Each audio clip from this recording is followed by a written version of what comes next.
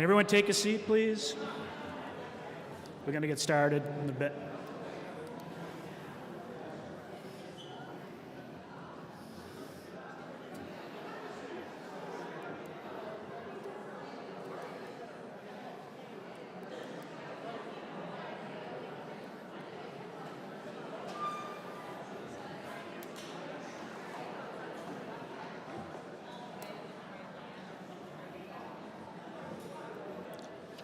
I'd like to call the meeting to order.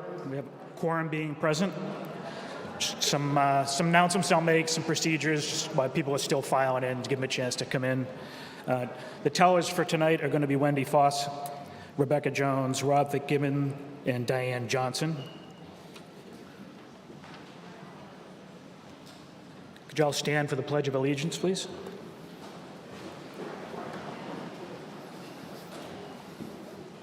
I pledge allegiance to the flag of the United States of America and to the republic for which it stands, one nation, under God, indivisible, with liberty and justice for all.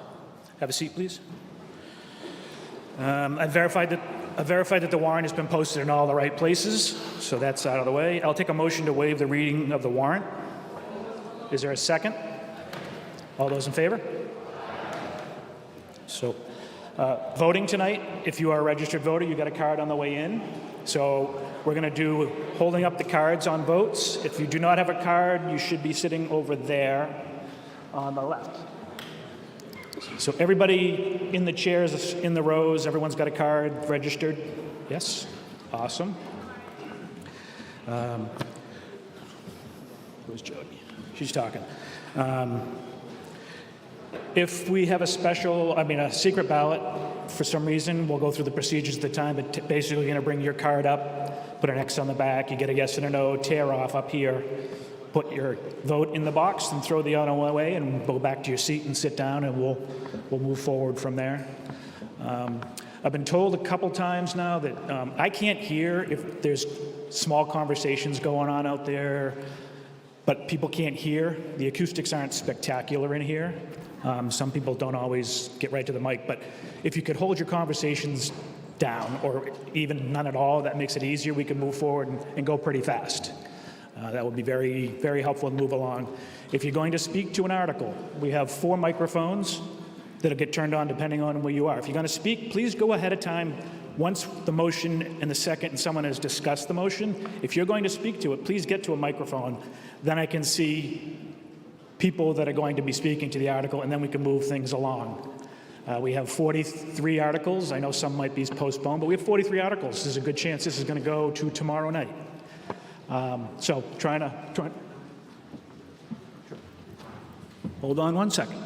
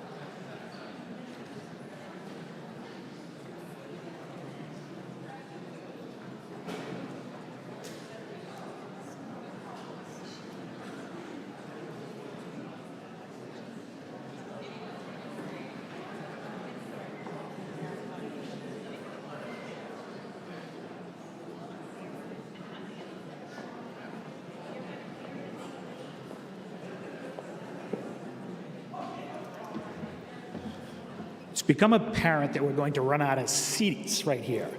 So if I can get everyone in their seats to pull all their seats as far forward as we can, then I think we can open the bleachers up, if that works for everybody. So let's take a minute to do that so we don't get delayed a little further.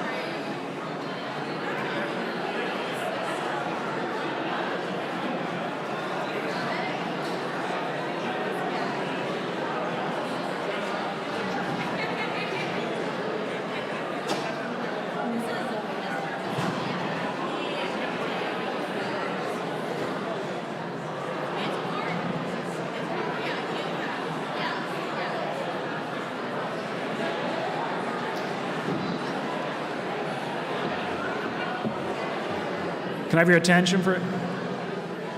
We need to get everyone outside in this room, or we're going to have to postpone this meeting tonight. So if we can't get everyone that's in the hallway in this room, we're going to postpone this to another night, like right now. Everyone has to be in this room that's out in the hallway. So if we have to move everyone, it's going to be tight. But if we want to go tonight, right? It's kind of like church. Everyone move up.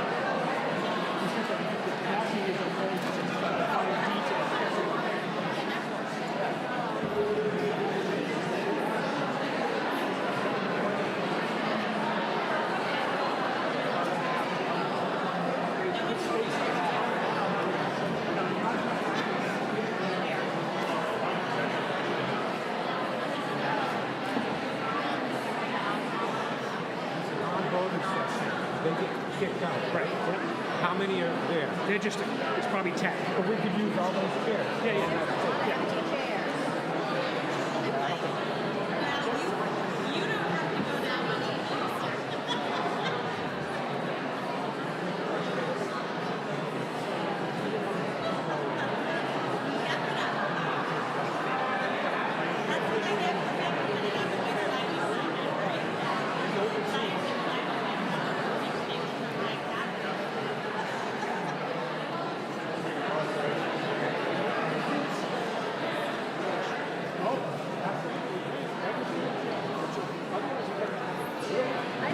I don't think the entirety of the front row is. Right.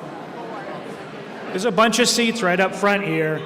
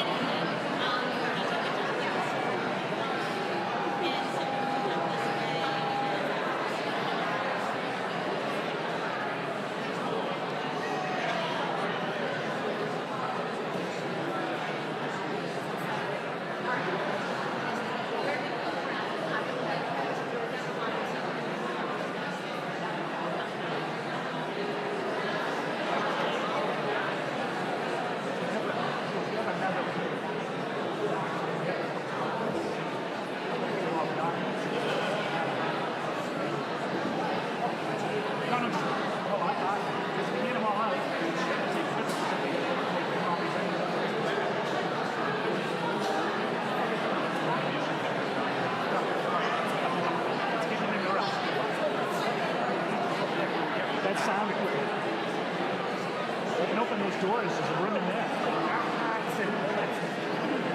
You can open those doors and go to the bathroom.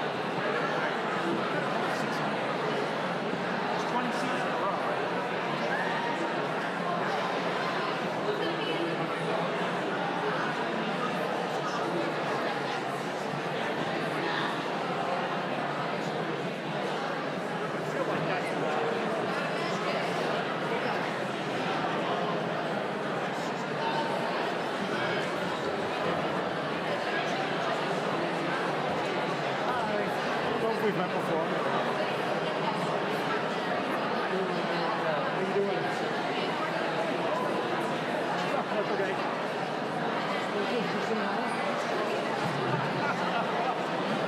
You cancel all your plans for tomorrow?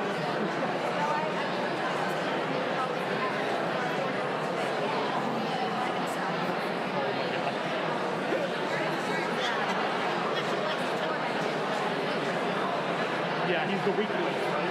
Yeah. And they know. Somehow they always know, right? Yeah, yeah.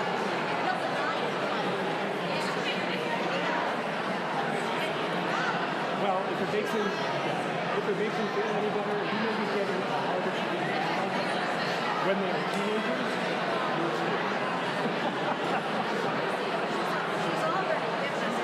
Yeah.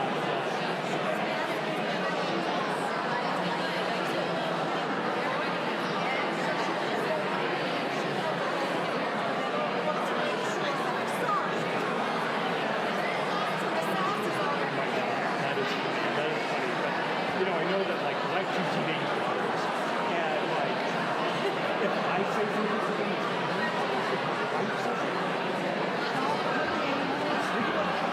who's going to move it? Do you know how long it's going to take? All that is live stream. I don't think it's live stream now. It's not my job. I'm in seats.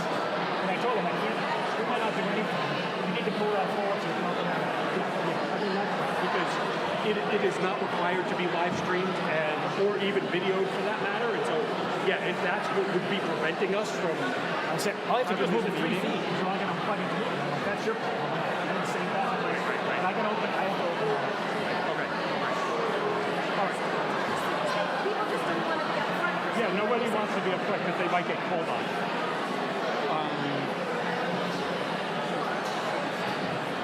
They could fit. So There's all kinds of open chairs. that's on. It's okay. So there's all kinds of open chairs. Yeah.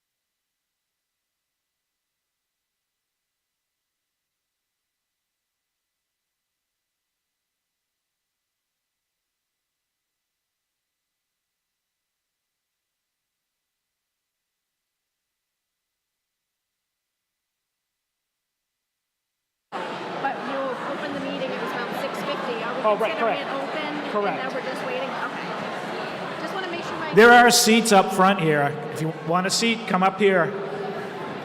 Let's move, got to move things along here.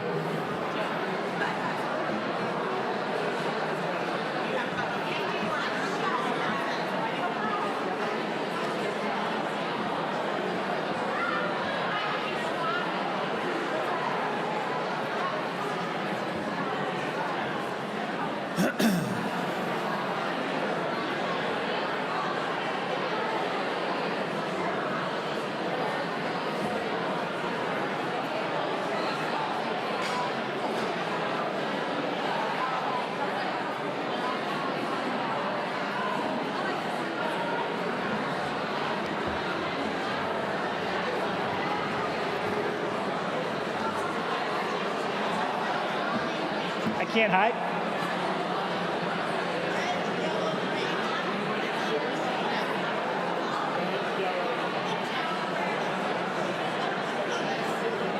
Maybe. They have a card. Everyone's got a card?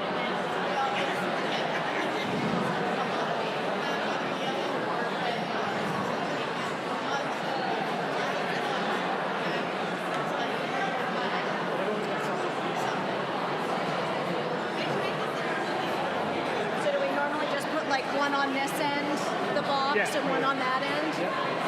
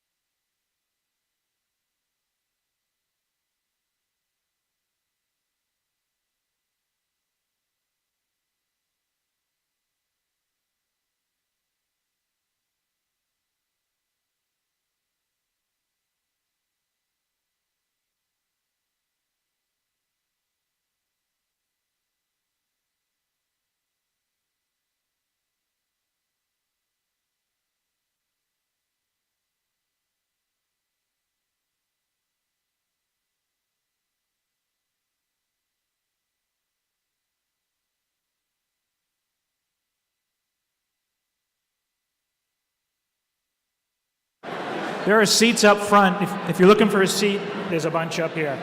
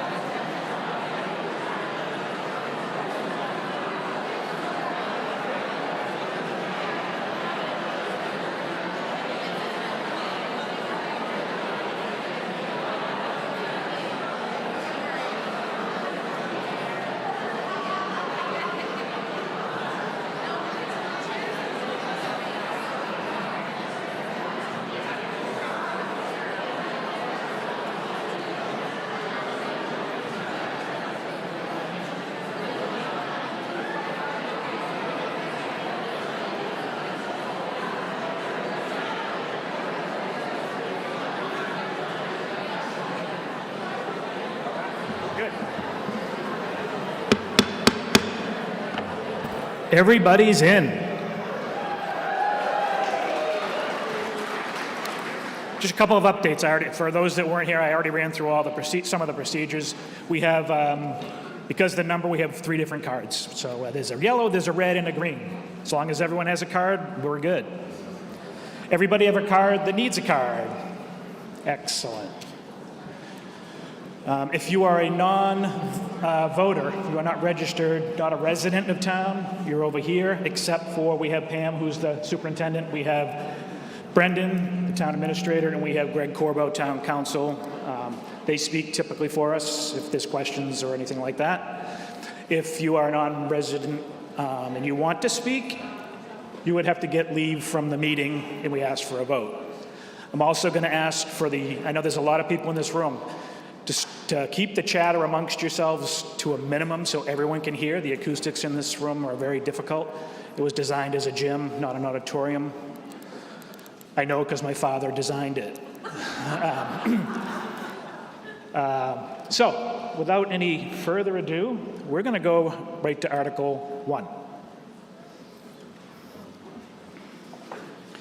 Before that, I guess I should mention, with the 43 articles, there is a better than average chance that we will be moving this again tomorrow night. Keeping in mind that if we go to another night or any time tonight, any article that was voted can be reconsidered, even tomorrow night for something that was voted on tonight. So,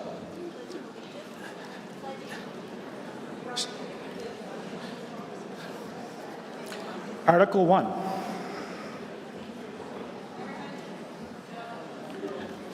Is this on?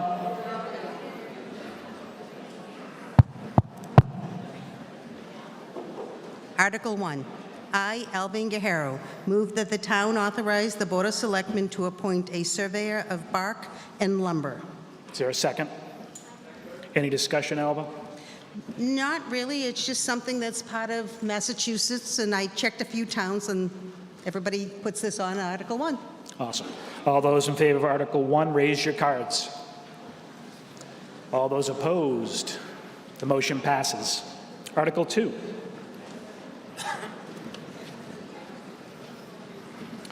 I, Peter D. Fippen, move that the town receive the reports of the town officials, boards, and commissions or committees contained in the annual town report. Is there a second? Discussion, Peter? No discussion. All those in favor of Article 2, raise your card, please. All those opposed, the motion passes. Article 3. I, Ruth R. Perrine, move that the town vote to raise and appropriate the sum of $33,294 to fund and implement a collective bargaining agreement between the town and the Essex Police Association, Massachusetts Coalition of Police, Local 270, International Union of Police Association, AFL-CIO. Is there a second? Discussion, Ruth? Any discussion? All those in favor of Article 3, raise your card, please. All those opposed, the motion passes. I'm going to repeat if you want to speak to an article, please stand to a mic so I know that someone's going to be speaking to the articles. That makes things move a lot faster. Sir? I move that Article 26 be considered before Article 7. You want to do it now, or you want to? Yeah. Okay. So the motion is to move Article 26 to before 4. Is there a second? All those in favor of moving Article 26 to right now ahead of time, raise your card. All those opposed? The motion passes. We will consider 26 right now.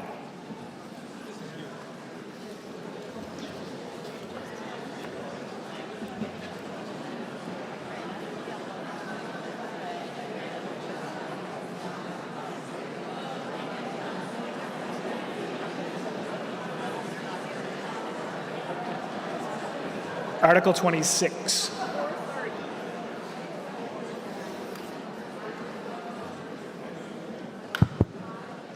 I, Ruth Perrine, move that the town vote to authorize Robert C. Coviello and Susan Coviello, the owners of 44 Main Street, and/or their successors or assignees, to purchase up to 3,170 additional gallons per day of sewer capacity beyond the 550 gallons per day currently allotted to the property, in accordance with Section 7-7.5 of the Town of Essex bylaws, subject to the granting of a building permit for the construction of a mixed-use building with first-floor commercial space in up to 32 bedrooms, and subject to the restriction in favor of the town, acting by and through the Board of Selectmen, that some or all of the units be occupied by at least one person 55 years of age or older.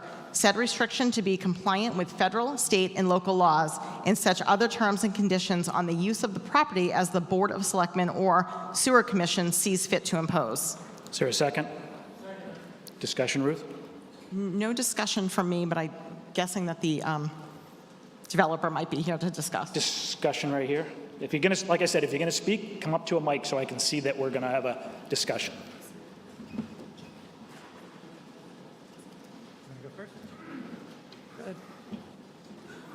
I think you were. Here. This is on, yes? No, so this is the attorney.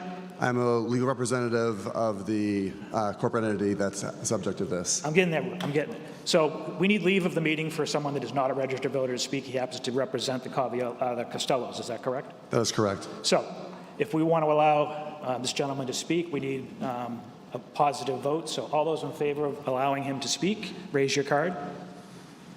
All those opposed, you are welcome to speak, sir. Thank you. For those taking notes, my name is Joel Favaza. I'm an attorney at Seaside Legal Solutions with an address of 123 Main Street in Gloucester. I represent the Costellos. They are under agreement to purchase the property. This is one small step in a long permitting process. I want to make clear at the outset that the vote tonight is simply about allowing the Costellos to purchase additional sewer capacity. Any positive vote tonight does not authorize the project in whole. We have to go to the planning board for a special permit. We'll have to go to Conservation Commission for an order of conditions. Tonight is about, if we are successful in that effort, being able to tie the building to the town sewer. Because it'll be up to 16 units and up to 32 bedrooms, that goes beyond the Board of Public Works and comes to town meeting before anyone has the permission to buy that additional capacity. We're not asking for any break in the amount charged. We're paying the full price if allowed to do so. Again, this is just to allow this proposed project to tie in. That being said, the proposed project, as discussed, is for a mixed-use building. There'll be commercial retail on the lower level facing Main Street, and there'll be up to 16 residential units above and behind that commercial use.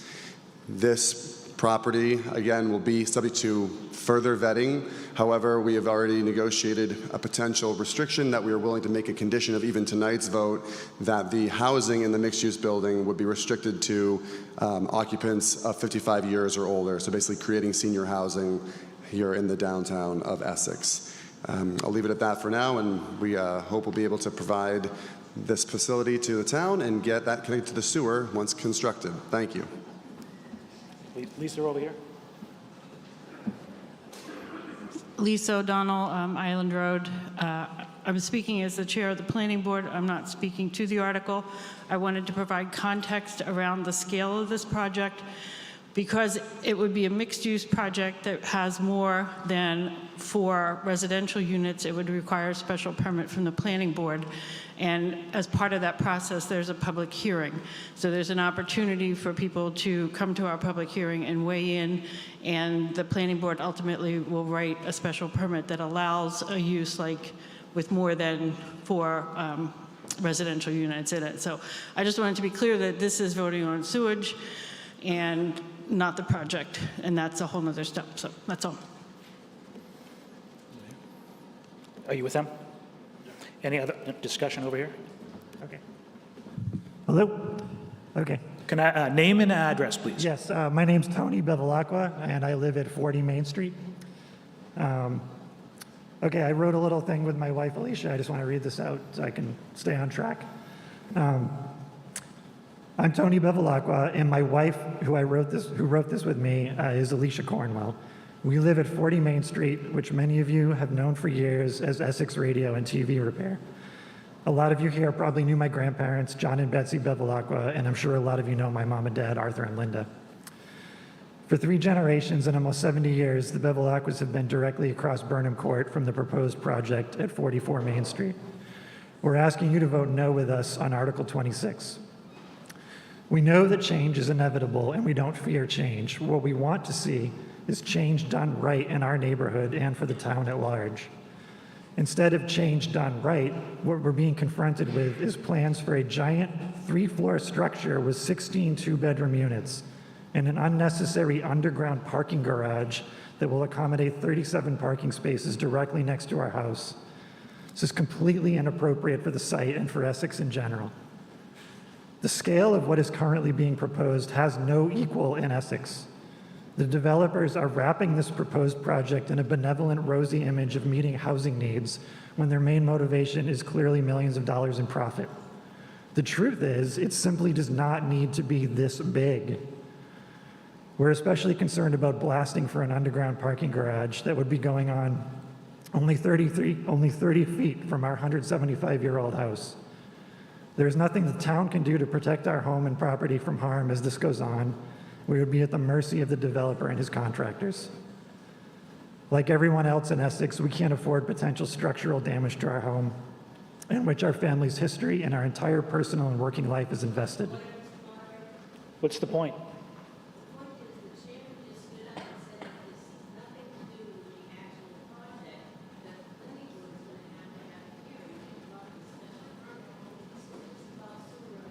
He's still concerned about the property, so Can I finish?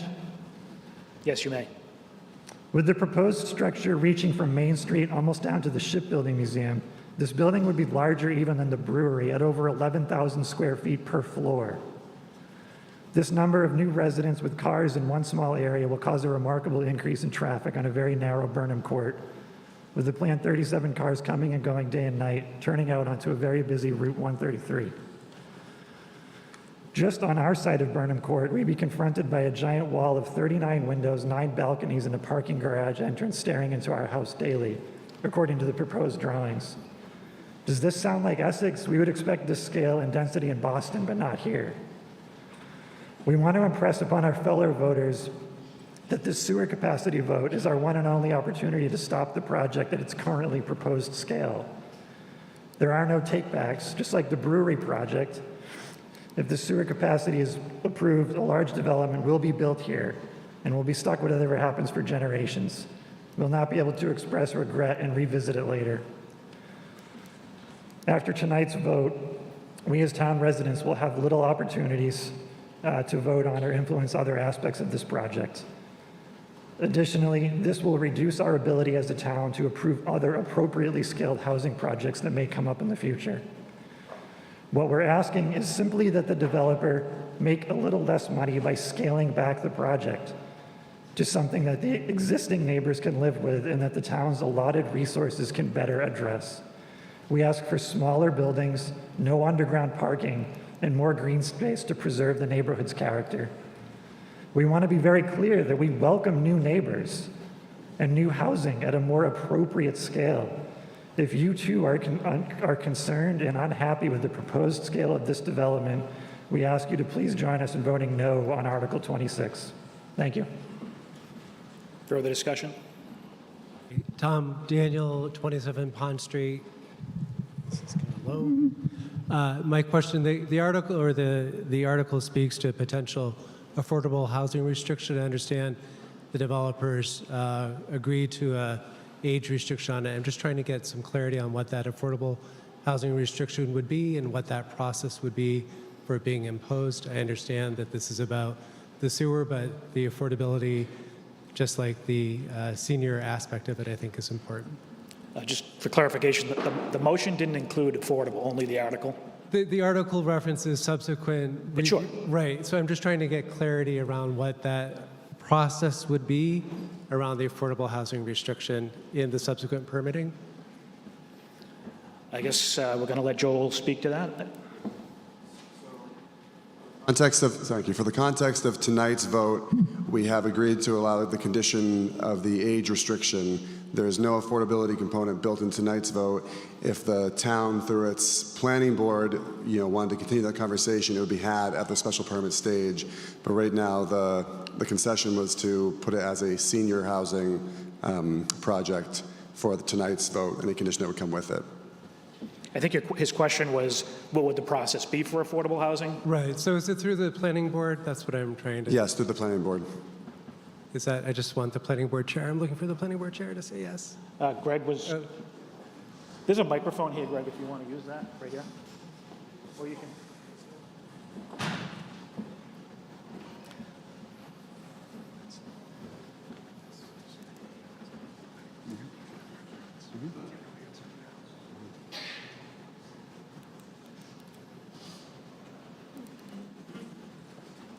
This is Greg Corbo. Hello? There we go. Thank you. Through you, Mr. Moderator. Good evening. I'm Greg Corbo, Town Council. And the question is, what would the process be for granting this restriction? So this is not a zoning issue. It's not a permitting issue, but rather this would be an agreement between the developer and a town that the town will have an interest in the property recorded with the deed that says that the property can only be used by residents who are 55 years of age and over, and subject to whatever other restrictions that go along with that. Right now, you're not voting on including an affordable housing restriction. It's only the age restriction. And typically what happens is that there's a monitoring agent that's appointed that has to go through, and there are procedures from the state that talk about how you monitor that this restriction is being complied with. Thank you. My question, though, still hasn't been answered. I'm trying to understand in the negotiation between the town and the developer where an affordable housing restriction is done. Is that by the Board of Selectmen? Is that at the planning board through the special permitting process? I understand an agreement has already been reached around age restriction.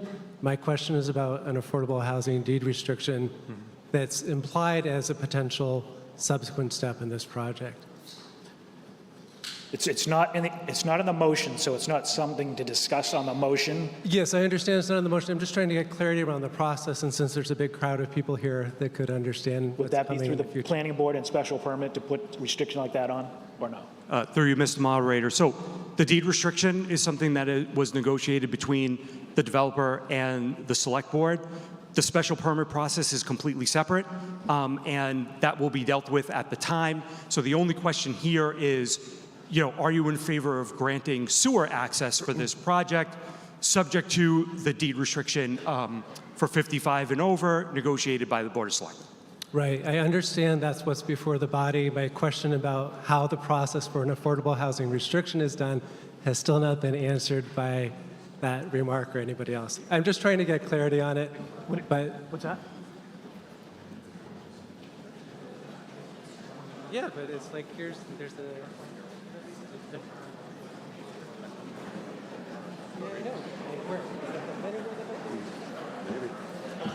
So the answer, if it doesn't happen in this process, it most likely will not come up to be affordable. If it doesn't happen in the process tonight, you mean? Correct. Okay. So despite the article stating that subsequent, I don't have it in front of me, but everybody else has it open, that talks about an affordable housing restriction, that is not something that's contemplated as continuing or being effectuated after tonight. Is that accurate? That is correct. Okay, then I'm not sure why it's included in the language of the article. Because the article typically sets out all the processes that could happen. The motion then determines how it's going to be. Okay, so, all right, thank you for that clarity. Betsy Ridge, Saugonese Road. The earlier speaker alluded to the brewery and that sewer problem. And I think that I'm really concerned about this article because while it says an additional capacity, it doesn't say what the additional capacity might be. There's no limit. And I don't know what it would be, but I'm really worried about having something that close to the head of the river that is going to put sewer right there. It is on town, but it's very close to the river, and I'm concerned that there's no limit there. So I would turn this down.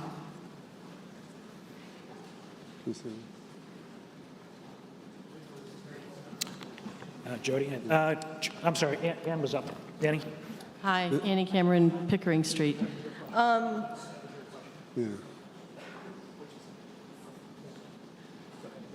The language that was read is... Andy, can I give you 1 sec? Greg wants to address a comment that was made. Thank you, through you, Mr. Moderator. Just as a point of clarification, the motion would be to allow the property owner to purchase up to 3,170 additional gallons of sewer capacity a day beyond the 550 gallons per day currently allotted. So there is a maximum here of, and it is stated in your motion book. Thank you, Greg. Annie? Yeah.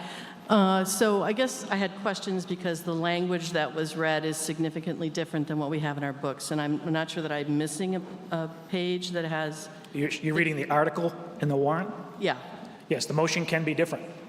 It can be, but I don't know if everyone heard all the details, so I was wondering if we could kind of break down the details, which are the capacity that you just talked about, 55 plus, and then 32 bedrooms. Is that, like, those are the bullet points, correct? Right. Well, the 3170 plus with the current, I believe, stipulates that gets them to their 16 units with 32 bedrooms. It's 110 gallons per bedroom per day. Right. That's where they got to that number, I believe. Everyone? And this is just a clarifying question. Are all of those components absolutes, or are they fungible? Do you know what I mean? Like, does it have to be 32? Because I'm wondering how absolute all of that is. So, may I, Mr. Moderator? You can answer. Go ahead. So these are up to limits. These are maximums. So, for instance, if through the planning board process or through the Conservation Commission process, a change to be made, it does not hit the full 32 and the full 16 units, those 32 bedrooms, 16 units, we would not have to come back to town meeting to get a reduction. However, we could not exceed the bedroom count and the gallon count without coming back to town meeting for the same type of request. So there's the upper limit, but there is, to the degree there's flexibility, it's the flexibility downward, not in excess of the maximum that is being voted on this evening. Sure, and I just want to be clear that we're not just voting on sewer capacity, you're also voting on those other two components, which is 55 plus for one person in the household and 32 bedrooms, not to exceed 32 bedrooms. That's restricted by flow, yes. Great, thank you. Brendan had a comment before we go on. Thank you, Mr. Moderator. I just wanted to say that if something lesser is approved eventually through the building permit process, the town's sewer regulations don't allow the additional sewer flow to stay as viable for the property. It will snap to whatever the development is. Go ahead, Judy. Jody Harris, 21R Spring Street. I guess my question is, what do we have for sewer capacity currently? What percentage of this is being used for our available sewer capacity? I guess that's my first question. I want to see if they did DPW, but Brendan's up, so I think Brendan. Well, if they want to do it, they can. Brendan, go ahead. So in the agreement with the City of Gloucester, the town of Essex is allowed to flow 225,000 gallons per day. We do have a limitation because it's not our sewer treatment plant. There's 16,600 gallons per day that is set aside for future municipal use. Right now, there are 638 parcels connected to the sewer system out of 848 parcels that possibly could connect. Right now, the average, the 638 connections produce an average of about 86,000 gallons per day. There'd be about 210 connections left. And if you take an average flow of about 135 gallons per day of actual flow that we observe, that's around 30,000 gallons more that will be needed for people that are not connected. So at this point, if you add all that together, it comes to just over 136,000 versus the 225 that we're allowed. provides that there's probably about 88,000 unused. And if you take off 50,000 as a safety, there's still 38,000 gallons that are available. So there is plenty of sewer flow available for this project should the town meeting choose to grant it. Good. Jody, go. Okay, and part two is, what is the acreage on this parcel, and how many square feet are we talking about building, and what's the differential between what's there now and what you're proposing? I know you're proposing 32 bedrooms. I think it probably has a betterment and a half currently, but I'm not sure, so I'm asking the question.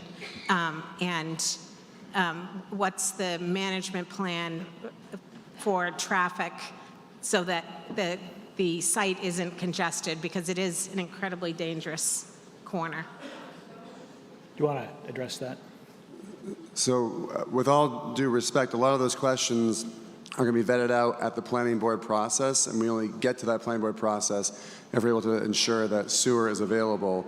I'm pulling through the plan set to see if I can get you some of those answers, but like a lot of the, there'll be a traffic discussion held at planning. We have a parking plan shown in the plans that have been submitted so far.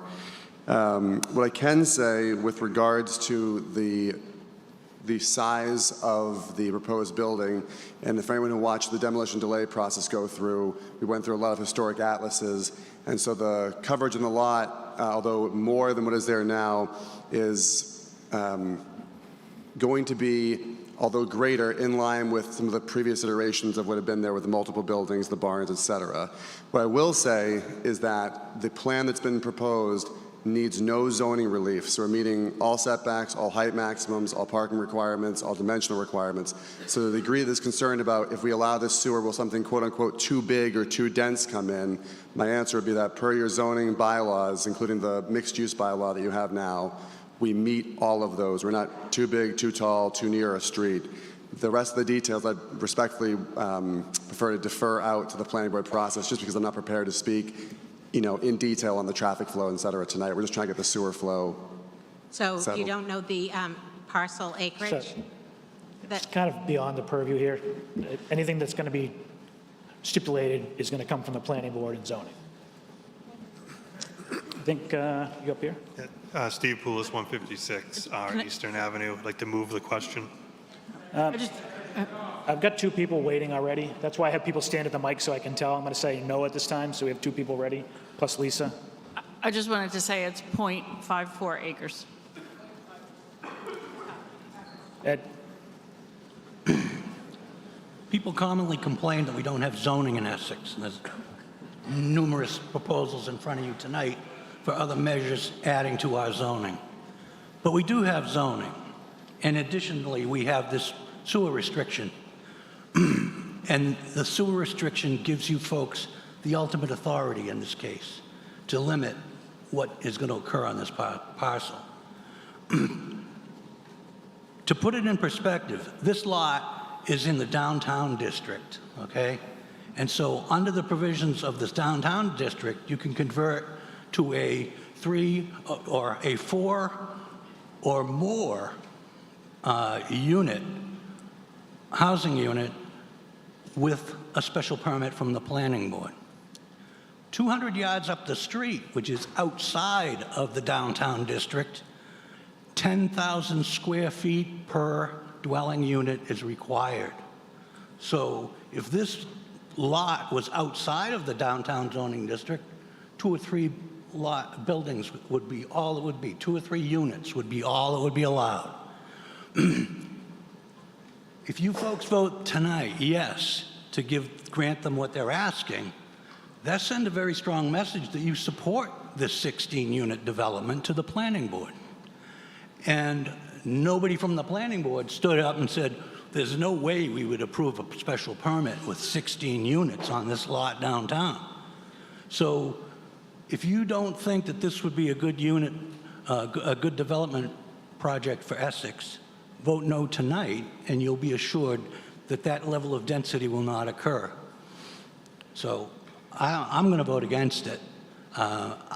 Otherwise, what's the point of having these zoning bylaws if you can just waive them?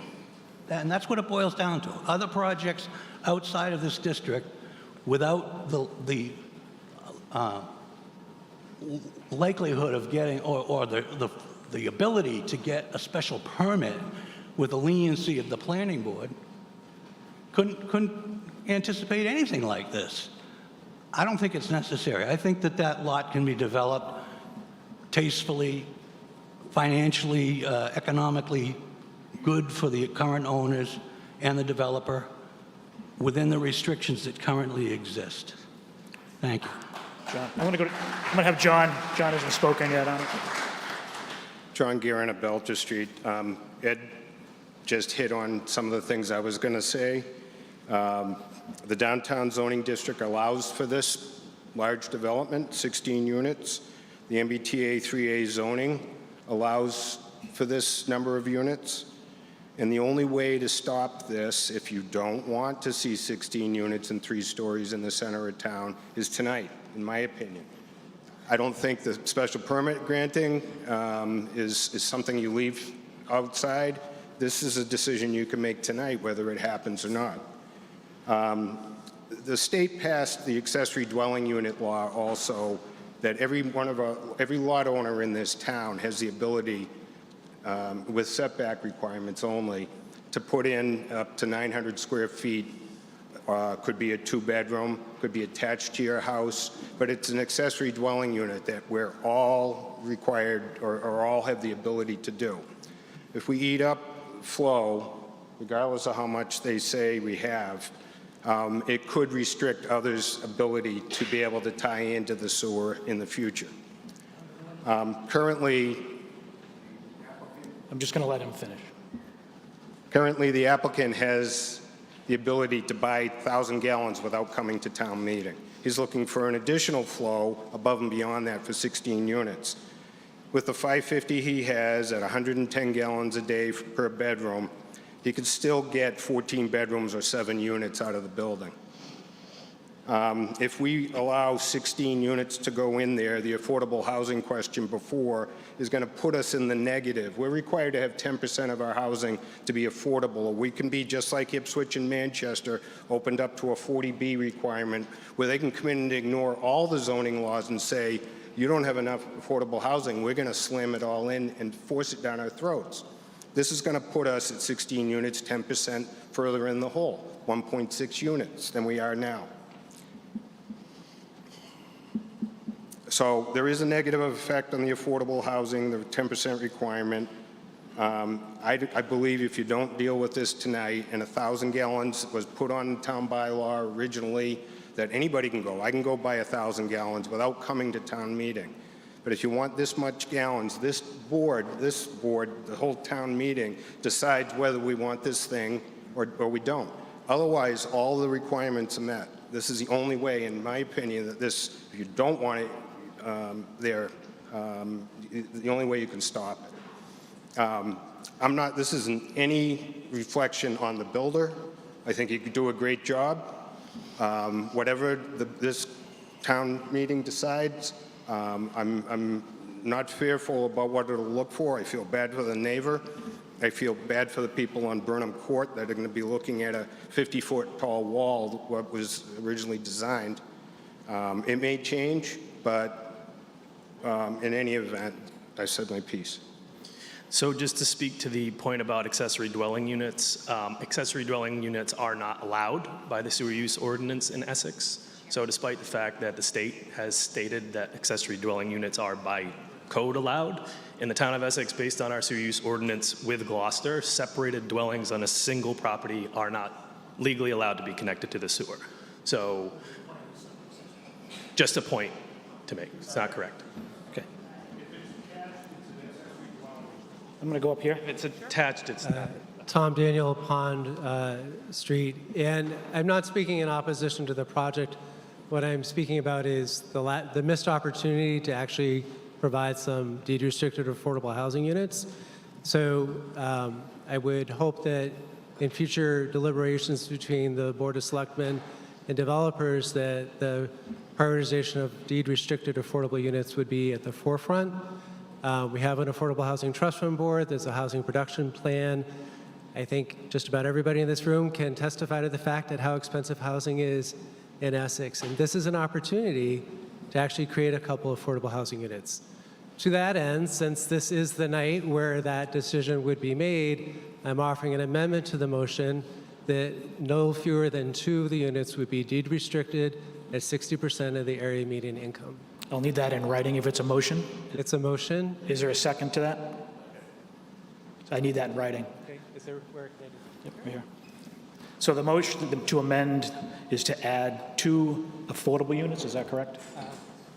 No fewer, at least 2. Okay, you should write that. So there was a second discussion on the amendment to add the minimum of 2 affordable housing units in addition to the 55 plus resident requirement.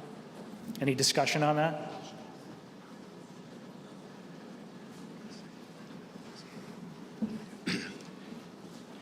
I am on the Affordable Housing Trust, kind of as a watchdog about how the town spends their money. That's the reason I got on that board. But because of the requirements that we have, this is a bargaining chip.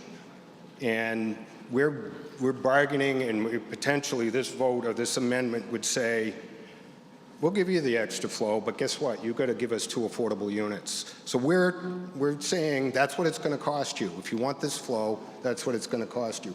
So I'm in favor of this amendment. I think it's a good thing for the town. It doesn't make us go in the negative, even if he gets the 16 units. Any other discussion on the amendment? Seeing none, all those in favor of amending the, in favor of the amendment to Article 26, raise your card.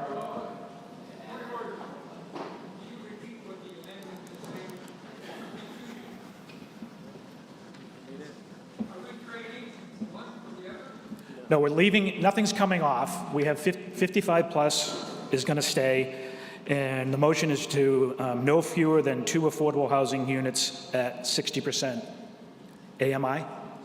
Yep, area median income. Okay.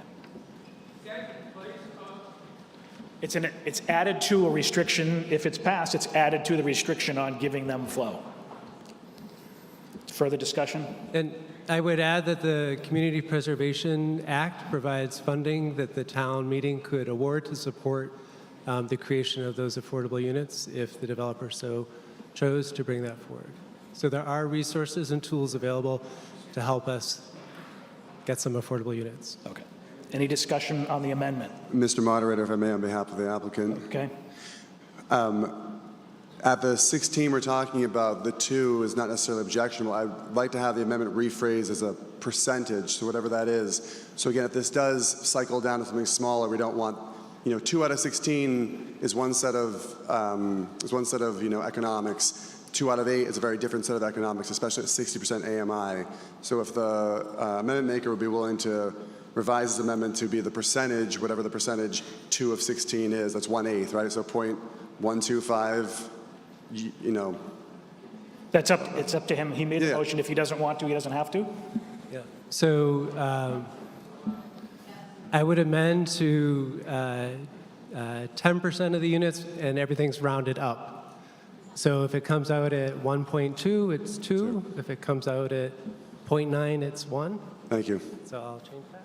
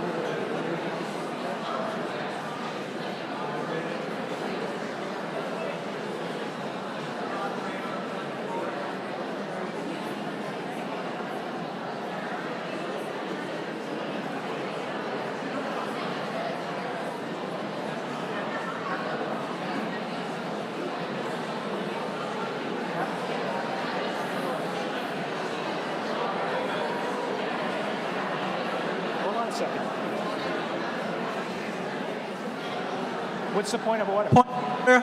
Go ahead. This gentleman's already spoken more than twice. The town gave him permission to speak and explain the project. Now we've had an amendment, and now we're having an amendment to an amendment proposed by this gentleman that was given the privilege to speak.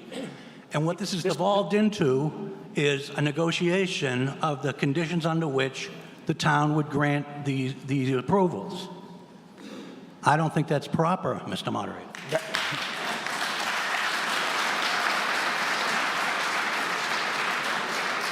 This is kind of how negotiations work if we're the negotiating body at the time. So we're going to work through these amendments.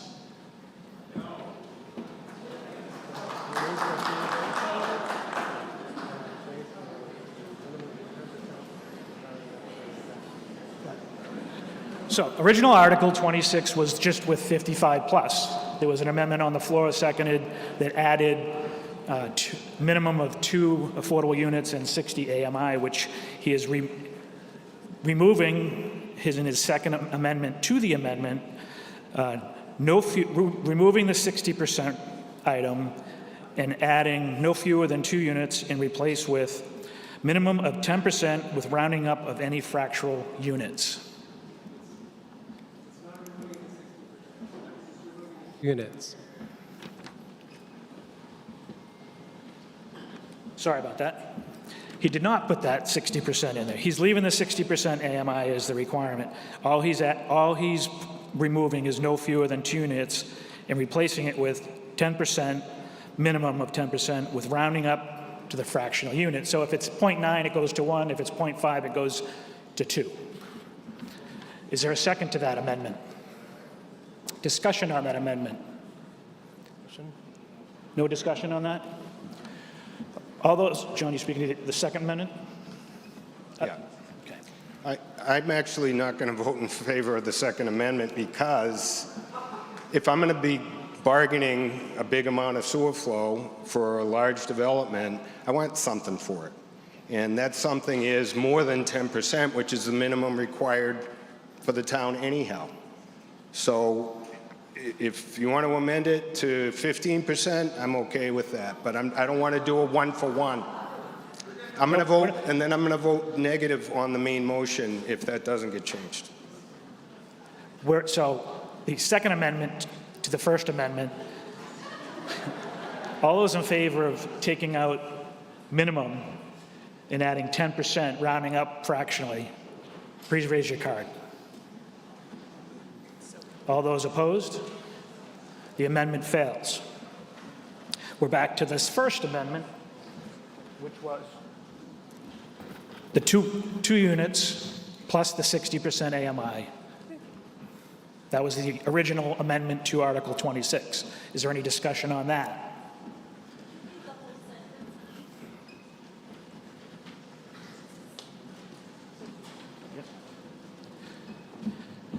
No fewer than 2 affordable housing units at 60% AMI.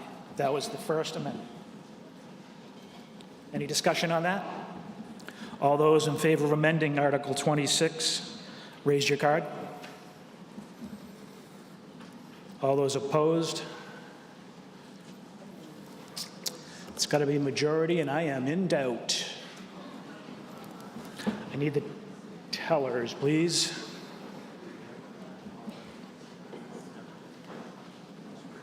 Are we doing the count? Am I going to go sit down? You might as well sit for a bit.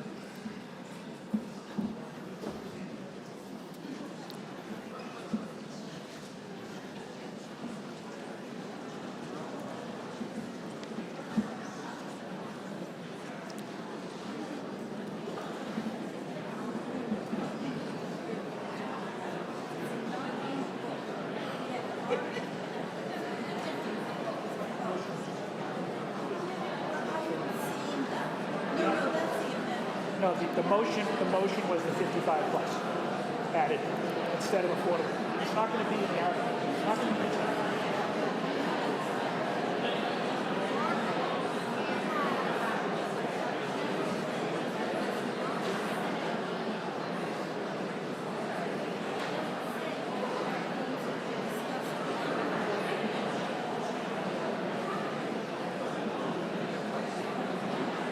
It was in the warrant, it was affordable. Or any other.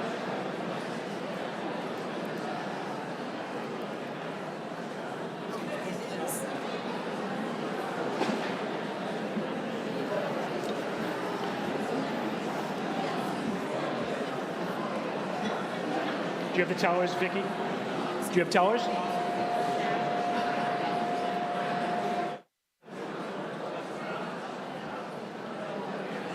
So can we get the tellers? We're going to have a count.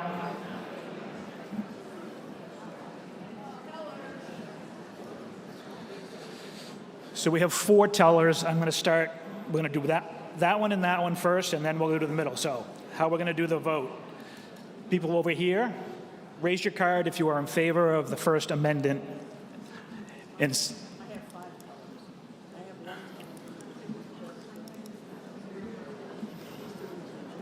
Okay, so we're covered then. Everyone in favor of amending Article 26, please raise your card and hold it up there so they can count it.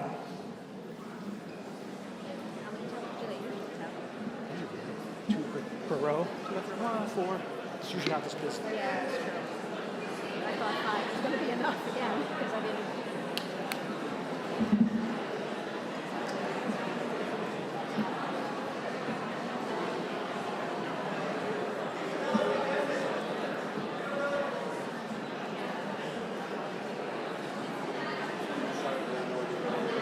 I don't have to listen to shouting.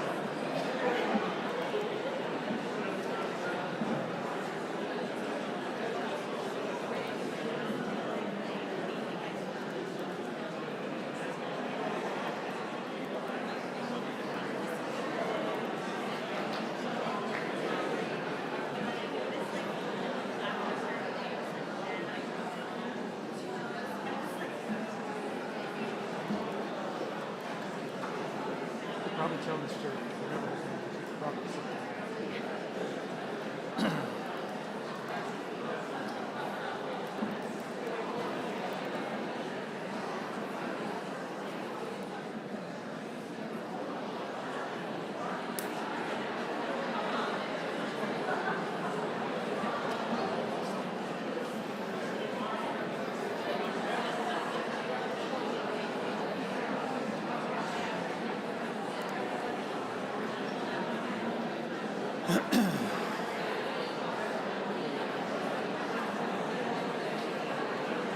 Keep your cards up if you're voting in favor.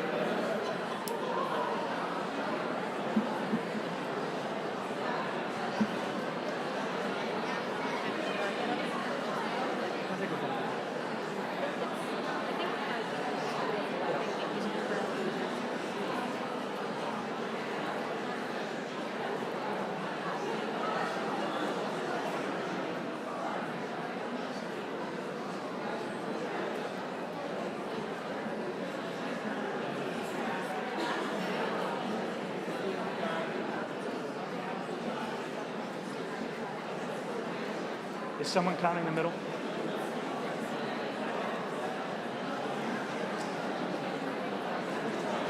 So they're all set? Okay.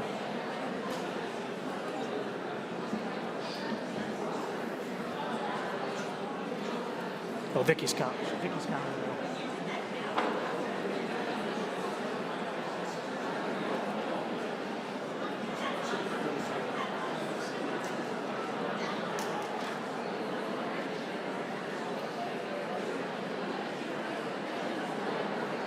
So if we say there's 430.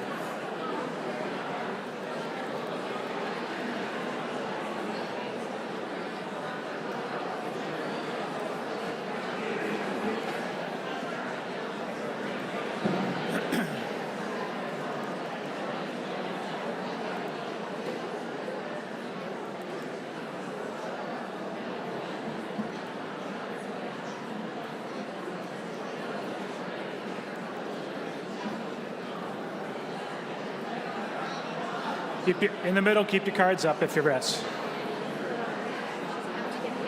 What?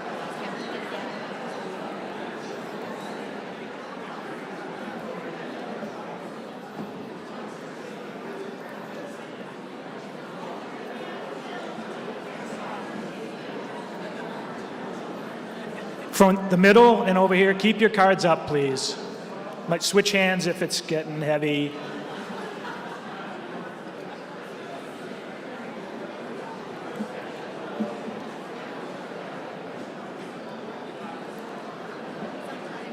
Sometimes what's helpful is if people stand up and then when it goes done, you can tell them to sit down. That helps too. Someday we might do the clickers for the expensive. Yeah. You can rent them, but honestly, I found it's Sort of 20. It's expensive, yeah.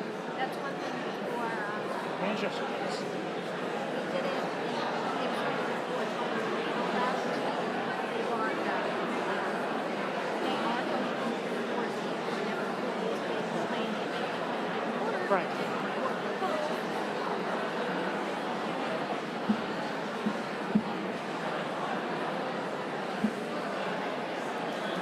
Like if you just reset the clicker again. Oh my gosh.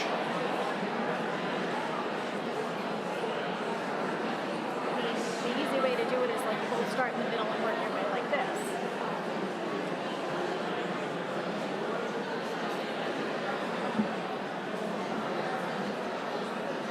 Put him down.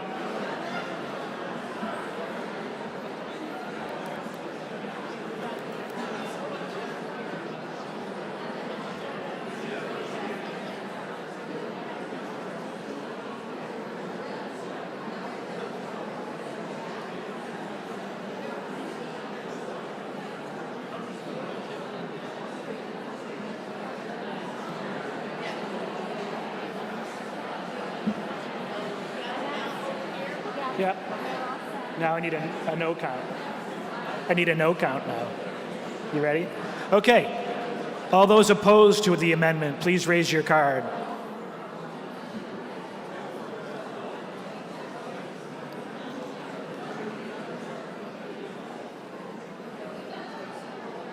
You've got 227 for yes. Okay. Well, that's pretty close.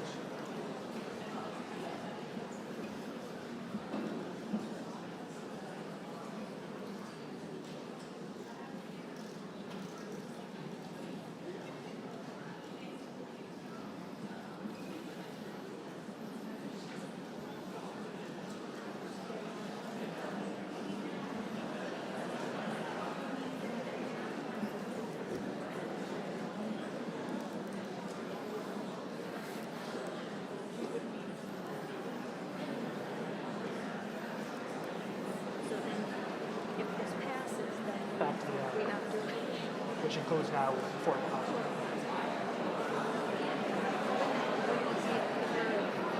This passes. Which I think that's it.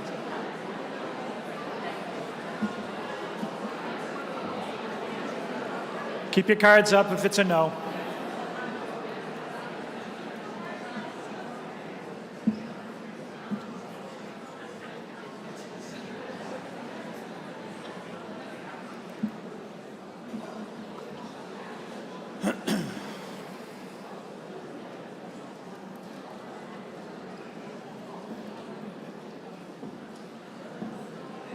I think you guys can probably sit down.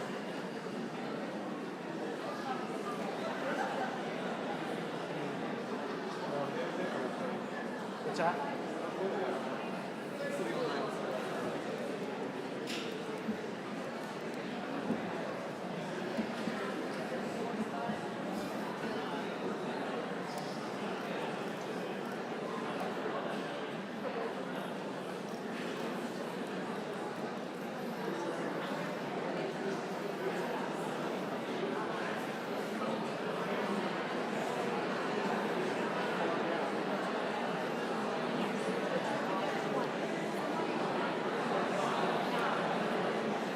So we just need the bleachers, is that it? Okay. So we're done?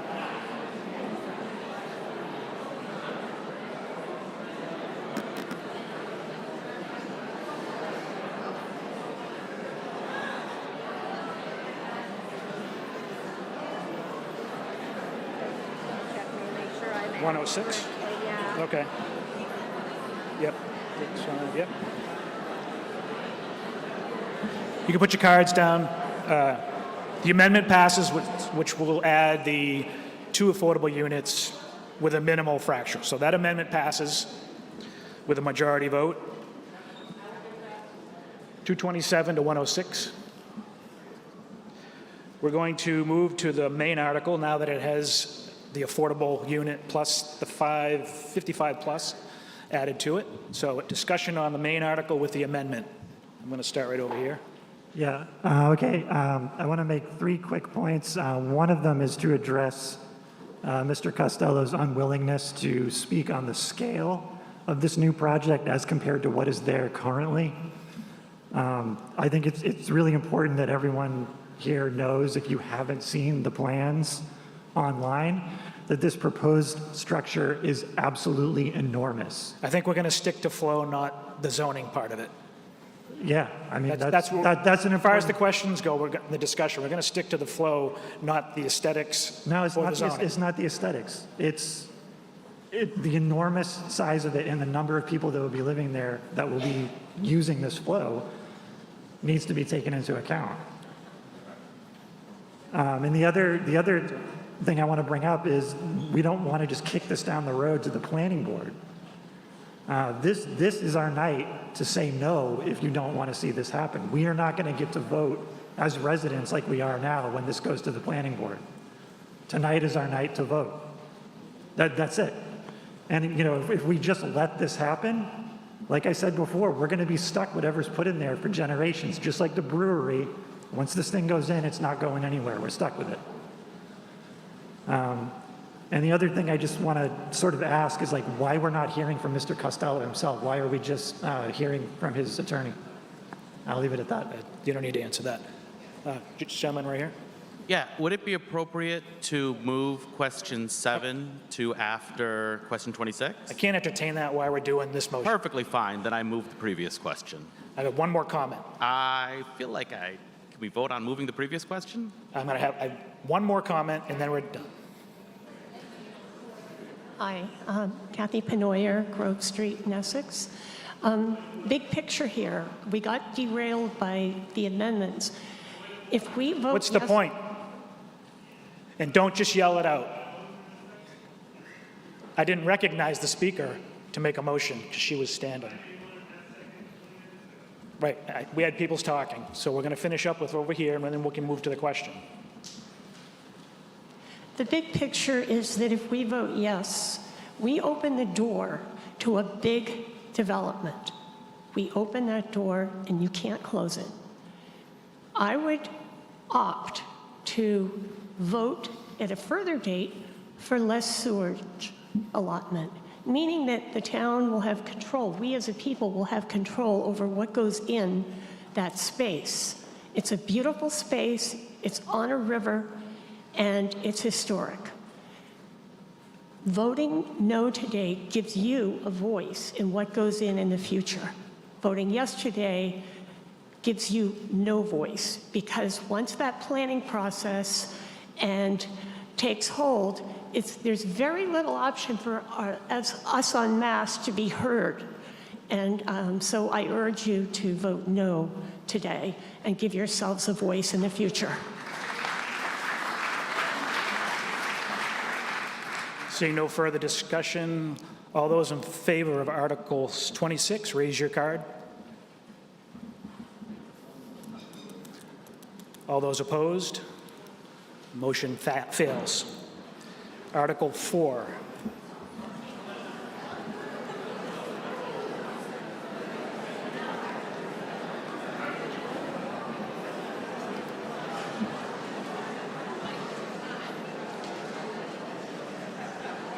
I wore my good vest. Can we have quiet, please? Article 4.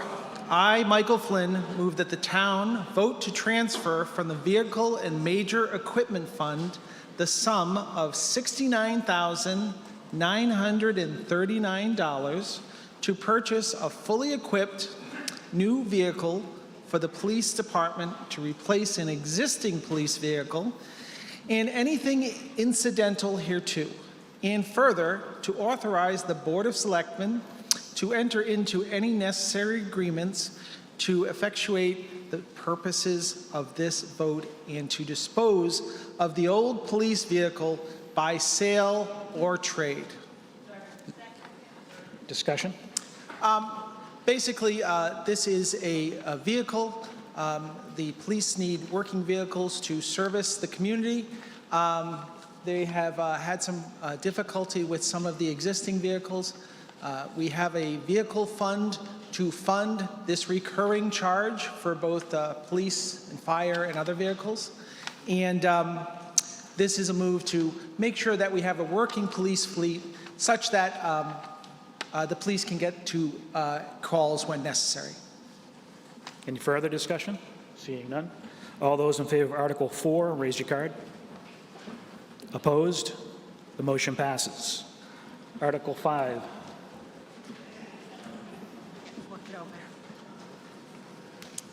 I, Jody Harris, move the town vote to appropriate the sum of $9,966,293 as follows. A, raise taxation by the sum of $2,004,031 for debt repayment, principal, and interest. B, transfer from the cemetery sale of lots fund the sum of $8,000 to the cemetery budget. C, transfer from the cemetery lot care fund the sum of $5,245 to the cemetery budget. D, from the cemetery perpetual care fund the sum of $4,376 to the cemetery budget. E, transfer from the town technology fund the sum of $11,121 to the town IT budget. F, transfer from the ambulance fund the sum of $65,800 to the ambulance budget. And G, to raise by the taxation the sum of $7,867,720 to be allocated between salaries and expenses of the town according to the remaining budget items as indicated in the Finance Committee report, and to authorize the Finance Committee to permit budget line item transfers within a department from salary lines to salary lines and from expense lines to expense lines. And further, to increase the proposed Council on Aging COA transportation line item in Department 541 from $2,600 to $4,000, with the $1,400 difference being realized by reducing the director part-time wage line item in the same budget by $1,400. Is there a second? Discussion? This year, the budget drivers were our gas increased by 30%, our electricity costs increased by 35%, our health insurance increased by 19.92%. We settled a police union contract. We had the pleasure of hiring a new fire chief and a new police chief in time to go through the budgets and vet each line item, doing some zero-based budgeting. And we've shored up the public safety budgets this year. The fleet this year was quite expensive in repairs for the police department, which is why the prior article of purchasing another police vehicle was critical. So we appreciate the town departments working with us and helping to really flesh out their budgets this year so that we can understand where we've been short in the past, and we'll have other things to focus on for FY27. Further discussion? Annie? Hi. Annie Cameron, Pickering Street. Can you hear me? I can. I wanted to express my overall support for this year's operating budget. Over the last several years, the town has chosen to keep growth low. I've been saying for some time that this is not sustainable, so I'm not surprised that this year we're finally able to tackle some of the shortfalls the town has created. The initial focus is on public safety while also addressing unavoidable increases in healthcare and utilities. I want to pay firepersons a fair wage. They deserve it.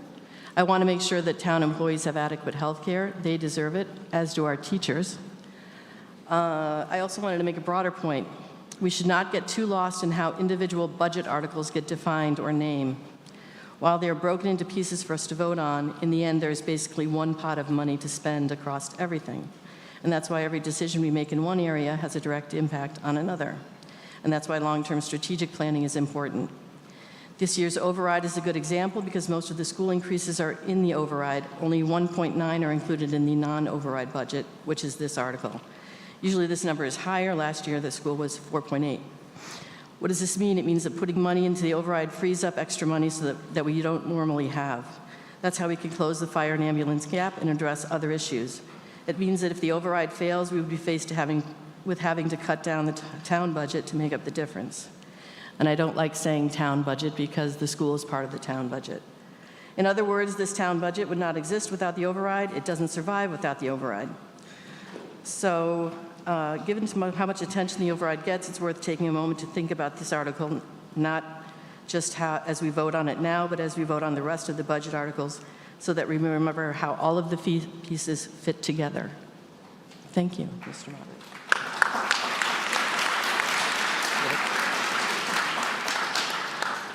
Janet Carlson, 24 Apple Street. I'm very much in favor of wage increases for public safety and other Essex personnel listed here in this report. But I have a question to do with the report's page 1 language about converting to a full-time fire department as, quote, not a question of if, but when, unquote. So in at least 2 selectmen's meetings, I've heard that this is inevitable and would cost $1 million. It would be helpful to get some background on this foregone conclusion in order to better understand the report's mention of upcoming tax pressures. My question tonight is threefold. Who came to this conclusion that a full-time department is inevitable? How, based on what factors, constraints, issues?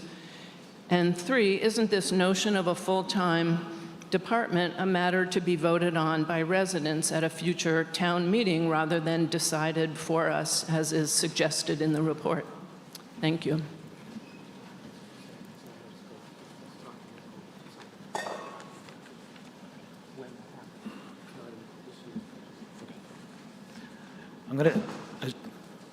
It appears that that's going to be out of scope because it's not this year's budget, it's a future budget. So we're acting on this budget, not some other budget down the road. Okay, so, but it is relevant to our vote tonight on this article, I would say.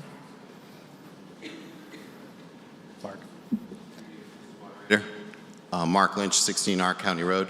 I'd like to ask the chair, who was just presenting the budget article, if town budgets are staying, quote, within the levy limit, and they're going up, I think, a net of 5.57%, health insurance alone is going up 20%, how is that within the levy limit if we're constrained by Proposition 2.5? Thank you.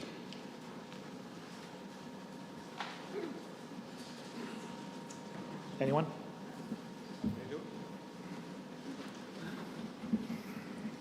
So one of the things that needs to be considered is that while the town collects a certain amount of money in taxes, there are other sources of money that are offsets to taxation. And in this particular budget year, the budget plans in roughly 71,000 in increases to local receipts. So those are things like permits, licenses, non-property tax sources. This year we're using other funds to the tune of about 162,000. You heard in the motion, for example, the ambulance fund is going to fund 68,000 and usually only about 50,000. In addition, there is something known as assessor's overlay. That is an amount of money that the assessors put aside every year in case there are in case people contest the valuation of their property. And if it doesn't get used, it accumulates in a fund. And this year, the assessors have indicated that about $153,000 can be released from the overlay fund. In addition, the assessors indicated that we can raise $10,000 less in overlay than we did last year. It was 80 last year, 70 is recommended this year. So The reason we're able to do a 5.6% increase and still stay within the Proposition 2.5 levy limit is because the other sources, the non-property tax sources of revenue, are offsetting that to an amount that keeps it in that place. Go ahead. It's okay. Did you want, he's already spoken, so go up here. Christopher Wolf, Saugonese Creek Road. I also am in favor of this. I do have a question on the healthcare increase, which is what efforts were taken to mitigate the cost increase, and if those efforts were made, how much was saved? Thank you. Brandon? Essex is a very small community, as we all know, and we utilize the services of the Massachusetts Interlocal Insurance Association, which is known as MIA. That's an association where municipalities from across the state band together and collectively go for health benefits. It's through Blue Cross Blue Shield. The town benefits tremendously because MIA is able to cap the high end of what an increase would be for a community by using the giant pool of other communities that are participating in the association. And so over the years, Essex has come to grips with the fact that MIA is the best place for us. Otherwise, the year-to-year change in health insurance, which can be very flashy, would come and manifest in Essex. And I was told by our representative that it would have been much higher than 19.92 if we weren't capped and a member of MIA. Were there other efforts to look at other providers? No, there were not, because over the years, different boards of selectmen have looked at this question and believe that MIA is the best for this small community. Mark? Do I introduce myself again? Again, Mark Lynch, 16R County Road. I don't mean to get into incredible weeds on the levy and finances, because it can be very confusing. But in what the town administrator described, those offsets or aids to the Proposition 2.5 constraint are all benefiting the town budget. Now, when you consider the school as a separate district, they do have some offsets themselves, namely excess and deficiencies, if I have this correctly, which is like free cash, and they have state aid, Chapter 70. But just take something in local receipts like rent from Canomo Point, $500,000 approximately, again, if I have the number right, but should any of that in a year like this help provide levy capacity to the school? I think if you look at the Finance Committee's report and how we're doing this and how we're saying to the school how they're driving the override, and I don't mean to bring in future articles, but it's germane to this one. We're saying our town departments are within the levy limit. We're using these offsetting factors all for them. If we had a K through 12 region within our town, or even K through 8 and we tuitioned out, which is what we used to do, some of those offsets would aid the school budget in some years. So just want to make that point. Thank you.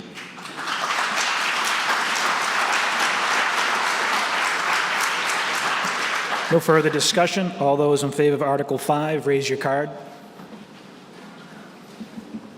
Opposed? The motion passes. Article 6. Mr. Moderator, Alexa Balbo, 129 Apple Street. I move Article number 7 to be considered before Article number 6.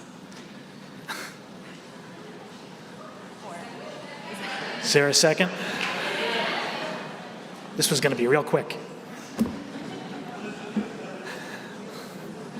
This is a motion to move Article 7, which is the override, to be in front of Article 6. All those in favor of moving Article 7 by one, raise your card. Opposed? Motion passes. We're going to move to Article 7.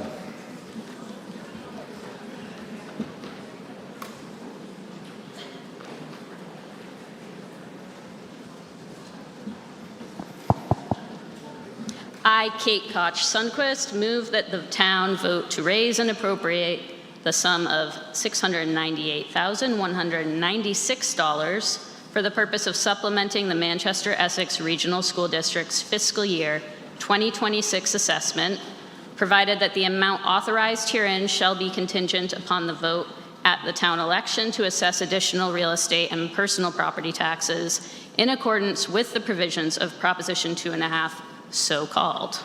Is there a second? Discussion. Yes, on with the show. I won't start with rankings or accolades, because if we have learned anything from this building that we are inside, it is not how we look from the outside that matters most in our district or in our town. It is the things that are happening inside. Great things are happening in our district every day. Middle schoolers this year wrote to authors who shaped their lives and received personal responses from authors like Audrey Penn, Dev Pilkey, and my favorite Nathaniel Philbrick, author of In the Heart of the Sea. Third graders honored local heroes with letters for Veterans Day. Community members, Nancy and Gil Frieden, started a board game club pairing EES students with members of the Council on Aging.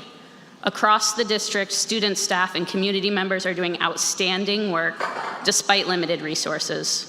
During budget season, we must balance student needs, community expectations, and financial constraints. This year's approved budget is $32.6 million, a 7.83% increase over fiscal year 25. Personnel, health insurance, and special education, over 90% of our budget, are the main drivers. Healthcare costs alone are up 22.9%, partly due to market forces and partly due to high usage, which resulted in a 125% loss ratio, so high that other providers declined to bid. If we were a single town district, the budget process would be much simpler. We would need to meet the expectations of only one town. Our greatest challenge as a regional district and as a regional committee is that we receive guidance from two towns, and the guidance from our member towns does not always align. Over the last 5 years, Essex leaders have asked us to keep costs as low as possible. As a result, we've cut the late bus, we've shared staff between schools, we've restructured departments, we've removed elementary world language, and we've increased student fees to keep our annual assessment growth between 3 and 3.5%. We've eliminated over 15 general education teaching positions due to declining enrollment, but at the same time, we've had to respond to increasing student needs by adding interventionists and special educators. These interventionists have been critical in helping our students at Essex Elementary to improve their MCAS scores, resulting in the State Education Department naming EES a school of recognition. Manchester leaders have asked us to maintain level services, ensuring the same academic rigor, variety, and support, even as staffing shifts. Our greatest challenge is proposing one budget to satisfy two towns with distinct financial realities and educational goals. We're working to preserve both the quality of education our communities expect and the partnership between our towns. One budget, two towns. At a recent forum, Board of Selectmen Chairwoman Ruth Perrine wisely said, when you start talking about regionalizing, you have to be conscientious that we're merging.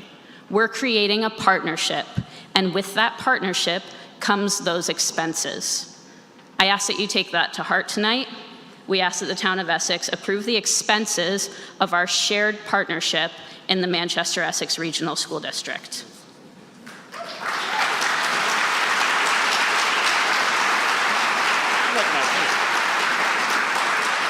Robbie Billsbury, 126 Eastern Avenue. Good evening. Thank you for giving me a chance to speak this evening. I've been a teacher in this district since 1998. I had a larger 6-page thing. I'm gonna shorten it quite a bit. A lot of great things have been said this evening already. You know, I feel here charged with representing 22 of my colleagues who are on the chopping block, and they're wondering if they're going to be able to continue doing what they love to do this fall. Because I love both our community and our schools. You can probably imagine I've dug in pretty deeply to the finances. I've gone to many school committee meetings, many board meetings. I've talked to lots of people who know a lot about the town budget and a lot about the school budget, and I've learned a couple of things. Obviously, it is normal for a school every 4 or 5 years when you have Proposition 2.5, limiting you in normal school growth with really, really smart, fiscal, responsible schools grow at about 3 or 3.5%. When you just project that out, every once in a while, we've seen it in our communities, every 4 or 5 years, you need to do a budget override. Those are normal things. The override passes, and then that passing sets the baseline town budget a little higher for a few years. Overrides do not mean that towns or schools are mismanaging anything or even adding anything. These overrides are needed to just be able to fund the existing financial needs of a town as costs arise. Another big thing is we have not passed an override for our schools or in our town for about 20 years. That's a huge amount of time where things have gone askew in terms of being where we need to be financially. I'm really happy with our current budget, how we passed this budget, which gives the town what we need. One of the things in our our override, obviously, we have all these amazing things in our town that we are doing. New police cars, there are weapons that are more modernized. There are lots of things that you'll see later on in the evening about what our town needs. This is not just a school override, it is a town override. Firefighters, volunteer firefighters that are gonna save you, they make $20 an hour. We need to up that to $38. That override that we're gonna pass, it all includes the school and all these other things for our town. This is a town override, and the entire town benefits from it. In terms of everything else, I kind of want to cut down what I want to say, but the bottom line for us, we have an amazing school system. The cuts that are proposed if this doesn't pass are absolutely devastating for the kids in our community. We must pass this override. Thank you.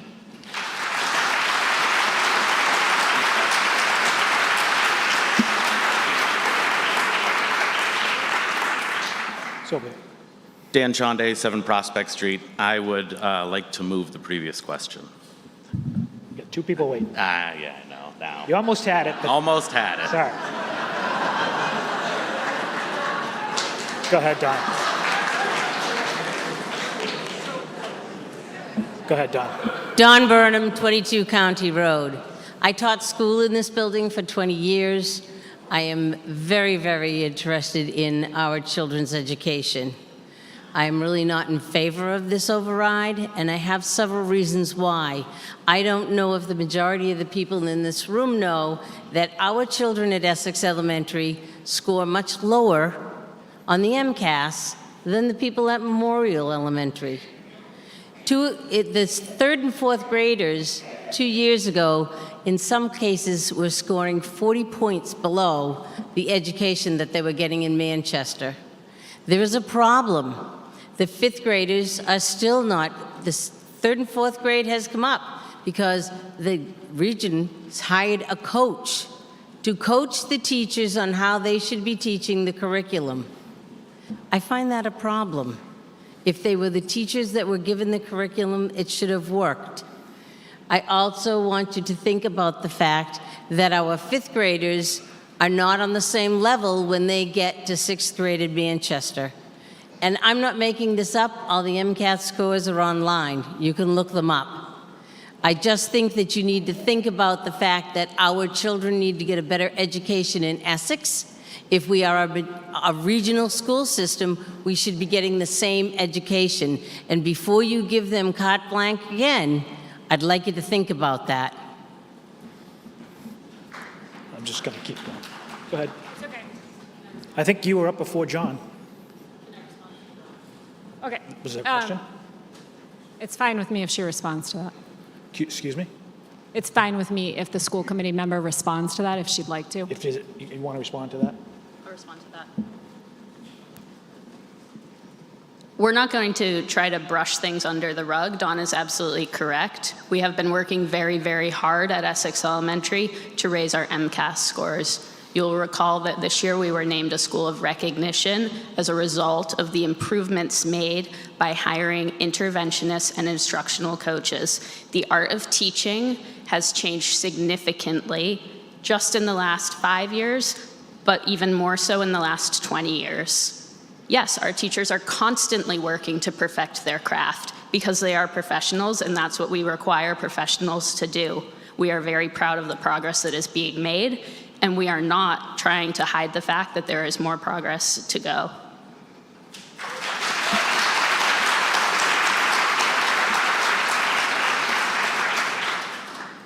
Betsy McKean, Lufkin Point Road. So I just have a quick few things because I know there's a lot of kids in the gym who are being babysat and need to get home. But as an Essex resident and the mom of a 5th grader and a community pediatrician who cares also lots about the well-being of the kids in our town and the town itself, of course, funding our public schools isn't about luxury or excess, and it's not about choosing students over seniors. I really find that narrative to be misleading and unhelpful. It's around. I think we've heard it. But this is about ensuring that all kids have access, all kids, Essex kids, have access to a solid and equitable education. They deserve reasonable class sizes, full school weeks, including Wednesdays, and the stability that they deserve. It's also about fulfilling legal and moral obligations, especially around special education programs and health insurance plans, which Robbie has mentioned and others have mentioned. We've been seeing that cost rise everywhere. It's about our town departments, which after years of, I hate to use the word bare minimum, but through fiscal responsibility, it's been bare minimum funding. We're at a breaking point now. I see families every day, and I know how vital strong schools and strong multi-generational families are to kids' health and their future. And I think what's really cool about the fact that since I've gotten involved with school advocacy the last few years, I've really gotten to know people of all ages in this town and how that's affected people of all ages and how much everyone cares deeply about Essex. And that's what gives me hope for us as a town. We can have both excellent schools and supported seniors. We can build a future with affordable housing, thoughtful tax relief for those on fixed incomes, and a stronger local economy. But we have to act. As Robbie mentioned, the last override was in 2005, nearly 20 years ago. We've stretched our resources as far as we can. This override is absolutely necessary, and not just for the schools, but for the town as a whole.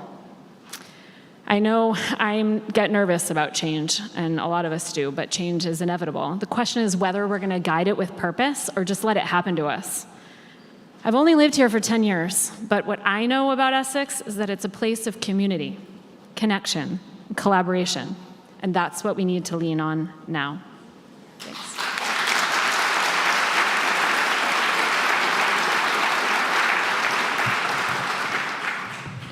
Hello, my name is Henry Stevens. I'm a senior at Manchester Essex.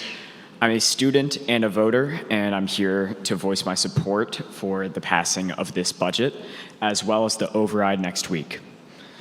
To start off, I think that there's a few key reasons why this contingency budget that we currently see cannot be the option that we go with.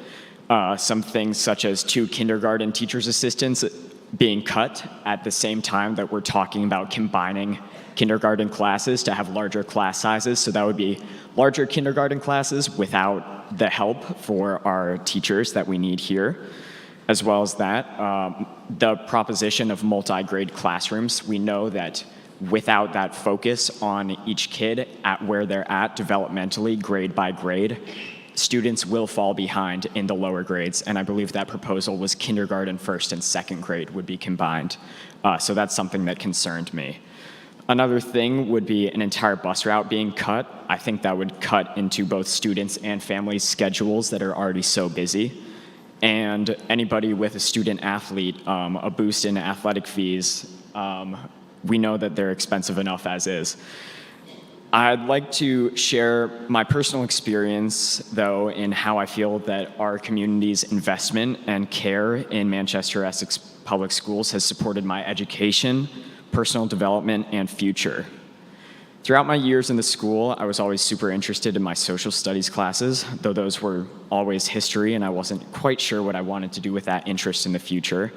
So last year when I took AP US Gov, it was like a spark went off, like it connected all of my academic interests into one course. That spark grew into a bright fire of curiosity, which Ms. Coleman nurtured.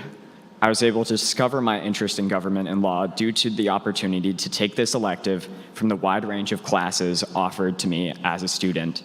This had immediate effects, not just in the fact that I had found a class that I was incredibly passionate about. Because of this, I was able to trim down my college search to schools with strong programs in government and public policy. And next year, I will be attending American University in Washington, D.C., and will be double majoring in political science and legal studies. Thank you. The point of this isn't to brag, but to just show that being able to explore various topics through electives allowed me to discover my academic interest earlier, giving me a leg up in the college search process. Since then, I've engaged this interest in many different spheres I applied to and was selected for Seth Moulton's Youth Congress. I'm currently carrying out a meaningful internship through our school's senior internship program at Gloucester City Hall with the clerk's office, where I've been able to get hands-on experience in managing government elections and the legislative process, such as tonight as well. Where was I? Which, I feel like won't look too bad on my resume when applying for internships in DC next year. It's clear to me that passing this budget and the override is not just an investment in our schools, but in students' futures. All of this is to say that one class, one teacher made the difference in me being able to hone in on my academic interest, which I didn't even know I had before taking that class. This then translated to discovering opportunities that genuinely interest me and give me a leg up in my future, with my years in high school already being a time to gain experience. When I see these 3.5 high school positions cut in the arts, English, social studies, and world language programs in the contingency budget, I see two things. The first of which is 3 kind, caring teachers who know your name despite you never having taken one of their classes, losing their jobs. A half-time position, by the way, with half-time benefits on a rotating block schedule is not set to stay. The second thing that I see is less quantitative. I'm going to use the fire metaphor again, but I see an innumerable amount of wicks that will remain unlit for years to come. Teachers being cut means there are less sections of classes and less opportunities for that same spark of curiosity that I felt to be cast in others. Teachers being cut means there will be less people to nurture that spark into a growing flame, and trust me, these 4 teachers know how to tend to a fire. Why should students interested in social studies, English, world languages, and arts be any less able to explore their curiosity than I was 2 years ago? Why should they have to miss their own AP Gov experience? A wide range of classes, which are only available when we have enough teachers to run them, is necessary in making our school strong, allowing exploration and curiosity, allowing students to develop and hone in on their interests during their high school years. Excuse me, Henry. Yes. Your time is up. Of course, sir. Thank you. Sorry.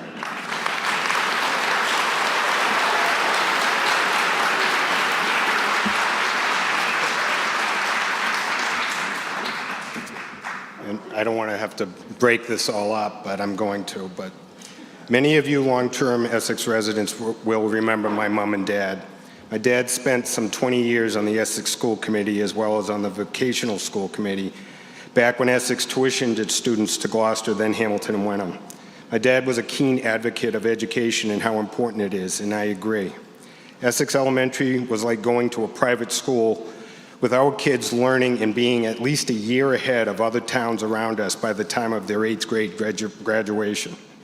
But Dad was also first and foremost a taxpayer, with 6 kids to feed and his local pharmacy to run for almost 45 years. You can thank my dad and others like Jeff's dad for the last major renovation of this building, which included the addition of this gym and the library. However, I'm here today to push back on this budget, not because I don't value education, but because I do. Since regionalization of the Manchester and Essex schools, I believe Essex has been on the short end of the stick. So far, Essex is paying for 2 schools on Manchester land, yet with only a handful of Essex students in their new memorial school. At prior town meetings, I argued against Essex paying for a building that the school district rents but belongs to the town of Manchester. I argued there were no guarantees that when Essex's building needed to be updated, that Manchester would pay up. Had Manchester turned over the real estate to the district and the district owned the land, I might have felt otherwise. But when you start out in a marriage where all the decision-making is one-sided, there is bound to be resentment, and it often ends in failure. Under the regionalization agreement, the vote will always go Manchester's majority desires in the end. The only concrete power that Essex has is the budget approval tonight. I've heard, if Essex doesn't agree to an override, that some in Manchester have already threatened that they won't pay up for the renovations of a new school here in Essex. Because we do not ultimately have an equal vote, we have to ask nicely, since we have no sticks left in our carrot stick quiver.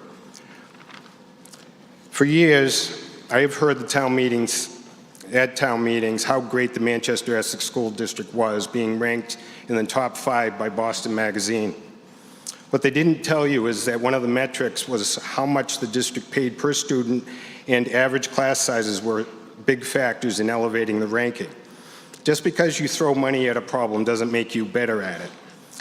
The 2024 ratings put Manchester Essex ranked number 3 in the state with average class sizes of 11.7 students per class. Marshfield High School had 16.7 average class size, scored higher in both math and English than Manchester and Essex does. Marshfield was 67th ranked. I had 25 in my classes probably throughout my education, 25 plus students. My dad always had the taxpayer in mind because he was one of them.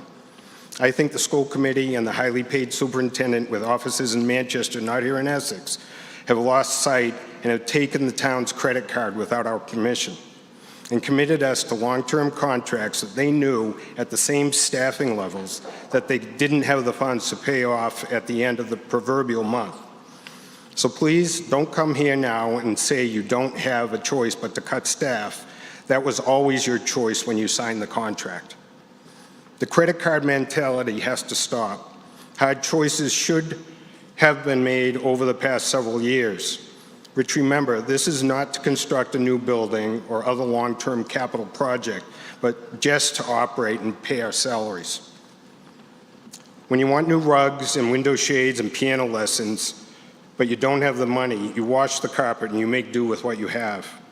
Us individuals would lose our homes if we spent beyond our means like this. I've heard that by some estimates, there are some 400 less students in the district, but a smaller decrease in teachers. I've heard that the town of Essex has asked for a list of classes of the class sizes, but the school committee instead reached out to their lawyer who said they don't have to answer. The town wasn't looking for names, just the raw numbers. When the town asked the North Shore Vocational School, they got the information the next day. That is a basic question that we credit card holders all have the right to know. Somehow Boston Magazine was privy to the numbers last year, but not our own town fathers. Public education is about the 3 R's, reading, writing, and arithmetic. Beyond that, everything else is nice to have, but not the public's obligation and not beyond the age of 16 years. John. I got one paragraph. What? 30 seconds. Get time. The elderly of Essex on, you said I was out of time or 30 seconds? No, 5. Okay. Please vote no on this. John. 7th. John. Go ahead. What's the point? What? I'm going to let Dawn speak first. She's been standing up.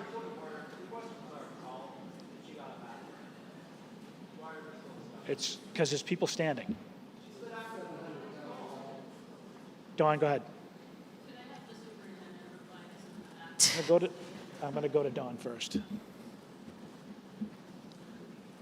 As Kate pointed out, things have changed a lot with teachers and education in the 20 years since I taught, and I will not deny that. There was a teacher that taught here for many years and was very loved named Jean Fulton. She had breast cancer, which metastasized to her brain. Within her will, she wrote that a scholarship was to be set up after her passing and when her house sold to help teachers to increase their knowledge, to go on to get more certificates. I know for a fact that that money was sent to the school district. I have copies of the check and the letter that was sent to the school district from her lawyer. I have a copy of a letter from the superintendent thanking the lawyer. Don, get to a point. It is. Let me finish, please. It does. Got to get to a point quick. The point is, the scholarship has never been established, and the school got the money. And I am supposed to be initiating the scholarship. That's why I know nothing ever happened with it. And I'm concerned that if they got that scholarship money and didn't set up the scholarship, what other things are we not knowing about? She was standing over here. L. Wolf, Forest Ave. There are so many things in the CUP package that I could talk about. There's so many things that would be bad for our kids. It was hard to figure out which one to focus on. You know, sharing a gym teacher between two schools where the kids barely get outside at all and will only now get outside for gym, you know, once a week. The fact that the increase to my taxes, if you've gone and used the calculator to see the impact on your taxes, would cost me less than the cost of getting childcare every Wednesday when I need to have a babysitter because my kids are getting out of school early. It's bad enough when it happens once a month. Now I have to deal with that every week with two working parents. But the thing I wanted to focus on is the thing that's most personal to me. According to a U.S. Department of Education report released on February 12th, the Massachusetts Department of Elementary and Secondary Education has failed to comply with a federal law to provide necessary support for students with disabilities. I bring this up because it's really, really hard to get your kid the help and services that they need when you have a fully functioning, fully staffed school. My daughter went to Essex Elementary. She's in 6th grade now, her first year in the middle school. She's on a 504, and it was really hard to get that 504 set up. We had to jump through all kinds of hoops and talk to all kinds of people to just get her the essential services she needed to be able to learn. I was really worried when she went to the middle school this year because I didn't understand how there would be continuity entering a new school. And I can tell you that the middle school principal was 100% responsible for making sure that my kid got the necessary services she needed. Before I even had to worry about it, they had reached out, they had set up a 504 meeting. Every single one of my kids' teachers was on that meeting in the first month of school, giving me their observations about what they'd seen in the classroom and setting up a new 504. The idea that the middle school kids will not have a principal of their own, that that's just a service we can cut, seems absurd to me. To have both high school and middle schools under one principal. You are definitely going to sacrifice the quality of the education and the services the kids receive. We're already, obviously, in Massachusetts having a problem meeting the needs of kids with additional educational needs. So how do you then just remove the oversight for an entire school? You know, these kids are in one building, but those are two schools. They are two separate schools, and they each deserve their own ambassador and their own leader who will advocate for them and help them. I've been unbelievably impressed with the quality of the education my kids have gotten in this district, but particularly as we've gone down this path with a kid who has some special needs, the advocates for them are critically important. So for me, you know, the increase to my taxes, I've done the math. It's not worth gutting our schools over. The last thing I'd like to say is this vote will likely be reconsidered immediately after the vote. So please don't leave. Please stick around because that will happen. Should we pass this override, please don't forget to show up next Monday and vote. Last speaker. Last one. Meredith Paulus, 85 John Wise. I just have a question about how things will roll out between now and next week. If this passes tonight, but then the town votes down the override next week, what will we see happen after that? I think Greg's going to go down that. He can speak generally what happens if one passes and the other one doesn't, or vice versa. And there's a timing of the school getting back with a budget. Thank you, through you, Mr. Moderator. So because the town is part of a regional school district, if you approve this article and Article 8 tonight, but the override question does not pass at the ballot next week, that is essentially a rejection of the school committee's budget. So what that means is that the budget goes back to the school committee. They have a period of time to reconsider and recertify their budget to the towns. Each of the towns then both have to have another town meeting to vote to approve the budget. And in Essex, that would likely also mean another debt exclusion question on a ballot.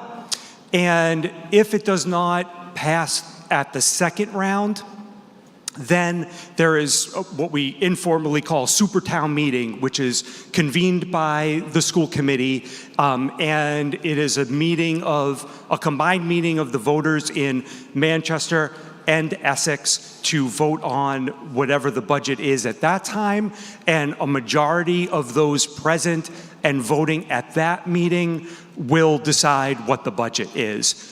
If for some reason the budget still doesn't pass after that, then it goes to the Department of Education and they establish a budget that is based on some formula. They call it a 1/12 budget, which I think is very a minimal budget to meet your minimum contributions. And just a quick follow-up question, if I might.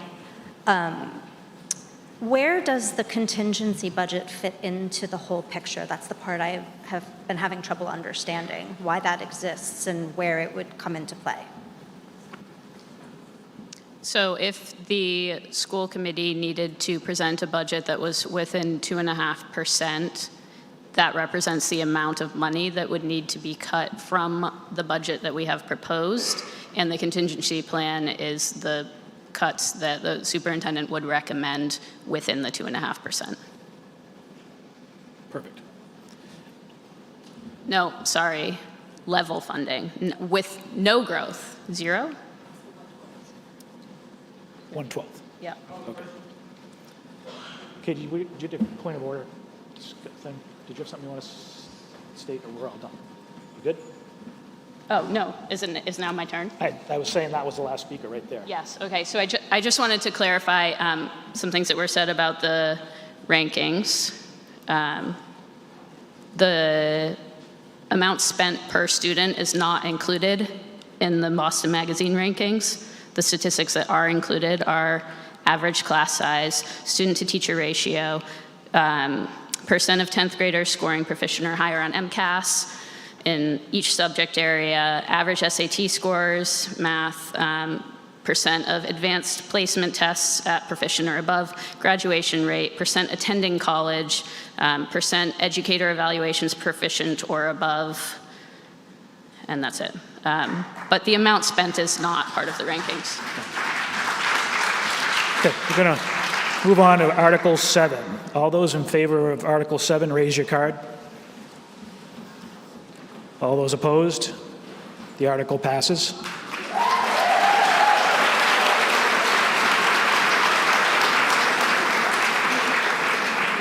Article 8.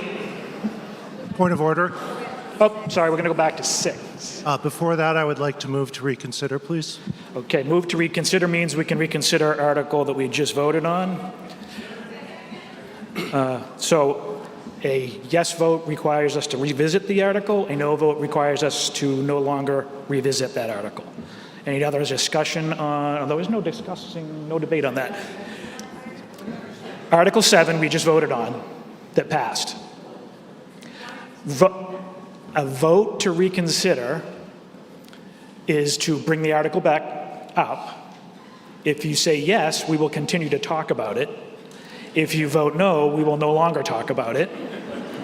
and it can't be brought up again in this meeting, even if we go to the next night. So, all those in favor of reconsidering, raise your card. All those opposed? We are not going to reconsider it.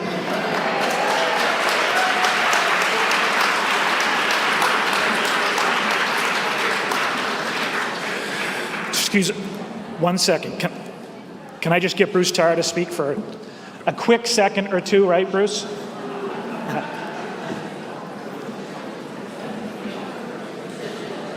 So this is Senator Bruce Tarr. He's going to say a few words on the state of the state. Thank you. Good. How are you? So good to see you.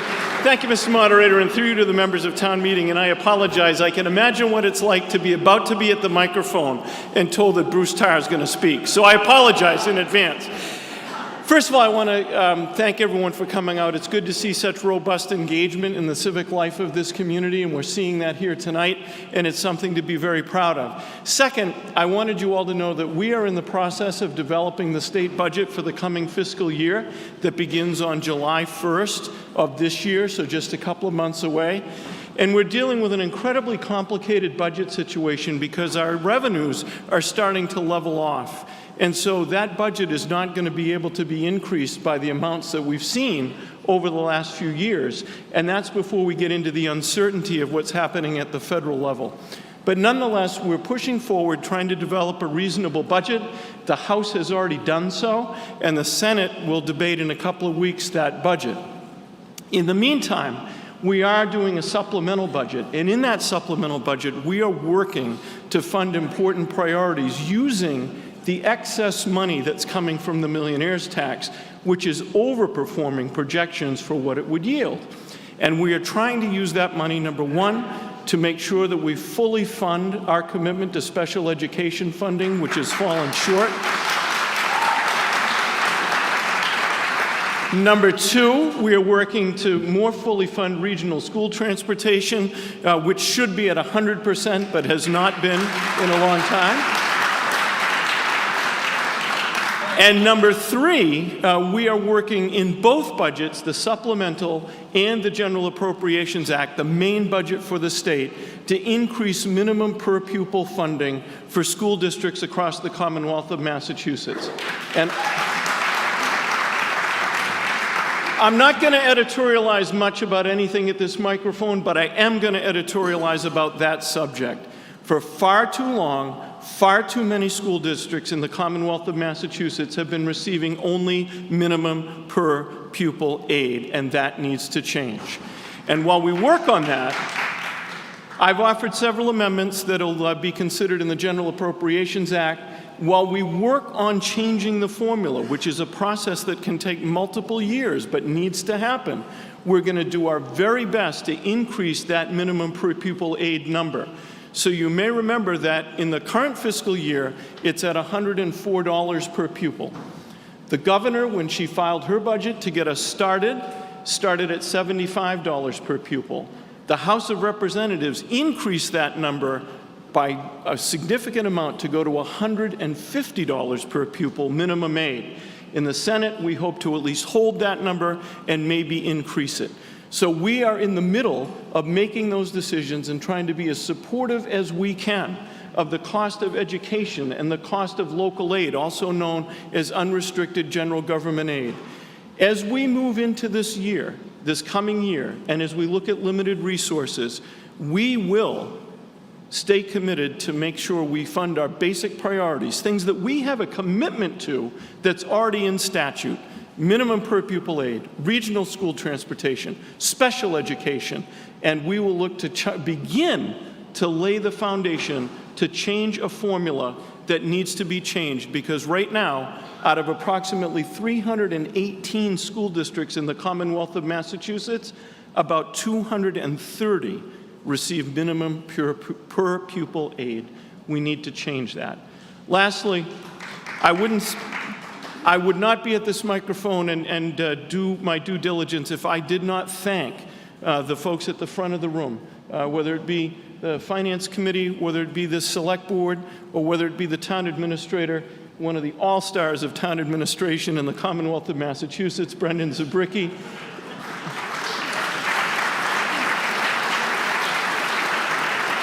And I want you to know that we have an outstanding relationship. I do, Representative Ferranti does, with Brendan, with the Select Board, and we will continue to work in partnership. Brendan has already sent us a long list of requests for funding on behalf of the town in the budget. Representative Ferranti has already been able to secure some of the funding for those things, and we will be working on the rest. Lastly, I just want to say it's an honor to represent you in the State Senate. And it is particularly inspiring to come out tonight. I've been to 2 other town meetings so far, and it's great to come and see so many people who care so much about the life of this town. It's an honor to represent you in the Senate. Thank you very much.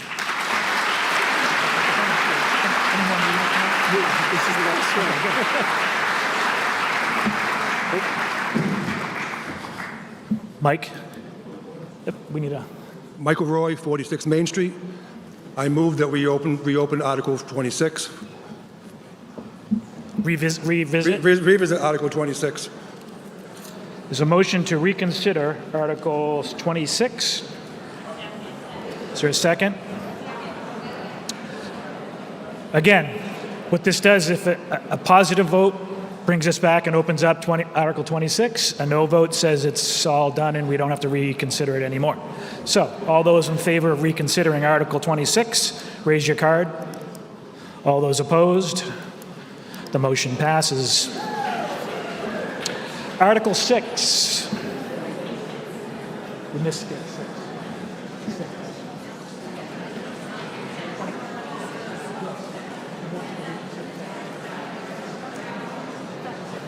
No, it failed. Article 6.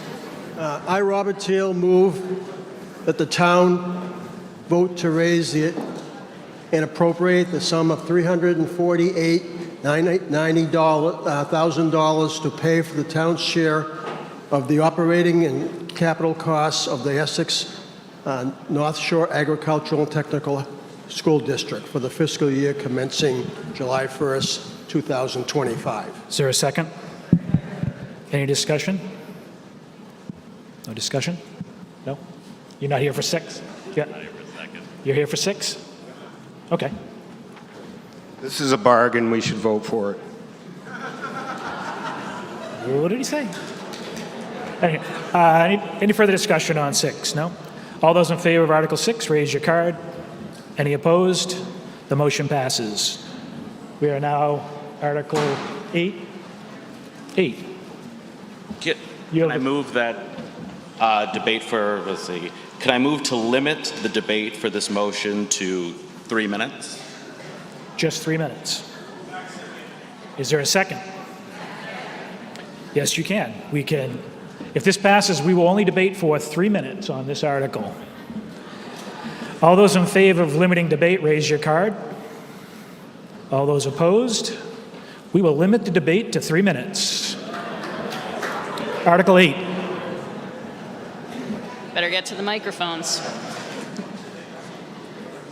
I, Kate Koch-Sundquist, move that the town vote to raise and appropriate the sum of $9,996,614 and to transfer from the school apportionment fund the sum of $50,432 for a total appropriation of $10,047,046 to fund a portion of the town's assessment from the Manchester-Essex Regional School District, said sum to be calculated solely in accordance with the agreement between the towns of Essex and Manchester by the Sea, Massachusetts, with respect to the formation of a regional school district, as most recently amended by invoking and improving the provision found in paragraph 4 of Massachusetts General Law, Chapter 71, Section 16B, allowing district members to reallocate the sum of their required local contributions to the district in accordance with the regional agreement for the fiscal year beginning July 1st, 2025.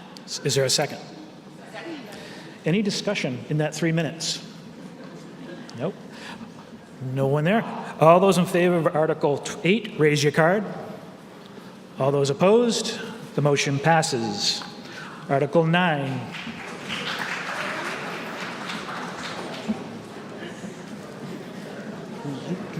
Come on, Alba. Let's go. Come on.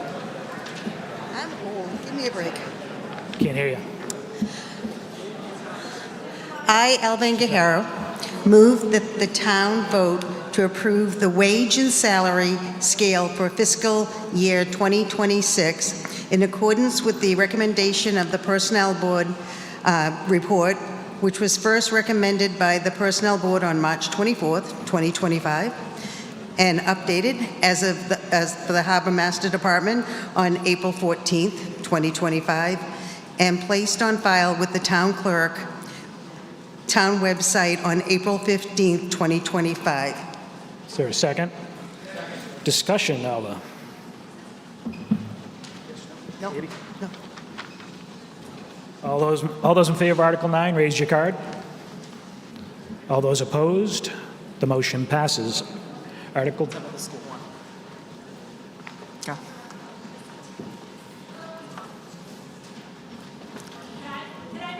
A motion to move the Articles 42 and 43 to be discussed and voted on now. Yes, you can. Is there a second?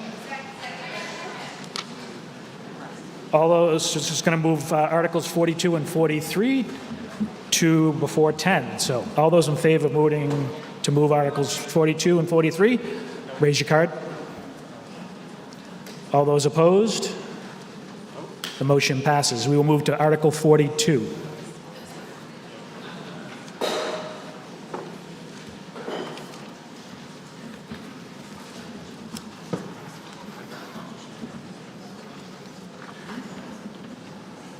I, Brian Gressler, moves to see if the town will vote to amend Section 2-4.2 of the town's general bylaws with additions in bold and deletions in strike-through, with said amendments being for the purpose of aligning the town's bylaws with the recommendations of the 2015 Town of Essex Financial Management Review as provided by the Massachusetts Department of Revenue, Division of Local Services. Is there a second? Discussion? So in 2015, DLS released this review of Essex, and it included a number of recommendations, some of which were taken up at the time and some of which were never implemented. So we're just proposing to institute one of those recommendations through this bylaw update, and that is the way to change the way that the Finance Committee appoints members. Currently, the committee picks members itself, and then their picks are approved by the Board of Selectmen. What the DLS said in their report, and I'll just read it, their recommendation, their exact words, it said, the self-appointing aspect of the Finance Committee bylaw is uncommon, and with good reason, since it could skew towards a homogeneous membership, or at least fuel perception that the committee does not represent residents' diverse points of view. As an alternative, we suggest assigning committee appointing authority to the town moderator, as many towns do. So it's been 10 years. We didn't make this change. We wanted to make sure that some of this was still accurate, so I went out and looked at 270 town charters and bylaws, and the statement is still accurate. This is still uncommon. Nobody does it like Essex, not a single town in the state. 56% of the towns do it by town moderator, and the next closest one is 14% by election. I won't get into each other one, but you get the idea here that this is the way that most folks do it, and there's a reason for it. So why the moderator? They're elected. They're not appointed. They're a little closer to the voters. They don't have a policy position. They're not. So they've got that independence, and that's about it. So, thank you. Any further discussion, Ruth? Excuse me. So in the report, the Financial Management Review of September 2015, which can be found on the town's website, the exact language is the self-appointing aspect of the Finance Committee bylaw is uncommon. Our Finance Committee is not self-appointing. So our Finance Committee interviews, they take letters of interest and resumes, they sit down, they interview prospective members of the Finance Committee, and they figure out who has municipal experience or finance experience or what they bring to the table. They then make a recommendation to the Board of Selectmen. It's a system of checks and balances. Then that recommendation comes to the Board of Selectmen, who is the appointing authority. So it's just not factually true. I would argue that this report got it wrong. Further discussion? I think, Rob, you were up. Hey everyone, Rob Fitzgibbon, 18 Main Street. I'm against this as a former Finance Committee person. I find this article arbitrary and authoritarian. I don't understand how a single decision maker is better than the current system that we have. I love our moderator. He's awesome. He knows finance and stuff, but he's just one person that works twice a year.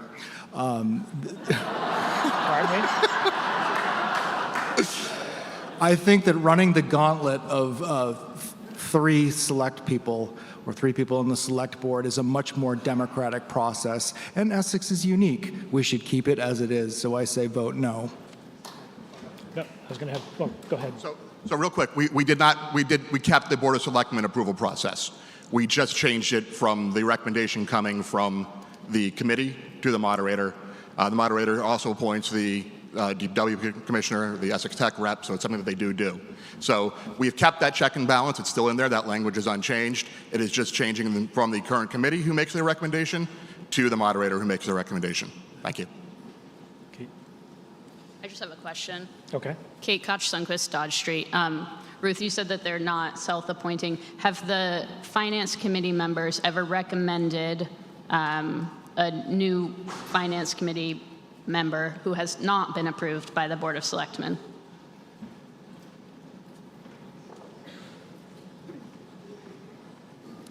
Not in my 6 years on the boards, not that I'm aware of.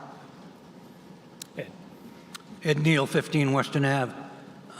Some people move to Essex because we do things differently than in other towns, not just try to copy the other 350 communities. And I've never had any issues with the Finance Committee. There have been numerous individuals appointed from different, segments of the community. They've done a good job, and I just don't see the need for this change. Oh, Mark, yes. Mark? Does he see me? Mark Lynch, 16R County Road. I started in this process along with the moderator in 1995. God, we're old.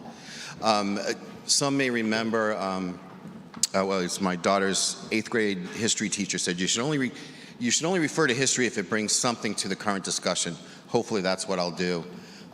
Over the years, in the early days, we couldn't even field a finance committee. So to see so many people wanting to be on it, I think that's great. I'm a little bit, well, I wouldn't go as far as to postpone this article indefinitely postpone, because I really applaud the petitioners for bringing it and trying to bring about change. And normally I would kind of work my backroom channels as a former selectman and try and move this, but I'm just going to throw it out here tonight. And what I think is, shortly after the elections are done and the select board is seated, it's time to form we'll call it a town government review committee. What I think the highest priority is that we look to have a 5-person select board. We've gotten complex now, huge budgets. We're part of this region that has a $32 million budget. We have a budget almost the same. Topsfield did it, Manchester did it. I really think it's something needed. It spreads some of the work and the responsibilities out that are so focused on 3 people right now, and it brings in a wider cross-section on the day-to-day, so we're not sitting here trying to get through 44 articles. So, I mean, those of us who've been at this a while will tell you town meetings, the purest form of democracy, you have to come. And while I still believe that's true, I think we've kind of gotten to a point where we need to really rethink things, so I will encourage the sitting select board to form some sort of committee to review this and move to things like a 5-person select board, or perhaps what's the appointment process for the FinCom to be looked at and things like that. Thank you.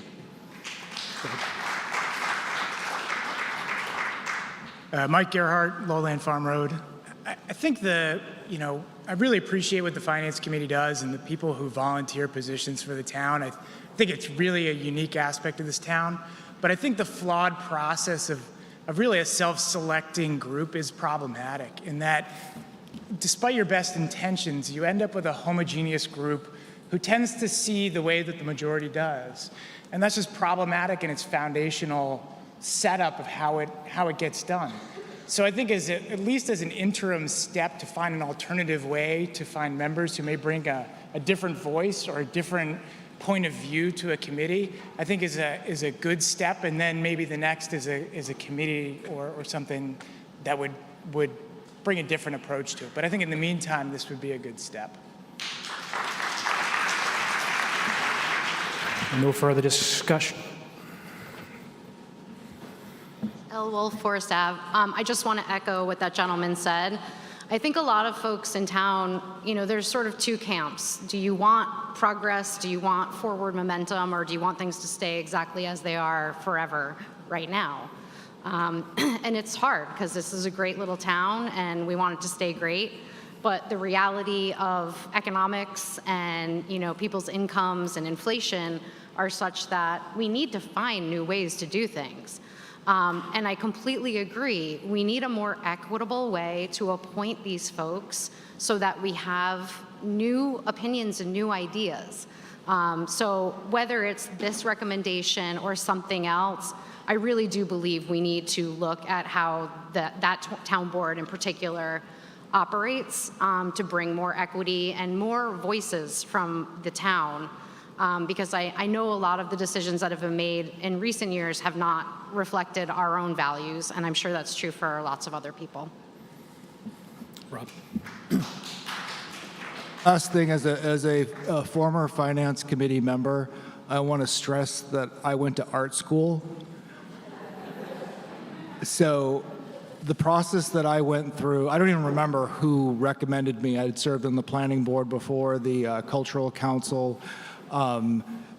The process, yes, some of the finance committee people knew me, the selectmen knew me, and there was a process, but ultimately it was the selectmen that decided. It was not, the finance committee and some sort of cabal. And the thing is, we talk about, well, we don't want self-selecting. Well, we're giving it to one person with this article. It is self-selected by one individual. That just doesn't make sense to me. Jody. Mr. Moderator, Jody Davis, 58 Story Street. I am the third former selectman to speak on this article. Some would say I'm an old selectman. I'm also, in full disclosure, the deputy town moderator. So when Mr. Moderator is sailing through the Caribbean, I'm the one who gets to take the slings and arrows of the body politic.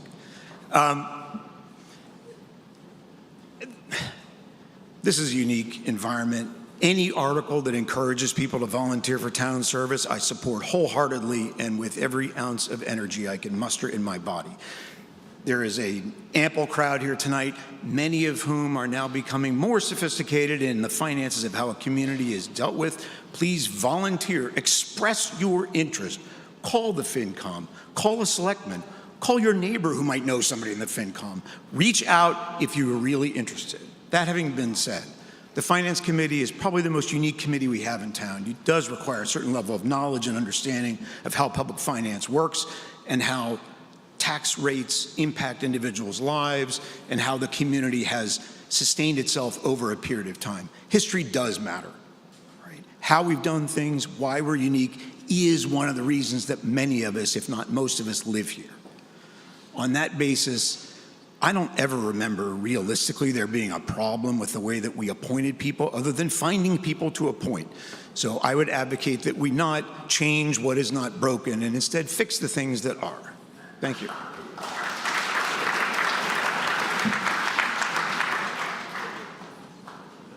Stuart Pratt, Western Avenue. I was on the Finance Committee for almost 8 years, I think, and chairman for 6. And I will tell you the process we used introduced me to a lot of people I didn't know, and it took people on the committee who were familiar with how we did things to ask the right questions of the people that we were interviewing for the position.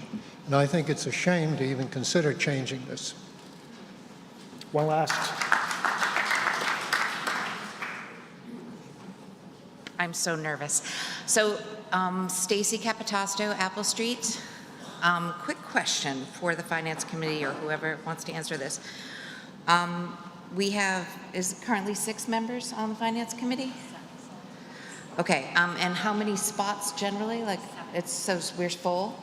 Have you ever turned anyone away from, like, have you ever had anyone come and say no and not send them up to the Board of Selectmen? That's my question. Yes.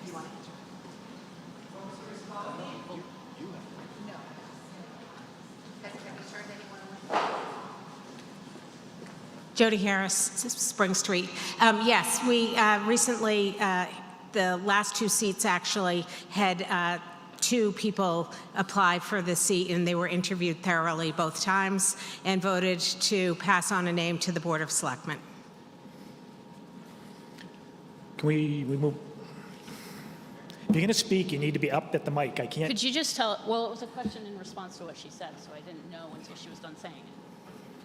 Could you just clarify, when you appoint somebody, how long do they stay on the Finance Committee? And then, so the last 2 placements, how long did those people stay on the Finance Committee? And if seats are vacated, how do you notify the public that you are looking for more people to fill them, and how quickly do you fill them? It varies depending on what seat they're filling. If somebody is coming off the committee after it's a 3-year term in general. So if you're filling a seat for somebody else, it may be 1 year, could be a year and a half. And then generally, we seek to find volunteers. There's not an official process on how we advertise positions, to my knowledge. I was appointed, or I wasn't appointed. I didn't know anybody on the Finance Committee. I wasn't looking to go on the Finance Committee. I was at a Finance Committee meeting, and they had questions about something, and I offered some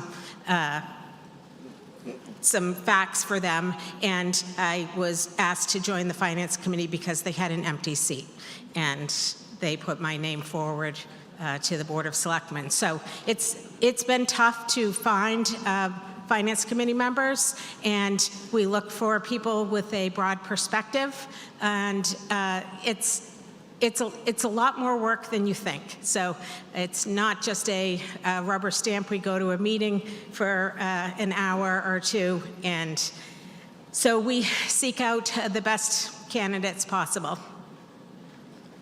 The last one. Yeah, Mark Whitman, Lufkin Street.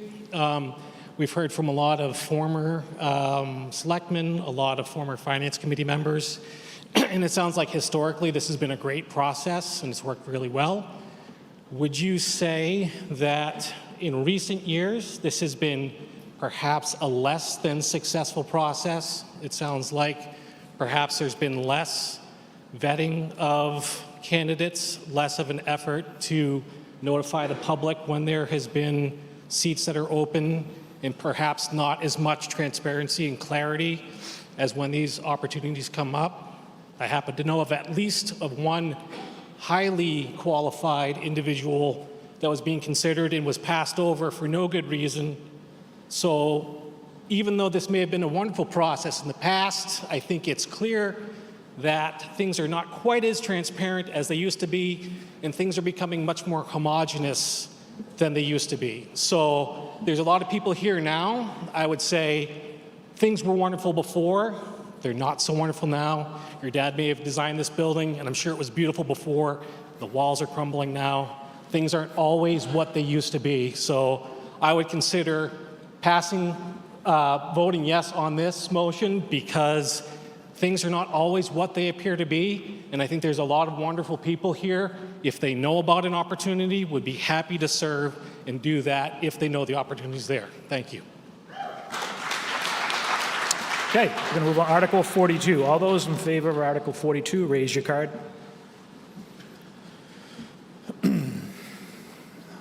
All those opposed?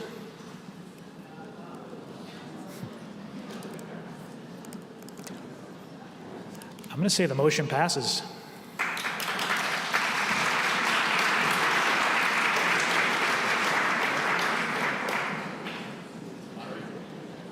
Yes. Let's see. I move to rescind the vote on the motion for Article 8. Reconsider. It's the same thing. You have 2 options. 2 options for phrasing. I just went with the shorter one. We got kids. We got places to be. Did we already reconsider? We didn't reconsider 8? We did not reconsider 8 before.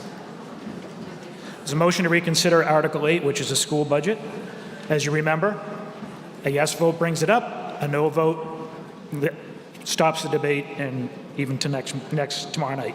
So all those in favor of reconsidering Article 8, raise your card. All those opposed? The motion fails. Article 43. What's that?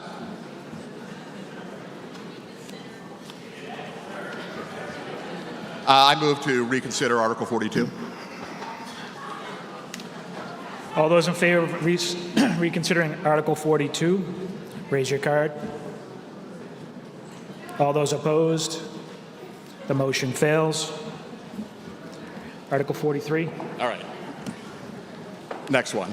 I, Brian Gressler, move to see if the town will vote to amend Section 2-29 as follows, the town's general bylaws, for the purpose of defining requirements in accordance with Massachusetts open meeting law, to which all town public bodies, whoever established, shall adhere when conducting meetings open to the public.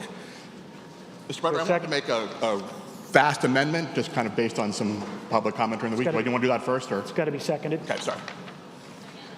Discussion? You said. Do you want me to do discussion first, or you want me to amend first? You can go right to amendment if you'd like. I'm going to, I want to make a motion to amend as follows. In Section 2-29.2, strike the following. Such recording shall be provided to the town clerk within 5 business days of each meeting. Such recording shall be made available on the town website within the same 5 business day period, and replace it with within 5 business days of each meeting. Such recording shall be made available to the public through the town website by reasonable means, which may include links to town-controlled external platforms or cloud services, and preserved offline or otherwise retained in accordance with applicable public records requirements. And in Section 2-29.3, in the first sentence, strike the following. Shall submit copies of approved minutes of their minutes of their meetings to the town clerk, replace with shall make available copies of approved minutes on the town website, and delete the last sentence which says approved minutes shall be made available on the town website within the same time period. Is that .2.3? Yeah, I have the whole thing. I'll need the amendment. That's the amendment. This is the amendment? Do you have the main motion? Yes, I moved to make the amendment. Right. Did you give me the article itself, the motion itself? Did you give me? Oh, sorry.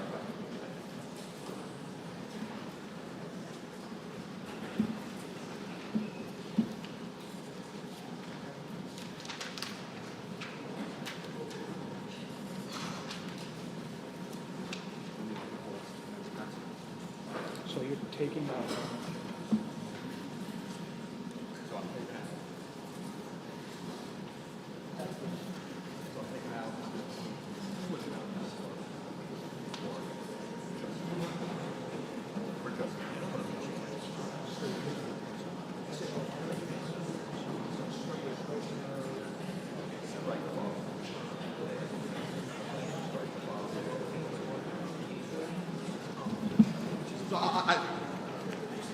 You want discussion on that so I can explain it real quick? Is there a second to the amendment? Maybe you could explain what you're trying to do here? Greg? Yeah. So, sorry, I'm going to do this one fast so we can discuss the main thing in the article itself. But this was based on feedback from town officials and other people since the month that this was published. We wanted to make 2 quick amendments to this. The first was to eliminate the town clerk from the recording and meeting minute posting process. It was conveyed that would be an undue burden on the town clerk, and that's obviously not our intent, so we got rid of that part of it. The second was there were concerns raised about storing recordings. So we amended that to kind of clarify that it didn't have to be all stored on the town website. It could be made available in offline platforms. So, for example, videos can be stored on YouTube with a link on the town website, and that data storage itself for long-term can be offline on a less expensive solution. So that's the amendment.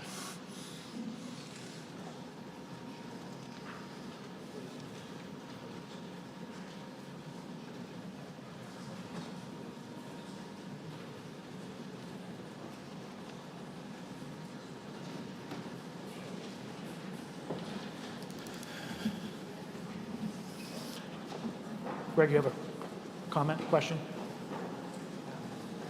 On the amendment? Yeah. Thank you, through you, Mr. Moderator. So obviously this is the first time I'm seeing these amendments, but to the extent that the proposed amendment is requiring the town to create a public record through this video. That public record would have to be kept on the town's servers. It could not be kept on some remote website maintained by a third party, because that would not be consistent with the records access regulations of the supervisor of public records. So with respect to that particular amendment, my opinion would be that that is not likely to be approved by the Attorney General as being inconsistent with state law. I have a quick question. So does the original article, is that okay with what, as opposed to what he's changing it to? Well, so with respect specifically to recording of meetings or the whole thing? Just the part of the amendment you said is not out of scope or not allowed? Yeah. Is it okay the way it was in the original article? So the original article simply required that all meetings be recorded. It didn't say anything about how the recording should be kept. But the problem with this particular section is that if the recording equipment is unavailable, then the board or committee would be unable to meet. And so you're essentially now imposing additional burdens on public bodies in their ability to meet, because they may not have the means or the control to provide the recordings that are being requested by this particular bylaw amendment. So where does that leave us with the amendment? So, Yeah. is that? So, I mean, I think it's the ultimate decision on whether these things are legal is up to the Attorney General. So if we vote for it and it passes, it goes to the Attorney General and they approve whether it's legal or not. So town council can have an opinion, but that is correct, right? It's ultimately up to the Attorney General? Yes. So, so I do think that the intent, I was going to get into this in the main article, but the intent behind all of this was to make this as low-tech and easy a solution as possible. There is no requirement in this article for there to be video or expensive recording equipment. There is a requirement to make an audio recording, which you can do on a phone for free. And post it. Greg? Through you, Mr. Moderator. So I suppose that, yes, a committee could make a recording on their phone, but then that person's phone becomes subject to inspection under the public records law. So again, there are cost implications and practical implications to this particular section that make it impractical to be able to comply with. So the amendment is, you saying, is pretty much out of scope or out of line or not acceptable? Well, again, I guess with respect to the amendment, yes, that's your call. Okay. but my opinion is that it is not consistent with state law. Okay. In which case, I guess I would not accept that then, amendment. If my counsel is telling me it's not going to be acceptable, then that amendment is now null and void. That leaves us with the article itself. So is there discussion on Article 43? So I'm happy to withdraw the amendment. Okay. And I'd like to make an... You don't have to? No, it's fine. It's already done. Okay. No, the Attorney General decides, as he said. It's just an opinion. He's telling me it's not acceptable. So I would like to amend, and I'll get to just remove the 2-29.2, which is the recording section. Is there a second? And so I'll need that amendment in writing. I'll need that in writing. Yep, okay.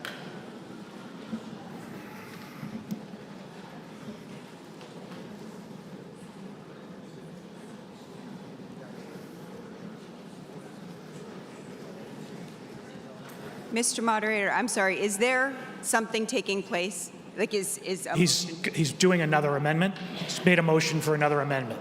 Okay, That has been seconded, so I have to act on it. okay, I've got it in writing, got it.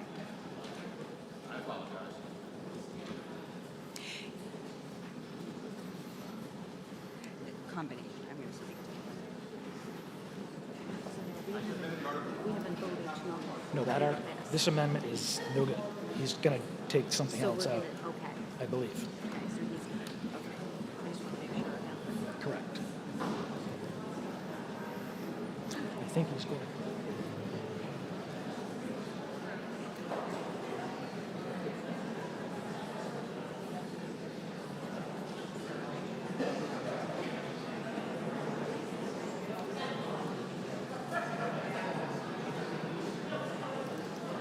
I need a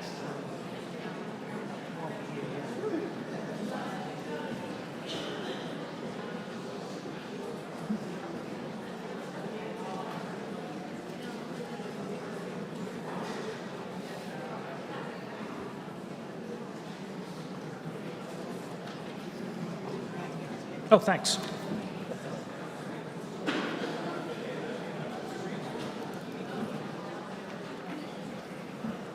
So the new amendment is striking out 2.29.2, recording of meetings, and also 2-29.3, submission of minutes. 2-29.3 to remove the town clerk from the minute process. Say that again.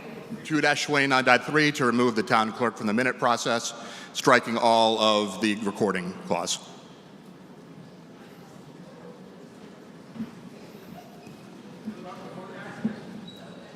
Remote access stays.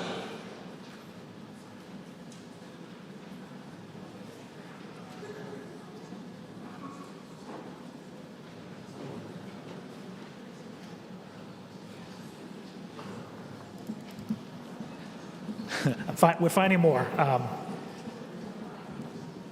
going to go back. What's that? I'm going to have Greg talk to that. Thank you, through you, Mr. Moderator. So with respect to 2-29.3, submission of minutes, the Attorney General's open meeting law regulations define when meeting minutes have to be approved by a public body. And what those regulations say is that the minutes have to be approved by the public body within its next 3 meetings or 45 or 30 days, whichever is longer. So here, this within 45 days of the meeting or 5 business days of the next meeting, this is in direct conflict with the regulations of the Attorney General. Sorry, excuse me, Mr. Ryder. Open meeting law says that it has to be submitted in a timely manner. It does not define any time frame associated with that. Postpone both of these, the amendment and the article. So I would add that the 45 days are in use by other towns currently.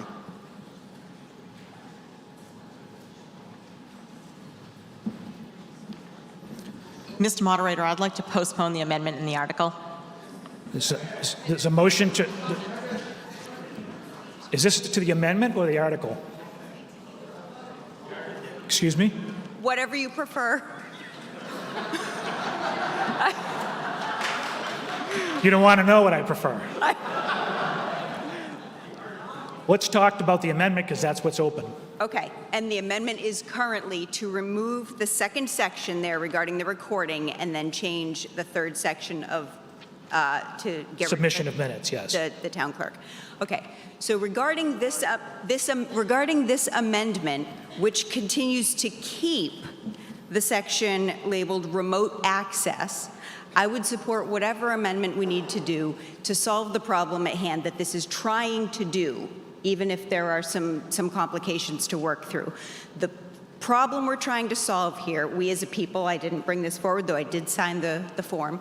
The problem we're trying to solve here is that we live in a day and age where remote access to meetings is something that has come to be expected.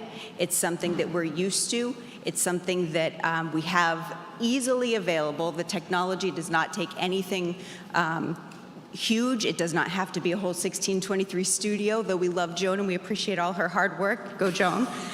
It doesn't have to be that. It can be very minimal. And I can say this from experience because I do the admin work for the planning board. I run these meetings, so I know what's involved in these. So the problem that's trying to be solved here is to make sure that everybody has the ability to experience a meeting through remote access first, so whether it's by Zoom or some other form of communication. Second, the attempt here, I believe, was to have recording of the meeting so that someone who can't experience it in real time can then go back and experience it later. And the third, the submission of minutes, is an attempt to really fix the fact that a lot of our town boards do not post their minutes in a timely fashion, according to anyone's time frame. So, regarding this amendment, I can say, if we need to let go of one or two of these pieces in order to keep the most important part, which to me is remote access. I serve on another committee. It's not always fun to be on camera. Every single meeting we have for school committee is recorded and broadcast, and yes, people come back and ask you about it later. But that's the way it is. You do get used to it. It is a change, and it's something that we can do with very little investment, with shared resources between departments, and especially if you get rid of the recording part of that, you're not even dealing with keeping files on hand. So the problem we're trying to solve here is making sure that our minutes are being posted and that people are able to access a meeting, in recognition that not every department has a paid administrative assistant. So it's really important to me to be aware of that there are lots of boards and committees that do not have someone paid to do this thing. It's the volunteers on those boards doing this work. So let's keep it simple and keep it easy, but let's not throw this away because it feels a little confusing as we're working through the amendments right now. That's my comment.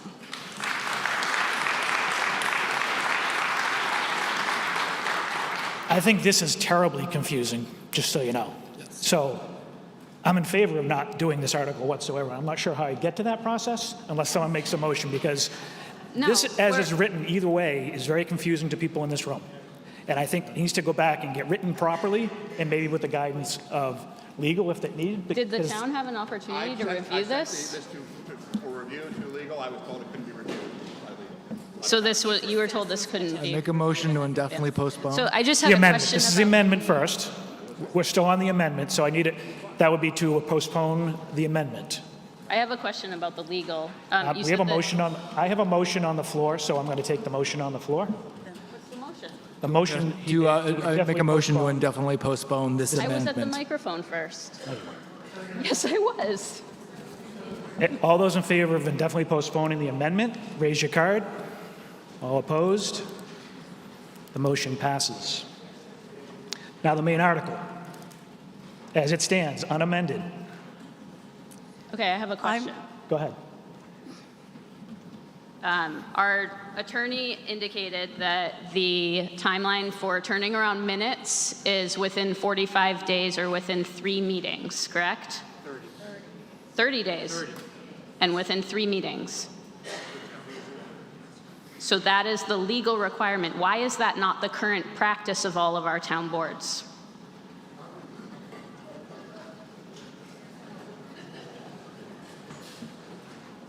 Because someone has to complain to the Attorney General. Correct. They're not doing it. Right. Well, for example, in the middle of March, I emailed the Finance Committee to ask for some minutes. I received no response. I followed up 3 days later to our town administrator and the chair. I received no response. I followed up 2 weeks later and received no response. In April, I went to a Board of Selectmen meeting and made the comment that I had still not received the minutes that I requested dating back to December of 2024. And it was not until I went to the meeting and made that comment that I received an email from the chair explaining why those minutes were still not available. My response would be that I think any complaint would go to the Attorney General and they would handle it for you. I think the complaint needs to go to the Attorney General if it can't get enforced here. Why should I have to put a complaint to the Attorney General when we are a small town? I mean, because he's the regulated body? This is the thing, though. This is why we need rules like this to make our minutes accessible and our meetings accessible. Article 43. Go ahead, Betsy. This is Article 43.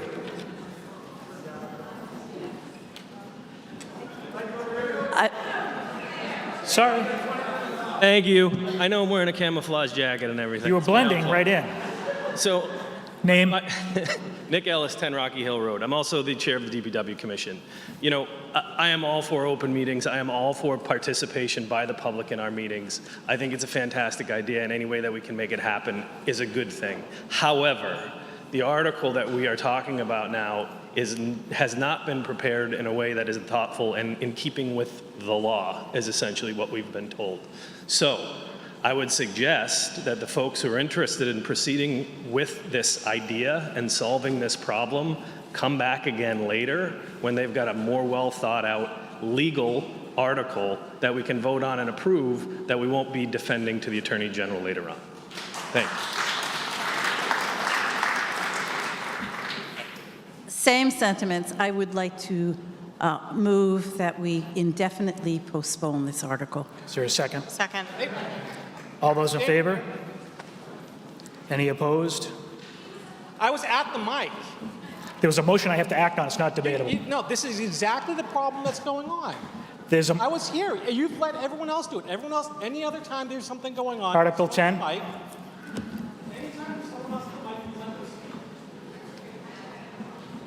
Article 10.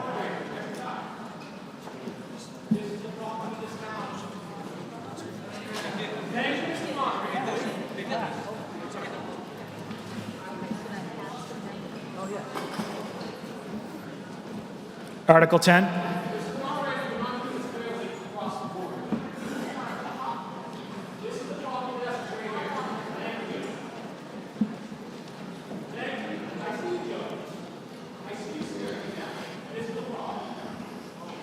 Alba, Article 10. I think I get it. I, Alva Ingaharo, move that the town fix the salary and compensation of each of the elected officers of the town as required by the Massachusetts General Law, Chapter 41, Section 108, as amended for fiscal year 2026 in accordance with the recommendations of the Personnel Board report. Is there a second? Second. Discussion?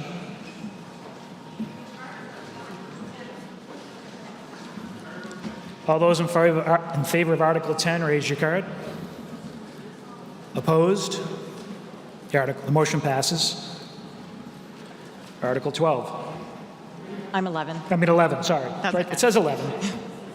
I, Ruth Arpreen, move that the town vote to transfer from the Town Septic Betterment Fund the sum of $37,977 for the purpose of making necessary payments to the Massachusetts Clean Water Trust during fiscal year 2026 in accordance with the terms of repayment for Community Septic Management Program loan funds. Is there a second? Any discussion, Ruth? All those in favor of Article 11, raise your card. Any opposed? Motion passes. Article 12. Hello. I, Nick Ellis, move that Article 12 be indefinitely postponed. Is there a second? All those in favor of postponing Article 12, raise your card. Any opposed? Motion passes. Article 13. Lucky 13. I, Nick Ellis, move that the town vote to appropriate the sum of $1,703,858 for fiscal year 2026 Sewer Enterprise Fund budget as follows. Debt repayment, principal and interest, the sum of $246,763 from sewer betterments, and the sum of $328,911 to be raised by taxation, and funds to be allocated between the salaries and expenses of the sewer department, $1,128,184 from departmental receipts, all as indicated in the Finance Committee report, and to authorize the Finance Committee to permit budget line item transfers within the sewer department from salary lines to salary lines and from expense lines to expense lines. Is there a second? Discussion? It's our sewer operating budget. All those in favor of Article 13, raise your card. Any opposed? Motion passes. Article 14. I, Nick Ellis, move that Article 14 be indefinitely postponed. All those in favor of postponing Article 14, raise your card. Any opposed? It is postponed. Article 15. I, Nick Ellis, move that the town vote to appropriate the sum of $993,775 for the fiscal year 2026 Water Enterprise Fund budget as follows. Debt repayment, principal and interest, the sum of $79,632 from the departmental receipts, and raised by taxation, the sum of $34,129. And funds to be allocated between the salaries and expenses of the water department $880,014 from departmental receipts, all as indicated in the Finance Committee report, and to authorize Finance Committee to permit budget line item transfers within the Water Department from salary lines to salary lines and expense lines to expense lines. Is there a second? Discussion. It is our water operating budget.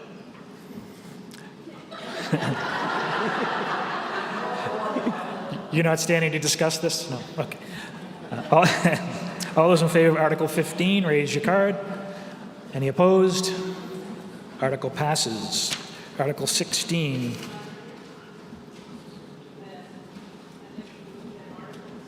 Considered before Article 16.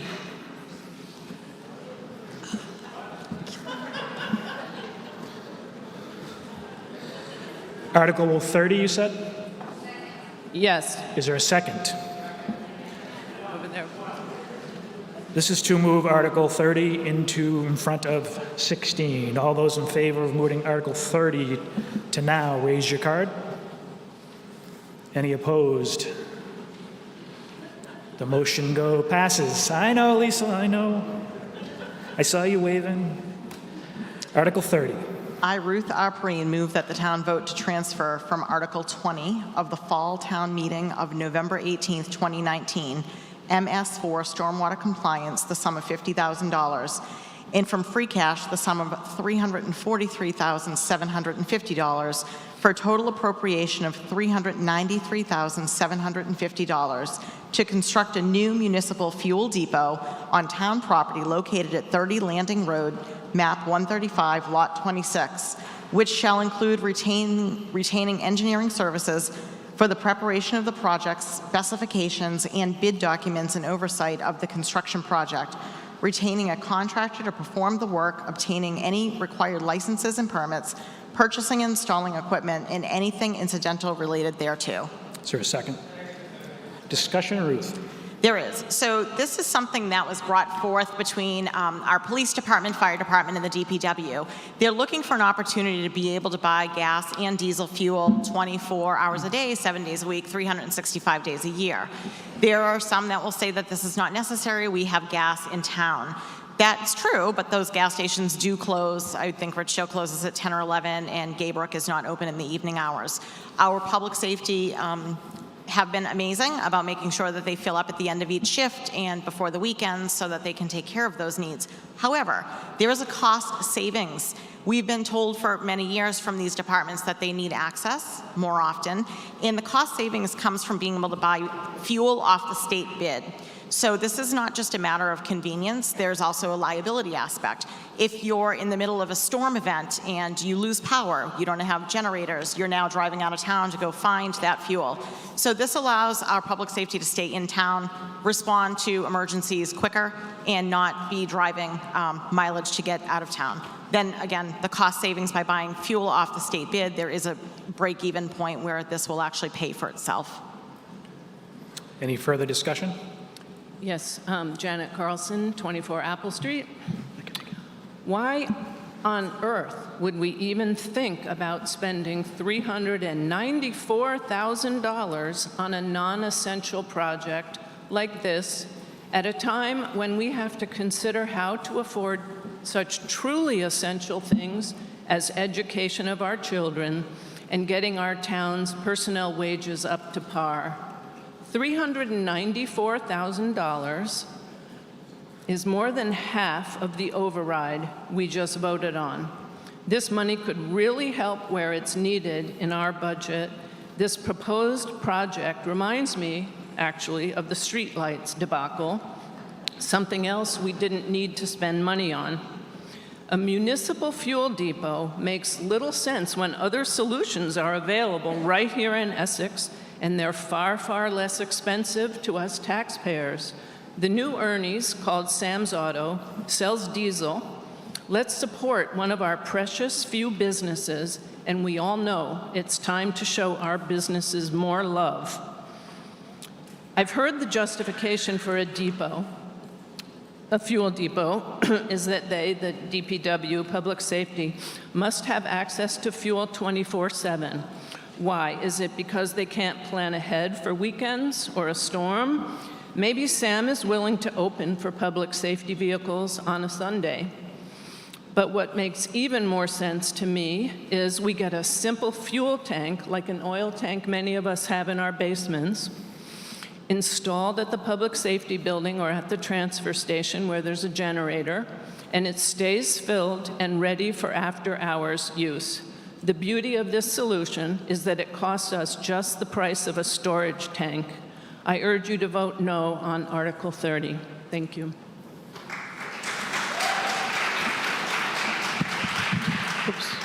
Tom Daniel, 27 Pond Street. I had a question for the select board member who spoke, Ruth Green. You said there's a break-even point, and when does that, how far out is that? So unfortunately, when I asked certain departments to provide me with the mileage, I had one department that refused to give me the mileage for the Finance Committee to be able to do that analysis. So unfortunately, I can't provide you with that information. Do you have any approximation as to if it's 5 years or 25 years? I don't. You don't? Okay. It's unfortunate that we don't have that information because You thought I it was 5 agree. to 10. Sorry? One of the Finance Committee members believes it would be 5 to 10 years. 5 to 10 years. Okay. Thank you.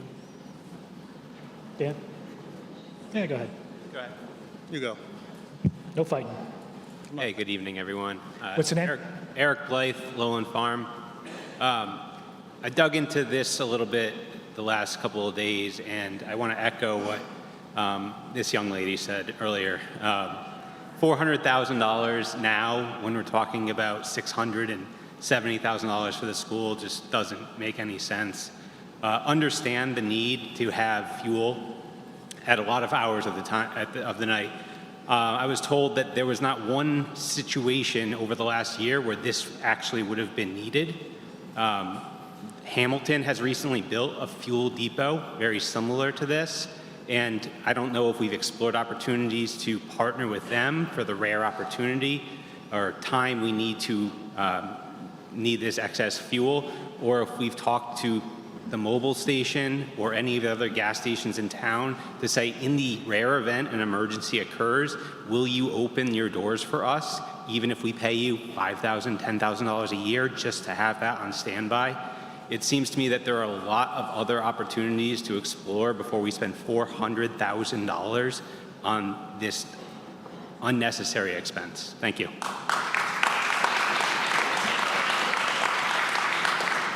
Yeah. Dan Doucette, John Wise Avenue.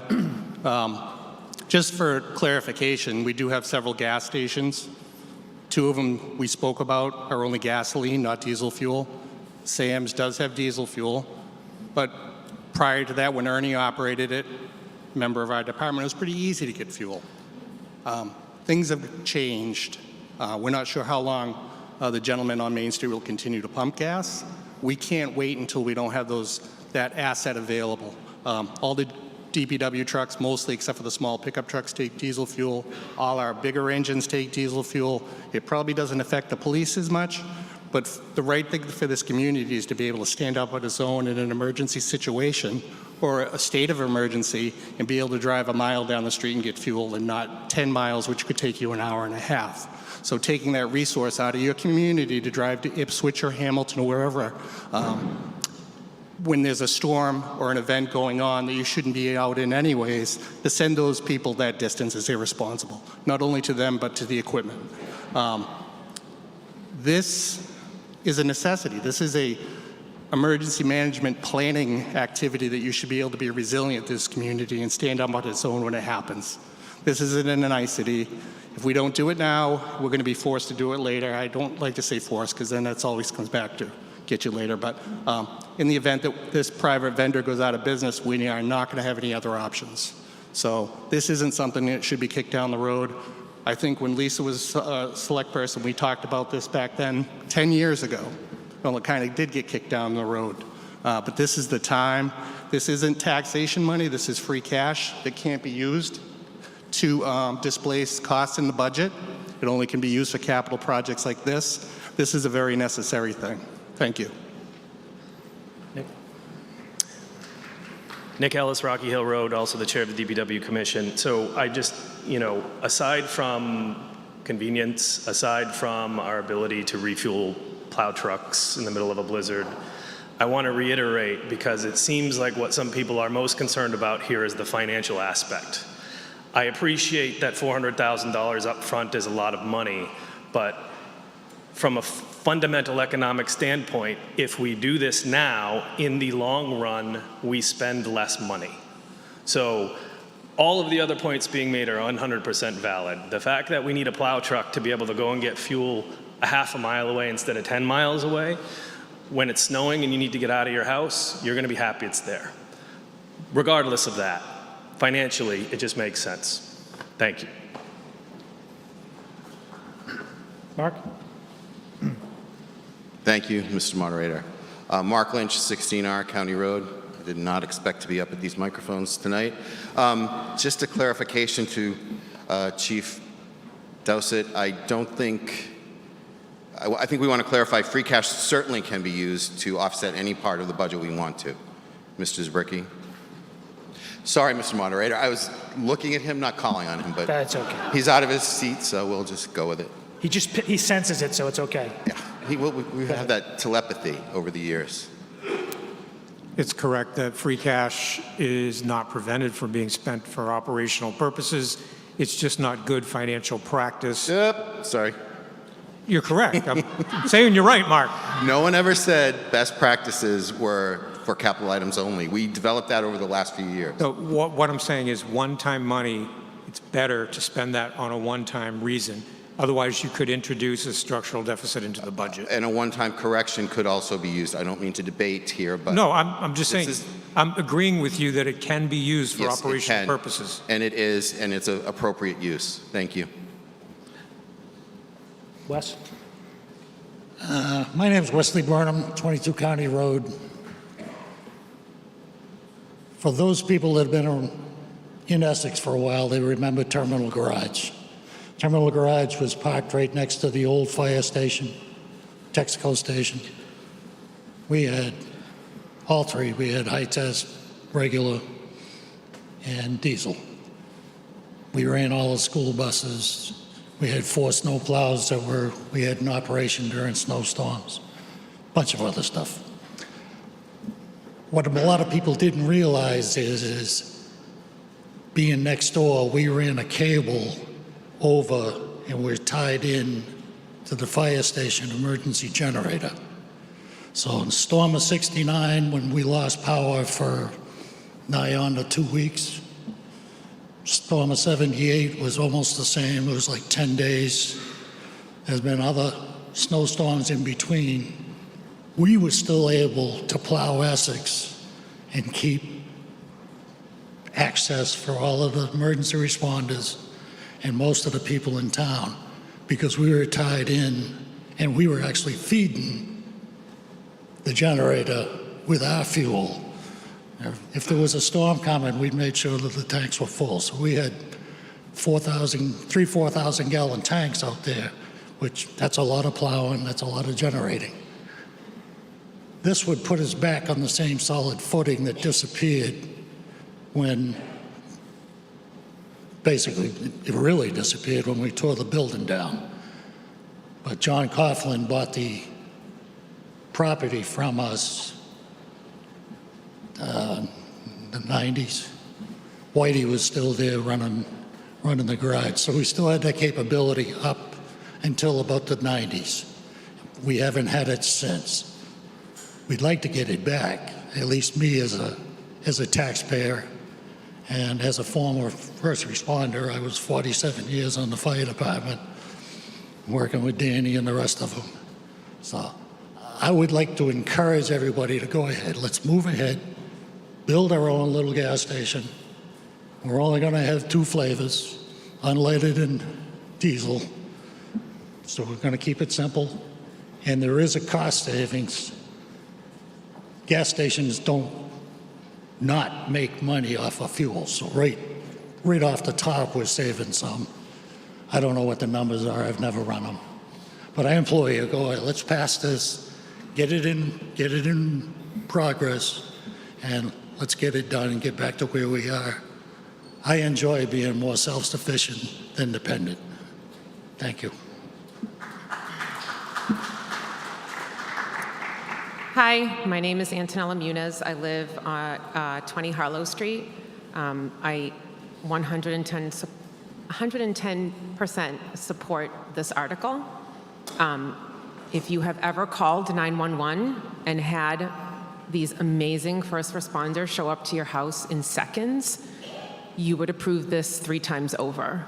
If they're telling us they need a fuel depot for our safety, we need to give them the tools they need to keep us safe. I've called 911, unfortunately, 3 times. I kid you not. I have a small house. I walked from my kitchen to my front door, and there was someone already there.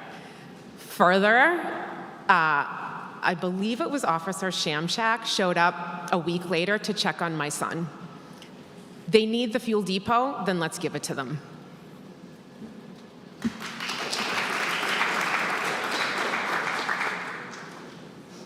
Yep, right here. Hello, Mike Flynn, Pond Street. For me, first and last, this is a public safety issue. If our departments need this to effectively manage and service the town, especially with some of the gas stations being changing hands, then that's top of my list. That being said, the secondary point here is the fact that we can find a cost savings that by spending $400,000 that will run for the next 20, 30, 40 years, however long this depot is, that's a rare thing. To be able to take a sliver of the budget out, to take that profit motive out of the gas equation, to buy on the state bid is very powerful. And in where we are challenged with budgets that are increasing, to find an area where we can sensibly and safely take money out of the equation and a cost savings for the people of Essex, I think that in conjunction with the public safety aspect of it makes it a win-win.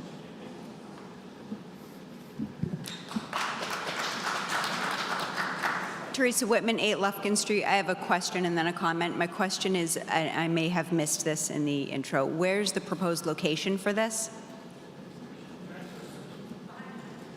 Behind the transfer station? So on the town-owned property that you're proposing for the school? Or just very near?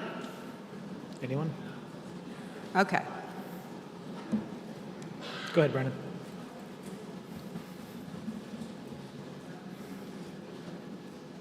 Lou? Okay. At this point, if you go to the transfer station property, you'll see a bunch of bins for donations, and there's a little blue shed as well. It's going to be in the area where that little blue shed is. Okay. The trucks will come around. They'll go around what they call the temporary DPW barn and come out the other side, or they could come in that way and go out. So it's going to be centrally located within the DPW yard. Okay. Thank you. So my comment on this is that while I am really concerned about the comments made that you are claiming there is a return on investment maybe 5 to 10 years down the line, we think it's coming, but we don't have the information. We weren't able to get it from the places in time for town meeting. That's a big concern to me. The timing of this, with the fact that we do have an override, and that we're stripping so much from other town budgets is also a big concern to me. But in the spirit of setting an example for what kind of leadership I would like to see and how I would like to see townspeople support one another and support the departments, I can appreciate the comment that I asked a respected person who's involved with public safety, what that person thought, who responded that they shouldn't be reliant on a private business to have to get their materials. And I think that it is important that if they are telling us, the departments are telling us what they need, and it's been vetted, I hope thoroughly, that's something that I want to support. We have the free cash available, so I'm going to be in support of this, and I thank you for answering my question. Brian Gressler, 30 Choate. I'm going to echo some of what Teresa just said. I have no problem with the idea. I am concerned that we don't have an actual cost-benefit analysis to make a sound decision. And by that I mean not just an analysis of the mileage and the fuel cost, but an analysis of the risk and the liability that goes with burying a tank underground and all those other things, and construction and all those other things that are associated with this. Thank you. Betsy. Can I just clarify that? Sure. No, Betsy, I'm going to let you go. Just to clarify, these will not be below ground tanks. These are above ground tanks. I'm just wondering if anybody is worried that it's right at the mouth, I mean, at the head of the river that we're talking about. And I wondered if we've explored maybe doing it over by the safety building where there's wetland below, but it's at least upland where the building is. So I don't know if other sites have been investigated, and I'm wondering about that. The consensus of the fire department, police department, and the DPW is that it makes most sense to do it at the DPW yard, and that's why we arrived there. With respect to the environmental concern, this tank will be a 2-compartment tank, so there'll be diesel on one side, there'll be gasoline on the other side. It's a double-walled tank, and there'll have to be detection between the walls if there's ever even the start of a leak, an alarm goes off. The above-ground tanks have been thoroughly tested with people who have, of course, gone away from underground tanks, and there is not a lot of concern with respect to a spill of that kind. No more discussion. All those in favor of Article 30, please raise your card. All those opposed? The motion passes. Article 16, you got, 20 minutes to get through all of these. Go ahead.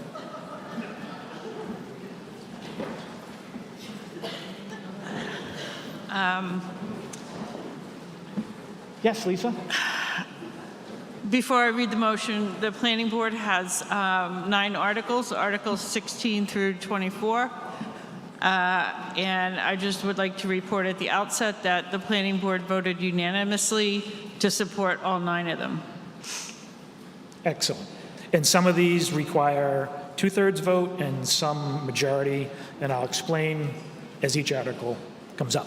Article 16, I, Lisa O'Donnell, move that the town vote to amend the town's zoning bylaws to make a number of non-substantive edits and/or revisions for formatting, spelling, grammar, and consistent terminology throughout Chapter 6, all shown in the town meeting handout for Article 16, and further that the town clerk be authorized to make all necessary clerical changes, including redesignating sections and paragraphs as appropriate. Is there a second? Discussion, Lisa. The changes are all just grammar, punctuation, proper spelling, organizing, headings and indents and things like that. It's all been on the town website for over a month, available to people. It has been reviewed by Amy Akel, our town clerk, by Teresa, our administrator, who have coordinated to verify, and I've looked it over myself as well, to verify that there is nothing substantive in any of these edits. It's really just housekeeping. The reason for bringing it to town meeting, even though Amy could make the changes herself, is that if Amy makes those changes, they have to become footnotes in the bylaw, which, given how many there were, there would just be pages upon pages of footnotes, so it just didn't make sense. So this is really, it's a lot that Teresa did, but it's a nothing article as far as changes to the bylaw. Any further discussion? Ed? Ed Neal, 15 Western. I'm going to vote against this. I urge you all to vote against it. This is an unprecedented article in front of you. The article does not contain the changes in the wording in the bylaws. Somebody took the whole section, the zoning section of the bylaw, and they went through and they changed wording. And as Lisa says, a lot of it is not substantial, as they got it right in the article. It's not substantial. They put hyphens in where there weren't. They took hyphens out where there were. They capitalized things. They changed things like single-family home to home or residence, single family. They did those things. but they also changed other words, and they referred, some places the word bylaw is used, and they changed it to, they changed the bylaw to, it says this chapter instead, which to my interpretation would mean that the entire bylaw doesn't apply, only that chapter. Additionally, they took places where there were definitions included in a section, and they took them out, and the explanation is you can get that in the definitions section, which is true, but it's not as convenient to just have the definition right there in front of you in the section that you're looking into. Additionally, they, in order for you to look at this, and I'm sorry that I don't know how many other people went through this, make your eyes bleed, but they're on the online version. When you read through it, the section that was related to the moratorium that was repealed last year, it's all in gray. It's in that section. It's all in gray. And then right beneath it, the whole section that talks about multiple principal buildings on one lot is also in gray in that. And that's not here. And so to me, if that document that I read online, which is the only one that you folks or I could look at to determine what this all means, are we deleting that whole section relative to multiple buildings on one lot? I move that we don't approve this. Let them go back and come with something that you can look at, that you, without having to go through this arcane process to figure out what's actually changing and the why. I'd really like to know why the words chapter were changed out, or the word bylaw was changed to chapter or section. And also, there are several places where they took the word shall out and they replaced it with the word will. Well, my understanding of law is that the word shall is mandatory. It has more force of law than will. And the sections that they changed it to will were sections where the planning board would have discretionary decisions to make over permits, special permits and things. So that instead of the shall not be detrimental to the neighborhood, it would be will not be. Now, I don't know why they changed that, but I think that it deserves to be voted down tonight. Thank you. Do you need to respond, Lisa? Teresa's gonna, the grayed out ones are other articles that are here this evening, so they're gonna potentially change here, so we didn't change them in that portion. Okay. Teresa Whitman, 8 Lufkin Street, responding just to answer the question since I did the bulk of that. Yes, online, we decided when this process was taking place that the most efficient way to make this happen would be to have the versions online, both in the traditional black strikeout with the bold that you're used to, and also a version where that's red so that it's easier to see and understand, but that bringing forth 60-page document for everyone to review the night of town meeting was actually a less efficient way of doing it. As far as the grayed out blocks, anything grayed out in there is something that's under consideration tonight, and that's why it wasn't addressed in the moment. In terms of anything else in there, the changes were made for consistency. So across this entire chapter, which it is, it's chapter 6, the zoning bylaws are chapter 6. Over the course of years, you've had a rotating cast of characters making changes each time something came up for vote at town meeting. And the voice comes through, the changes come through, the typos come through, because once those get approved, then someone else gets their hand on it. We do our bylaws as a Word doc that travels around, just so you know. So the goal here was to implement some consistency where throughout the chapter, sometimes something was a chapter or a bylaw or bylaws. The idea was to make some consistency. We standardized a whole bunch of formatting, and put those standardization options in a one-pager that was available starting back in February. It also was online. So this is something that, again, we did everything possible. I did everything possible to make sure this was available for consumption. Met poor Amy for a number of hours to go through every single one. Same with Lisa to go through every single one. If there are concerns, I have invited townspeople to look at this and get their take on it. But I do wish you had come to me in advance. We could have talked through some of those things. This was just the first step. There was nothing changed about tables. There's a whole list of things that weren't changed. But the goal here is to make sure that this chapter is professional and clean and moves forward representing the work that the planning board is doing and is accessible in a way that it's easy to use. So that's really the only goal. There was nothing underneath, no attempt at subversion of certain sections where the planning board has more will or not. My eyes were bleeding on this as well. I assure you I had no bandwidth for trying to do any ulterior motives here. It's an effort toward making a more professional document. And we can continue to revise it as town meetings come up, because certainly we can't do it outside of that. Tom Daniel, 27 Pond Street. I just wanted to speak in support of this. I think it just makes good sense. As Teresa just enumerated, it's just cleaning up what's there. And zoning documents across the Commonwealth, it is incremental change over time, and at some point in time, you have to stop and just clean it up. It's not substantive in change, it's just making it a better working document. So I encourage folks to vote, and I'd like to move the question, or call the question. What am I doing? Go one more. Oh, there's one person. Sorry. You can't talk and then move the question. You got to do it first, right, Mr. Moderator? In context, the entire floodplain district language, the entire chapter was changed and edited, and it's all in here. It's all in the warrant for you to read.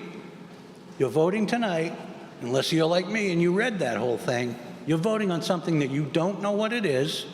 I would have contacted the young lady if I understood that she was the head honcho on all these changes, but I thought it was just the planning board.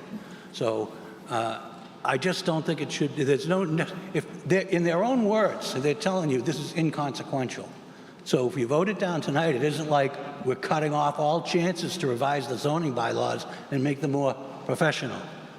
But it would give you an opportunity to be better informed about what you're actually voting on and why those word changes were put in there, and whether or not that gray thing has any significance on the warrant tonight.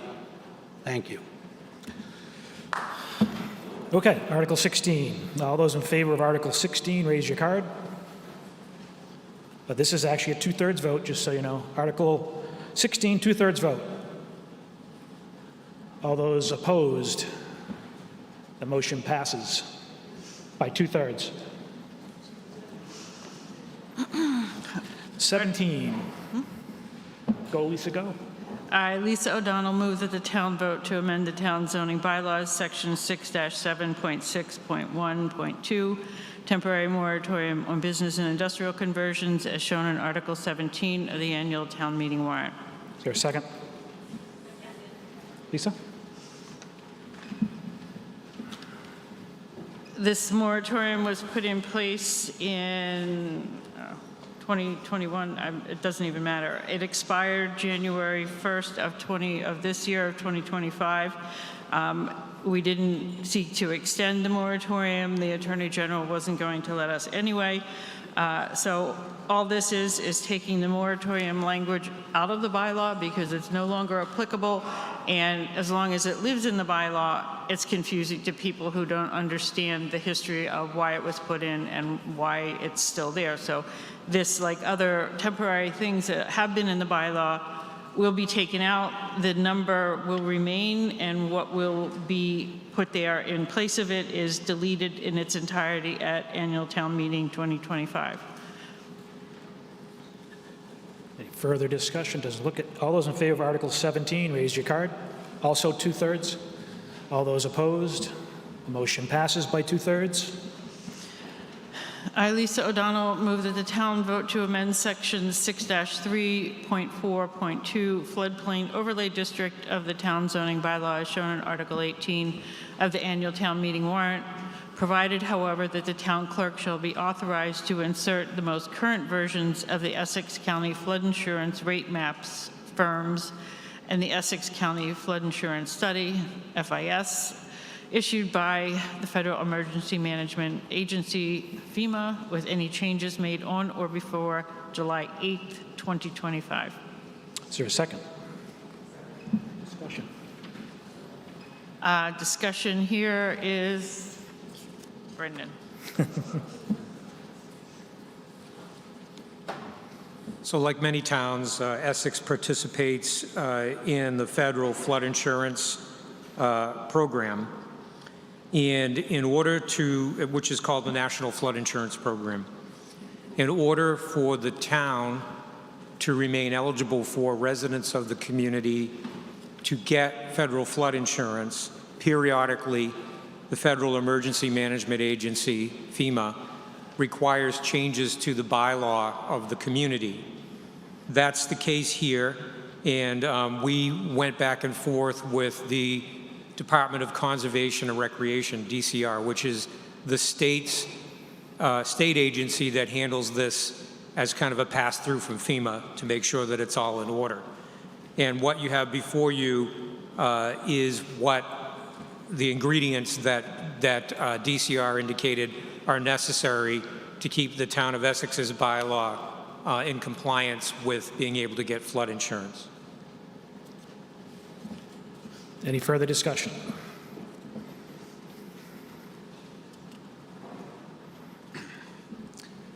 Many communities that are under the floodplain FEMA rules, like we were up till this article, which is, if you add them all up, it's like 9 pages long of what I think is gobbledygook, when in fact, what we had before was a page and a paragraph that we used to change, accepting the new flood maps that would come in, I don't know how many, every time they make the changes. The threat by DCR, which is a state agency, has nothing to do with FEMA, is that we are not compliant with what FEMA is requesting, and FEMA could say we're not going to insure you anymore. Well, there's dozens of towns that are also in FEMA that have not accepted this yet. I think if all we had to say is a line that says we'll comply with the law, that's enough. And by adding this, it's onerous. Some of the sections require the planning board to give notices. There is other parts in there that require a lot of things that don't apply to the town. Dunes, cars that drive on the dunes. Well, we don't have any in Essex, but when we're adding all this language because DCR says to. I'm actually going to vote no for it. If it needs to come back at town meeting in the fall, it comes back at town meeting in the fall. But I think this is another state, largesse, lots of language that all we have to do is comply with the law. And that's all it needs to say, and that we accept the new maps like we've done for dozens and dozens of years. Any further discussion? All those in favor of Article 18, raise your card. This is a 2/3 as well. All those opposed? Article passes by 2/3 vote. Article 19. I, Lisa O'Donnell, move that the town vote to amend the town zoning bylaws, section 6-7.1, erection of more than one principal structure on a lot, as shown in Article 19 of the annual town meeting warrant. Second. So section 6-7.1, as shown in the bylaw, exists in our bylaw now. I mean, it's shown in the article, exists in our bylaw now, and addresses erection of more than one principal lot on a structure on a lot. So some of the edits you see in the text that exists are just, again, consistent terminology.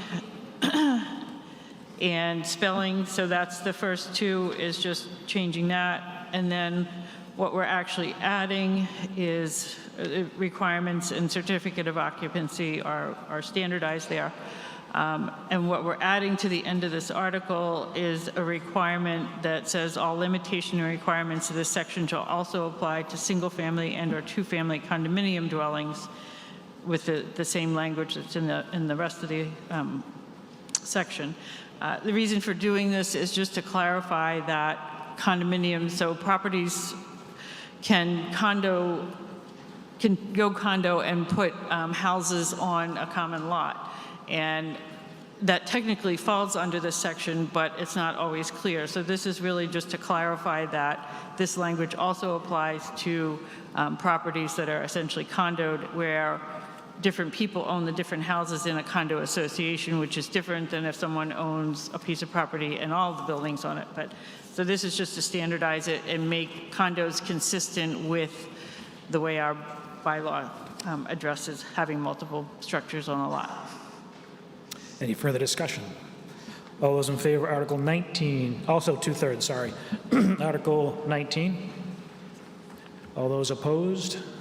Motion passes by two-thirds. Actually, it was unanimous.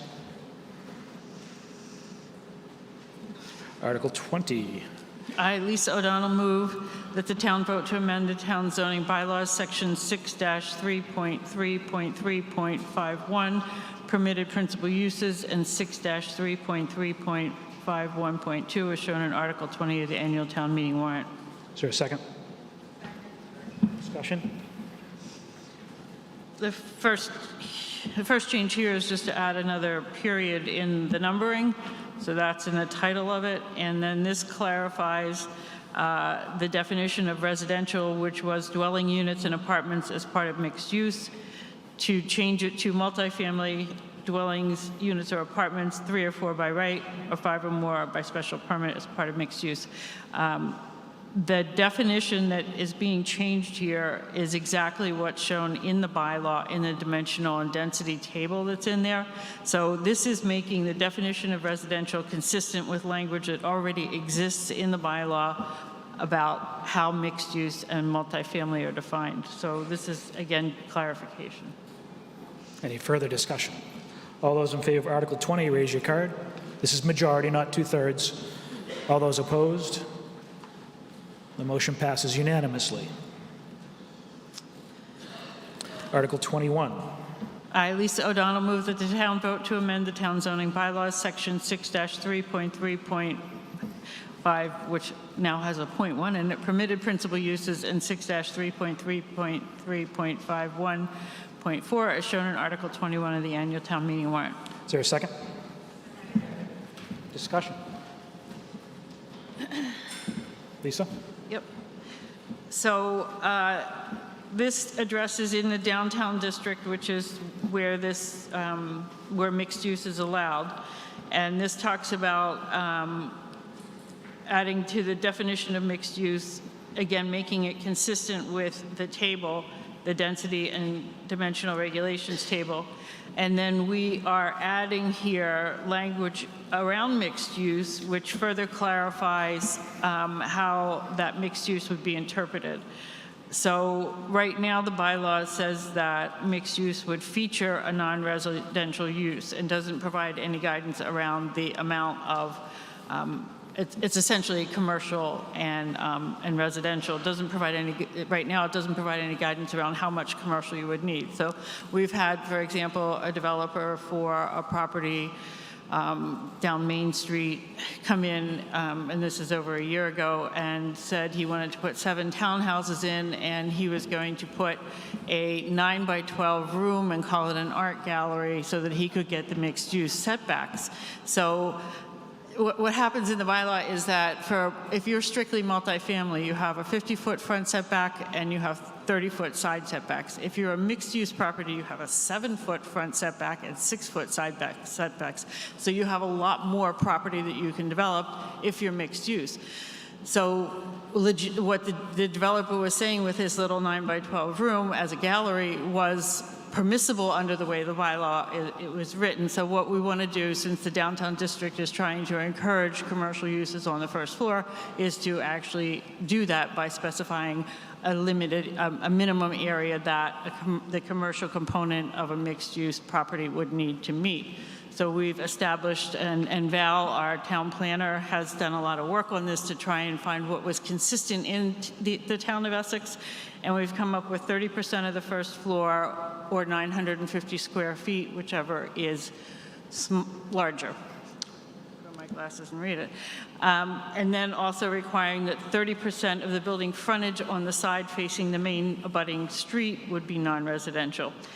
And then we added a third caveat that any deviation from either of those two criteria would require special permit. So if there is a situation where a person has an odd lot or something and they're still complying with the intent of the law but don't necessarily meet exactly our numbers, they would be able to come and do that through a special permit. So it's not an absolute for the other two numbers, but it is a way to ensure that if people are getting the advantage of mixed-use setbacks, that they're actually working it with the spirit of the bylaw and offering the town commercial area on the first ground floor. Wes. I move to amend Article 21 as follows. Basically, all I'm going to do is, well, let me read it. See if the town will vote to amend Town's zoning bylaws 6-3.3.51, permitted uses as shown below. The first paragraph that she's already put in, I'm okay with, that's not a problem. Where it begins, I want to delete, where it starts with as of right with a site plan review permit, allowed as right of view. Basically, the whole section that talks about the 30% and the minimum 950 square feet, the whole second page of this article, I want to eliminate. I'll need that in writing. Got that?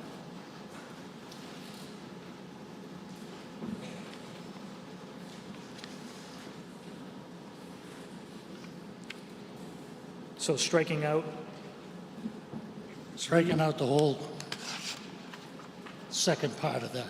633351? Is that what you said?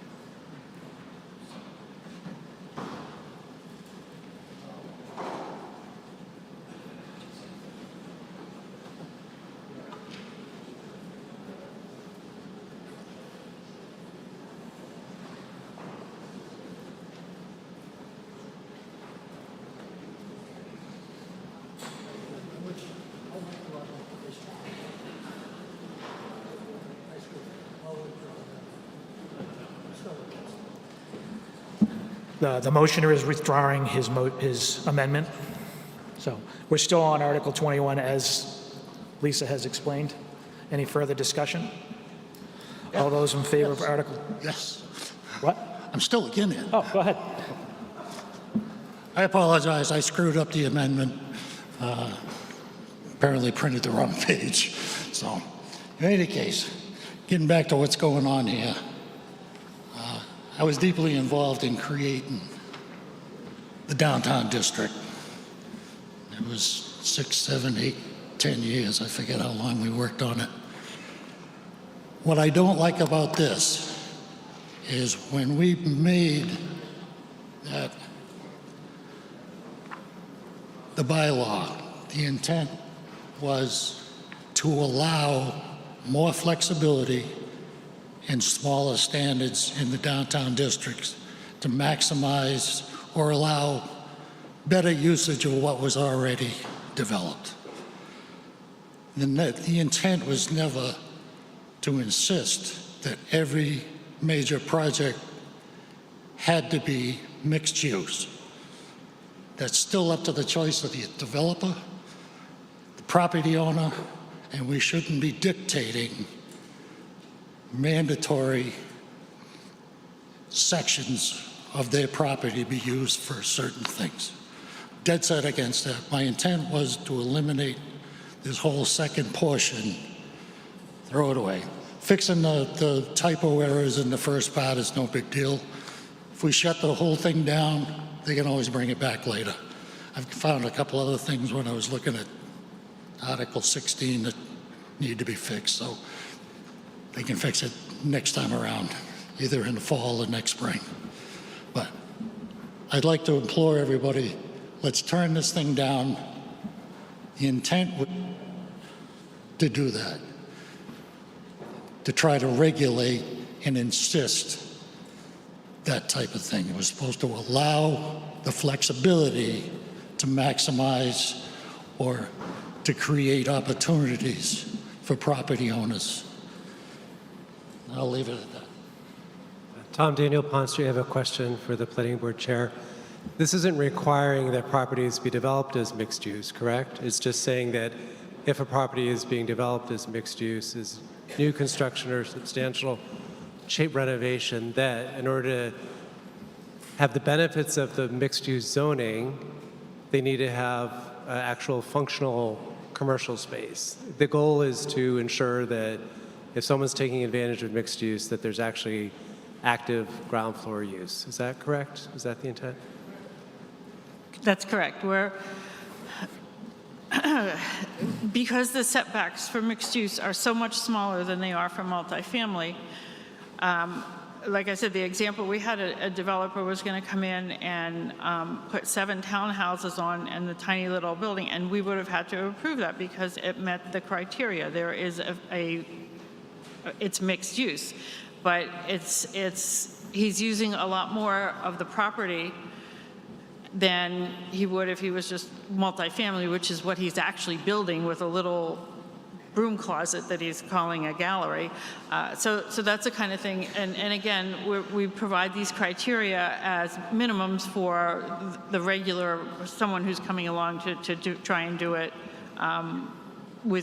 in the spirit of it.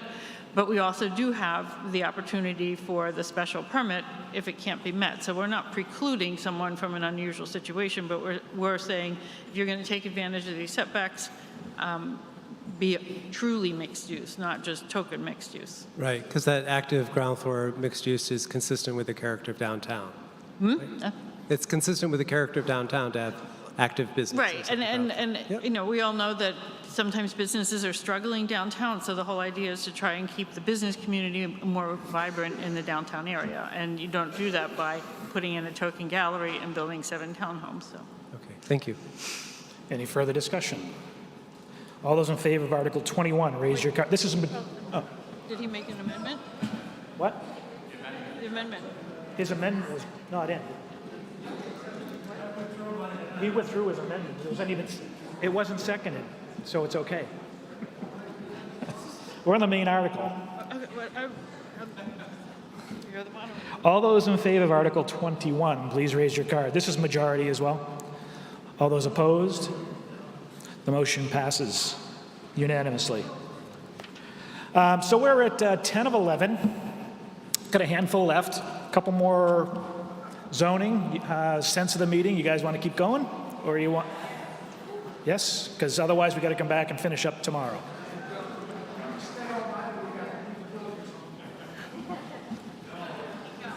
We're going to keep going. Article 22. I, Lisa O'Donnell, move that the town vote to amend the town zoning map and zoning bylaws section 6-3.3.3.10 district map as shown in Article 22 of the annual town meeting warrant. Second. Discussion? This is a change in the boundary of the downtown district. And it is, right now, 11 Southern Avenue is in the general use district, and this would change the boundary and put it in the downtown district. 11 Southern Avenue is one of what town people have called the Allen properties, which were 5, 7, 9, and 11. It's late, I'm sorry. And those 4 were sold to one individual to redevelop. This particular property, 11 Southern Avenue, is 34 feet deep and 66 feet wide, so it's literally probably the smallest lot in all of Essex. And when the downtown district was originally established in 2010, the planning board had a consultant working on it, and they drew the map, and we just didn't catch this. So this is really just correcting it so that the 4 Allen properties, who are now under common ownership, are all in the downtown district, which was the intent in 2021. Any more discussion? All those in favor of Article 22, which is also 2/3. All those in favor, all those opposed? The motion passes by 2/3. Article 23. I, Lisa O'Donnell, move that the town vote to amend the town zoning bylaws for section 6-3.3.4, general use zoning, section 6-3.3.4.9, additional regulations as shown in Article 23 of the annual town meeting warrant. Is there a second? Discussion? This is a new section that we're proposing to add to the general use district. This is in response to not having residential districts in place after last fall's town meeting. And what this does is require a buffer between a property that goes from residential to a business use, so that if a property changes use from residential, so it was a residential use and changes to a business use, that neighboring residential properties would have a buffer placed between them and the business use. And we already have a description in section 6-6-4.2 that talks about screening, so this just refers to that. So this is just a measure that at least provides some protection for residential properties that are going to be next to a business property. Ed. Zoning last year, and now we die by the death of 1,000 cuts. This says any expanded or new construction, so an existing business that wants to put a bump out on their garage or something can be required to put an adequate or appropriate buffer between them and any residential properties. It's another expense on local businesses, and it's too much. There's no need of it. We just keep hammering the businesses one after another, and I just don't see it. Thank you. Any further discussion? Those in favor, raise your card. This is 2/3 as well. Opposed? The motion passes by 2/3. Article 24. I, Lisa O'Donnell, move that the town vote to amend the town zoning bylaws, section 6-4.2, additional use requirements as shown in Article 24 of the annual town meeting warrant. Is there a second? Discussion? This addresses ADUs, which are by right, as of the 2nd of February in the state of Massachusetts. And what this does is put some guidelines around what would be considered ADUs in Essex, which these are all in accordance with what the state permits us to regulate. So there's one, we're limiting it to one accessory dwelling unit per lot. The accessory dwelling unit shall meet the setbacks of the zoning district for the principal dwelling, and ADU shall not be used for short-term rental. We also have a definition of ADUs, which was voted in the fall town meeting, which addresses the septic and sewage requirements in the definition of the ADU so that it's clear what is required in those respects. So this is really just keeping up with the state bylaw that's going into place and giving some guidelines for our community. Any further discussion? This is a majority vote. All those in favor of Article 24, raise your card. Opposed? Motion passes. That's majority. Majority. It's Affordable Care Act, and Greg could explain it, but it's part of the Affordable Care Act. Article 25. I, Michael Flynn, move that the town vote pursuant to Massachusetts General Laws, Chapter 44, Section 53E, 1/2, to amend Section 2-26 of the town's general bylaws to establish 3 new revolving funds for the Planning Board, the Conservation Commission, and the Zoning Board of Appeals, respectively, each for the purpose of paying advertisers for legal advertisements required for the work of each entity, as shown in Article 25 of the town meeting warrant, and to establish spending limits of $12,000, $8,000, and $8,000 respectively for the fiscal year 2026, with such spending limits to be applicable for each fiscal year until such time as town meeting votes prior to July 1st for the ensuing fiscal year to increase the same. Is there a second? Discussion. Sure. This is really administrative housekeeping. You want to advertise something or get a notice out as required by one of these boards. The advertisement is $200.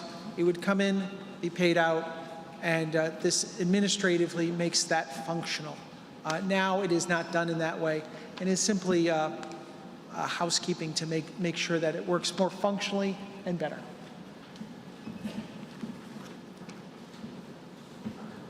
All those in favor of Article 25, raise your card. Wes. Quick question, please. Can somebody explain, excuse me, sorry about that, I've got a bad foot. Can somebody explain to me why we've got a $12,000 advertising limit for the planning board, 8 for the other 2? I was chairman for a long time. I mean, we'd rack up 1,000, 1,500 in a year, and we were doing several subdivisions along the way and special permits. Just seems a bit excessive. Mr. Zabricki? My understanding is that with the recent changes to the zoning bylaws, there are going to be a lot more applications for special permits. And since that's the case, there'll be a need for a lot of throughput. Remember, this doesn't allow the planning board to accumulate $12,000 and just spend it on whatever they want. It's simply passed through. Someone pays for an advertisement, it gets passed through when the newspaper bills the planning board, and the money goes out. Otherwise, the way it is now, you have to have a budget built for the planning board to pay for all these advertisements, and it doesn't make any sense when you could just make it go from the applicant to kind of a waiting zone and then out to the newspaper. Thank you, Brendan. All those in favor of Article 25, raise your card. Opposed? The motion passes unanimously. We are on 27. I, Peter Fippen, move that the town vote to authorize the Board of Selectmen to lease the property described in Article 27, the annual town meeting warrant, said lease to be for a term of 10 years beginning on July 1st, 2025. Second.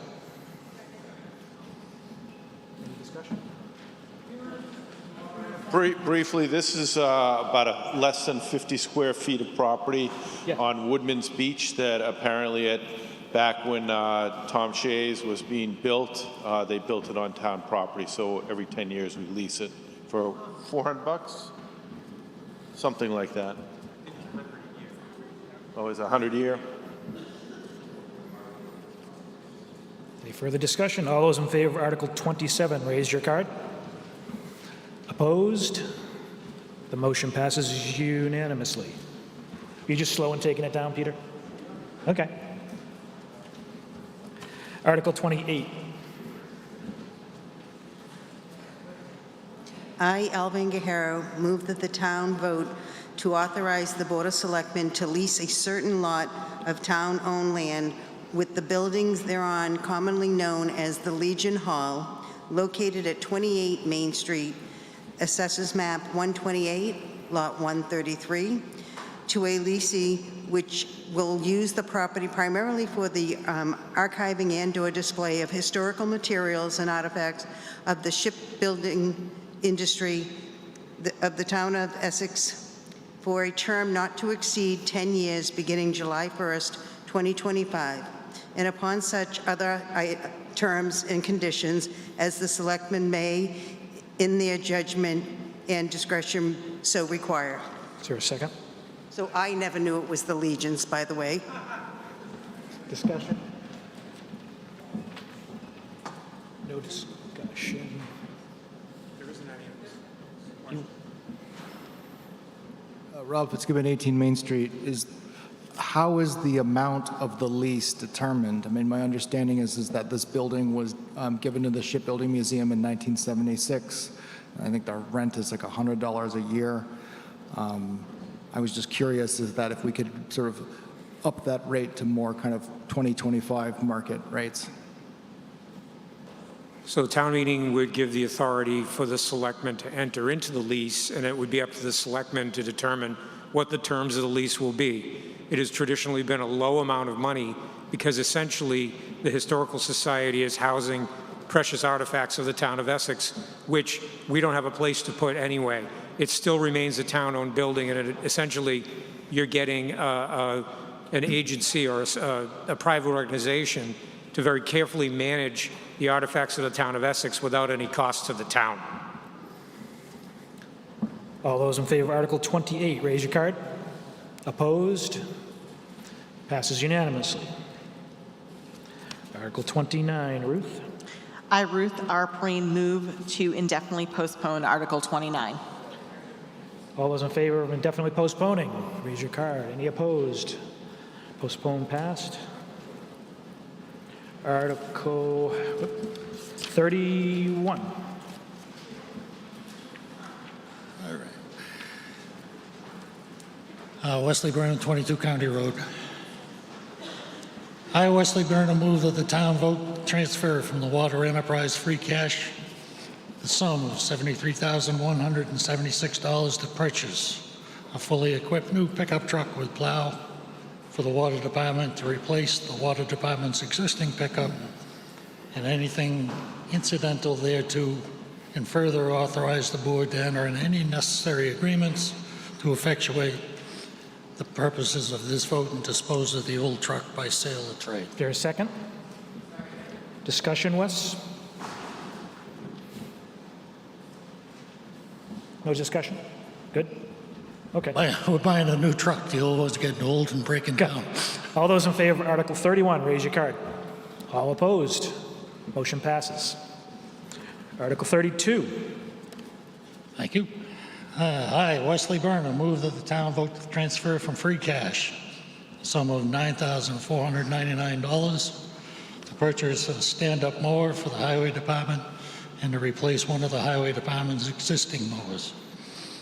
Anything incidental thereto, and further authorize the Board of Public Works to enter in any necessary agreements to effectuate the purposes of this vote and dispose of the old mower by sale or trade. Is there a second?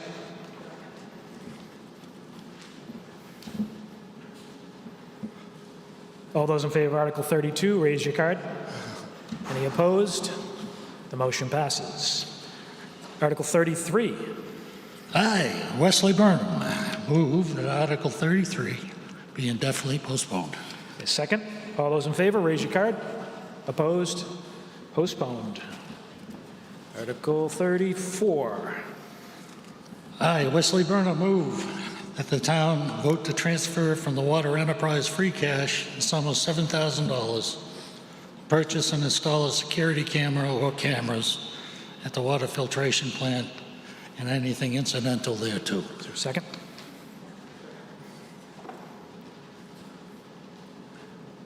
All those in favor of Article 34, raise your card. Any opposed? Motion passes. Thank you very much. Article 35. I, Ruth R. Perrine, move to indefinitely postpone Article 35. Is there a second?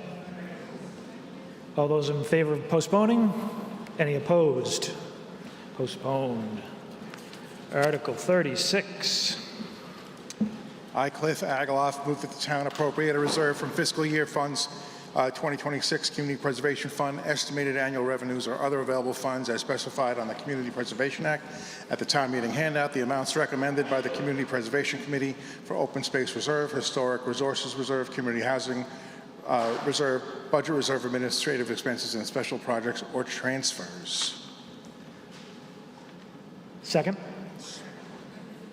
Discussion.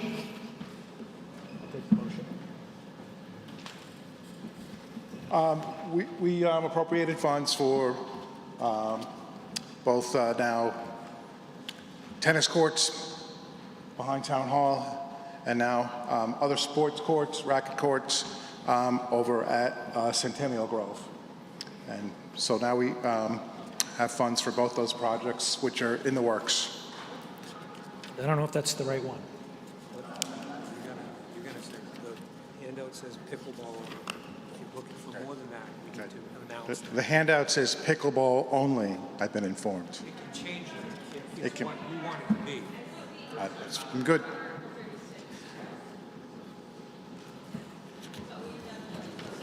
Or 35 was indefinitely postponed. That's correct. On the back of the monetary summary. 30, so was 35 postponed? Is that where, yes. So we're on 36. Community preservation funds. Do you want it to be just pickleball, or do you want to say something else? 'Cause this is the only chance. Pickleball. All right. No, 36, right, 35.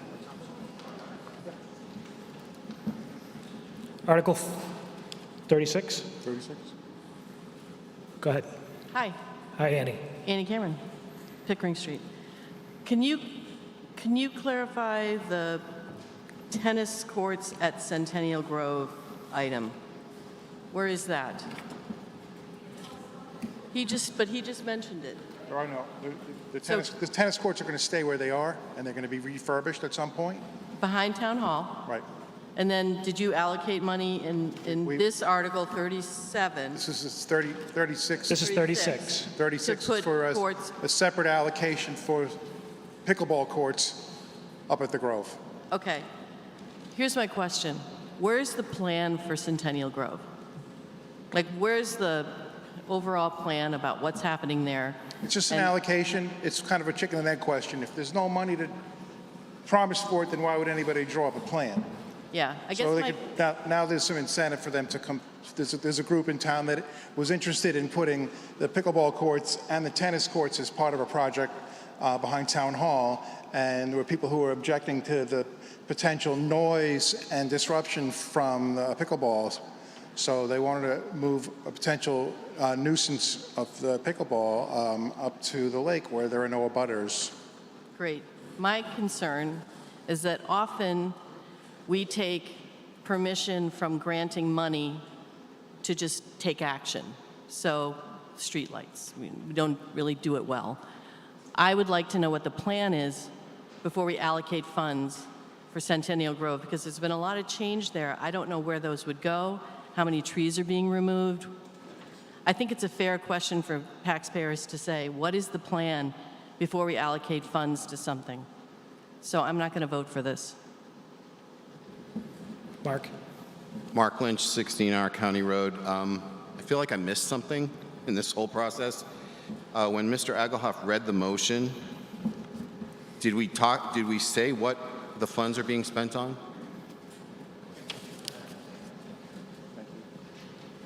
Go ahead, Brent.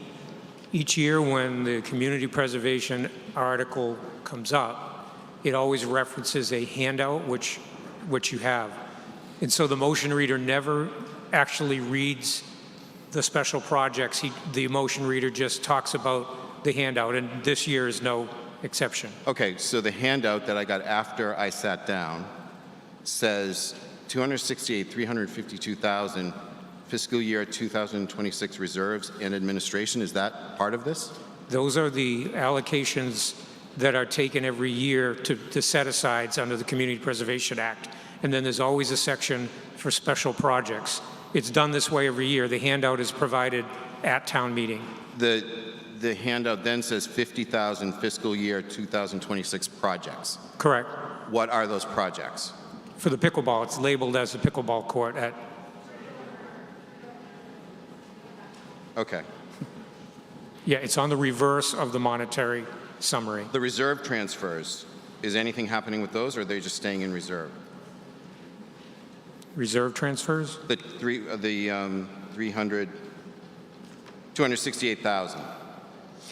Okay, each year, the Community Preservation Act requires the Community Preservation Committee to recommend how the money that's coming in through the surcharge is allocated.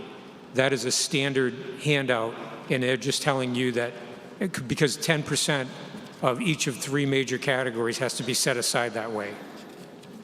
That's no different than we do each year. Well, other years I've been really clear on what's being done. So to get pickleball courts at Centennial Grove, this is how we're doing it. Otherwise, the town really hasn't weighed in on that, correct? Only the Board of Selectmen, correct? Only the Board of Selectmen. Correct. And on this handout, if you read both sides, you'll... Well, and the Community Preservation Committee, because they voted to recommend it as well. Okay. And when did they meet? We met at 6 o'clock tonight. Oh, okay. So this is almost happening real time. Thank you. Well, the backstory was that, as I said, there were going to be combined courts, pickleball behind Town Hall, and there was people who advocated for the pickleball. If there is anybody here who was an advocate for the pickleball plan, they should speak now. Mr. Moderator, I'm not sure that's an appropriate... Sorry, do you follow-up, Mark? My only follow-up is I think we can all acknowledge that there's been strong opinions both ways about pickleball and the tennis courts being refurbished. Doing it this way, I'm really not comfortable with, and it does seem a little bit, I know it's not intentional, but it's a little bit, whatever, slide of the hand, but thank you. Teresa Whitman, 8 Lufkin Street. So I just want to really clarify what I'm understanding. Do you need this vote to do both these things, to make these transfers and to appropriate this fund, or just one or the other? Brendan? This is an allocation for the pickleball courts. Strictly that on this vote? No. It's the both? Okay. An amendment could be proposed to vote only on the annual allocations if that's what somebody wants to do. It's important to get the annual allocations done. It's just a regular matter of business. Okay. So I will put in writing, but I would like to make a motion to vote on the annual allocations, but remove the appropriation for the pickleball courts. Okay, so you want to amend by removing the 50,000 for the pickleball courts? Yes. I'll need that in writing. Does anyone have a... So there's a motion to amend Article 36 to remove 50,000 from that article. Is there a second? Any discussion? May I make my comment regarding that? What's that? Can I make my comment regarding that, or do you want... Yeah, oh yeah, no, that's okay. My concern with pickleball courts up at the Grove is primarily that the summer camp uses the Grove so much in the summertime that a lot of the good useful hours when it's not too hot and you can actually get up there and use it. It may be that that ends up being the best case scenario for it, but I just don't want to sink the required vote that they need on this pickleball project that I'm not ready to support because I don't understand the details better. Okay. Any discussion on the amendment? Yes, I'm here to Tom Daniel, Pond Street, supporting the amendment. I don't want to hold things up for CPA funds, but I'm not clear on the pickleball court plan, and part of what I'd like to know is what the total estimated cost is for the pickleball courts. The $50,000 is just a first allocation. The final cost is going to be significantly more than that. I think I'd encourage the folks, I'm not clear who's managing the pickleball court initiative, but I'd encourage them to maybe have a community meeting that's focused on the pickleball courts with a presentation so folks can get their questions answered. Brian? I'm just going to Brian Ressler, 30 Choate. I'm going to echo quickly the call for a long-term plan for the pickleball courts. and say I support this amendment for that reason. Not only, in the sense of as Annie was saying, about where's it going to go in the trees and things like that, but we are simultaneously trying to rent those facilities out at Chabaco Lake for weddings and saying we're putting a pickleball court there at the same time in the middle of that wedding, which might not be the best business idea of all time. Any more discussion on the amendment? I have a question. Is there any cost savings to have the tennis courts and the pickleball courts built on the same location? Because I've seen tennis courts have lines put up on them so they could be used alternately for pickleball. So my question is it fiscally more responsible to have them built together? Go ahead, Laura. I'm Laura Doyle, 24A Maple Street. I play pickleball, and I started in Hamilton because they had some courts, and now I play in Manchester, and they let me park there. If we put the pickleball courts up at Centennial Grove, am I going to have trouble inviting friends to play who aren't residents of the town? Is that going to be a problem? Are we going to let people come and play? I'm going to answer all and park there? Ruth will answer that. So I came up to answer to a couple of the things that were said. So there is a plan about the pickleball courts. I wish that the person that had proposed it was here this evening. So this was actually proposed at the Community Preservation Committee at their last meeting, but the plan wasn't completely solid, so they asked them to come back with some more details and some more quotes. They're not in the room now, so I'm going to let you know at least what was presented. The location of the pickleball courts will actually be behind the field, kind of on the wood line. You will be able to use the pickleball courts when camp is in session, and the residents will be able to park down at Centennial Grove in the parking lot. It will not interfere with Camp Dory at all, so you'll be able to play pickleball even when camp is in session. But can non-residents park there? Non-residents can't go to Centennial Grove anyway. So it's residents only at Centennial Grove. So I'll be as a playing in guest. Manchester, even though I have pickleball courts in Essex. They can go as a guest, I'm told. What's the parking situation? They can go as a guest, and it would be up to the discretion of the police to determine whether the guest is with an Essex resident. Okay, that's currently how it is. All right, so I want to go back to the point that was made earlier. I think we should have the pickleball courts downtown where the tennis courts are, so everybody can play.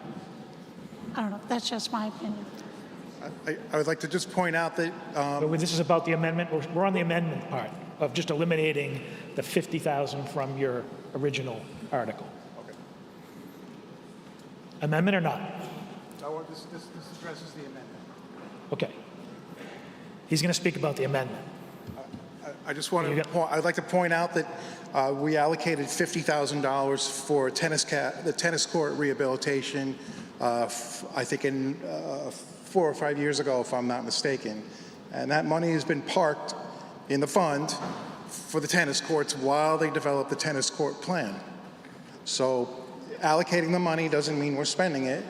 It can be reallocated if necessary. We're just parking it and earmarking it for future use as pickleball courts down at the Grove. That's all that this is about.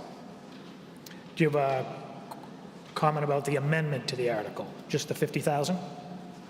I think my comment can go to either the amendment or the original article.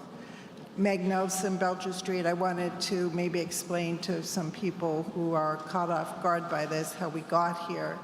And as Cliff said, a few years back, they allocated the CPA funds to refurbish the tennis courts down behind Town Hall. At that time, having just started playing pickleball, I advocated for, at the same time, painting lines and having pickleball there. One abutter opposed those plans due to noise that would be generated from a public park. So there was some fundraising that occurred. It kind of stalled. It sat there, time went by, project got more expensive.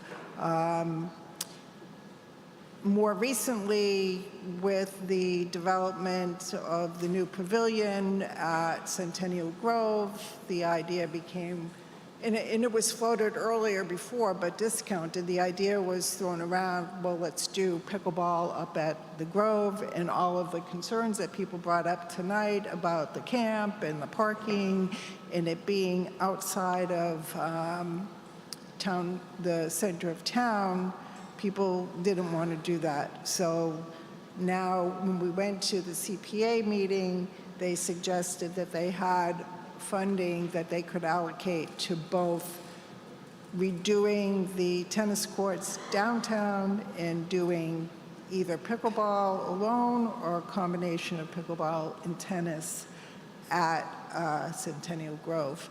To me, it seems like a big ask. Both projects, where all the money comes from, I'm not sure. Remains cost effective in my mind to just do the one project downtown. But here we are and talking about both projects. So the amendment is to eliminate $50,000 for the pickleball courts from that. All those in favor of the amendment, raise your card. Opposed? The amendment passes. So now we're back to Article 36, the main article.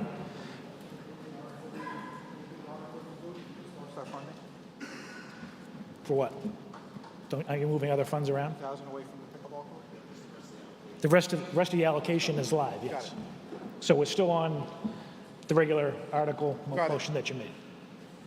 So the rest of the article remains. Correct. I'm done.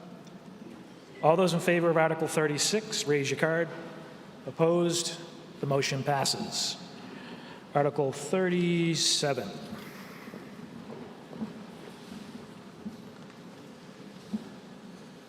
I, Peter Fippen, move that the town vote to transfer from free cash the sum of $30,000 for the purchase, installation, and configuration of fiber optic network switches that interconnect various town offices and facilities and anything incidental thereto. Is there a second? Discussion? No discussion. All those in favor of Article 37, raise your card.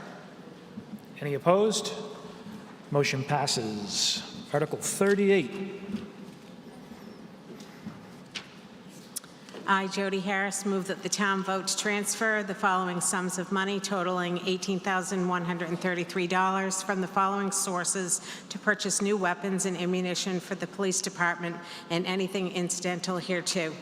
Article 10 of the 2021 Fall Town Meeting, body cameras, the sum of $6,404.16. Article 1 of the 2018 Fall Town Meeting VoIP telephone, the sum of $2,995.89. Article 26 of the 2024 Annual Town Meeting, police tasers for the sum of $6,786. Article 30 of the 2023 Annual Town Meeting, the sum of $1,813.60. And free cash, the sum of $133.35, and to authorize the Board of Selectmen to dispose of the old weapons by sale or trade. Is there a second? Yeah, I'm going to talk about weapons. When Chief Shamshak was appointed, he went through an inventory of what was needed in his department, and one of the things they had identified was that our weapons weren't the same as every other surrounding community's weapons, and they had been to some active shooter trainings. And we were in the process of budgeting for $3,500 to have those out-of-date weapons serviced. So he went out, got a proposal to have compliant weapons with other surrounding communities, and then we found old town meeting articles that had the approval of the prior chief, that they were completed articles to reallocate to the weapons. So it only cost us $132 of free cash, and the rest was sitting in an account. Any further discussion? No. All those in favor of Article 38, raise your card. Opposed? Motion passes. Article 39. I, Nina McKinnon, move that the town vote to transfer from free cash the following sums of money to defray operational expenses of the various town departments for the remainder of fiscal year 2025 for a total appropriation of $88,511, $22,322 for the snow and ice department in the Department of Public Works budget, $18,000 for the FICA Medicare tax town share line item in the pensions, benefits, and other budget, $6,830 for the in-service training line item in the police department budget, $199 for the in-service training expense line item in the police department budget, $25,160 for the incidental overtime line item in the police department budget, and $16,000 for the firefighter salaries line item in the fire department budget. Is there a second? Just any discussion? No. All those in favor of Article 39, raise your card. Any opposed? And the motion passes unanimously. Article 40. I, Nina McKinnon, move that the town vote to transfer from free cash the sum of $39,650 to replenish the Finance Committee's reserve fund for the remainder of fiscal year 2025. Is there a second? All those in favor of Article 40, raise your card. Any opposed? The motion passes. Article 41. I, Nina McKinnon, move that the town vote to transfer from free cash the sum of $1,105 for the payment of unpaid bills from past fiscal years. Is there a second? This requires 4/5. So, all those in favor of Article 41, please raise your card. Any opposed? Unanimous. Thank you very much. I believe. What? I'll take this. I think we're done. I'll take a motion to adjourn.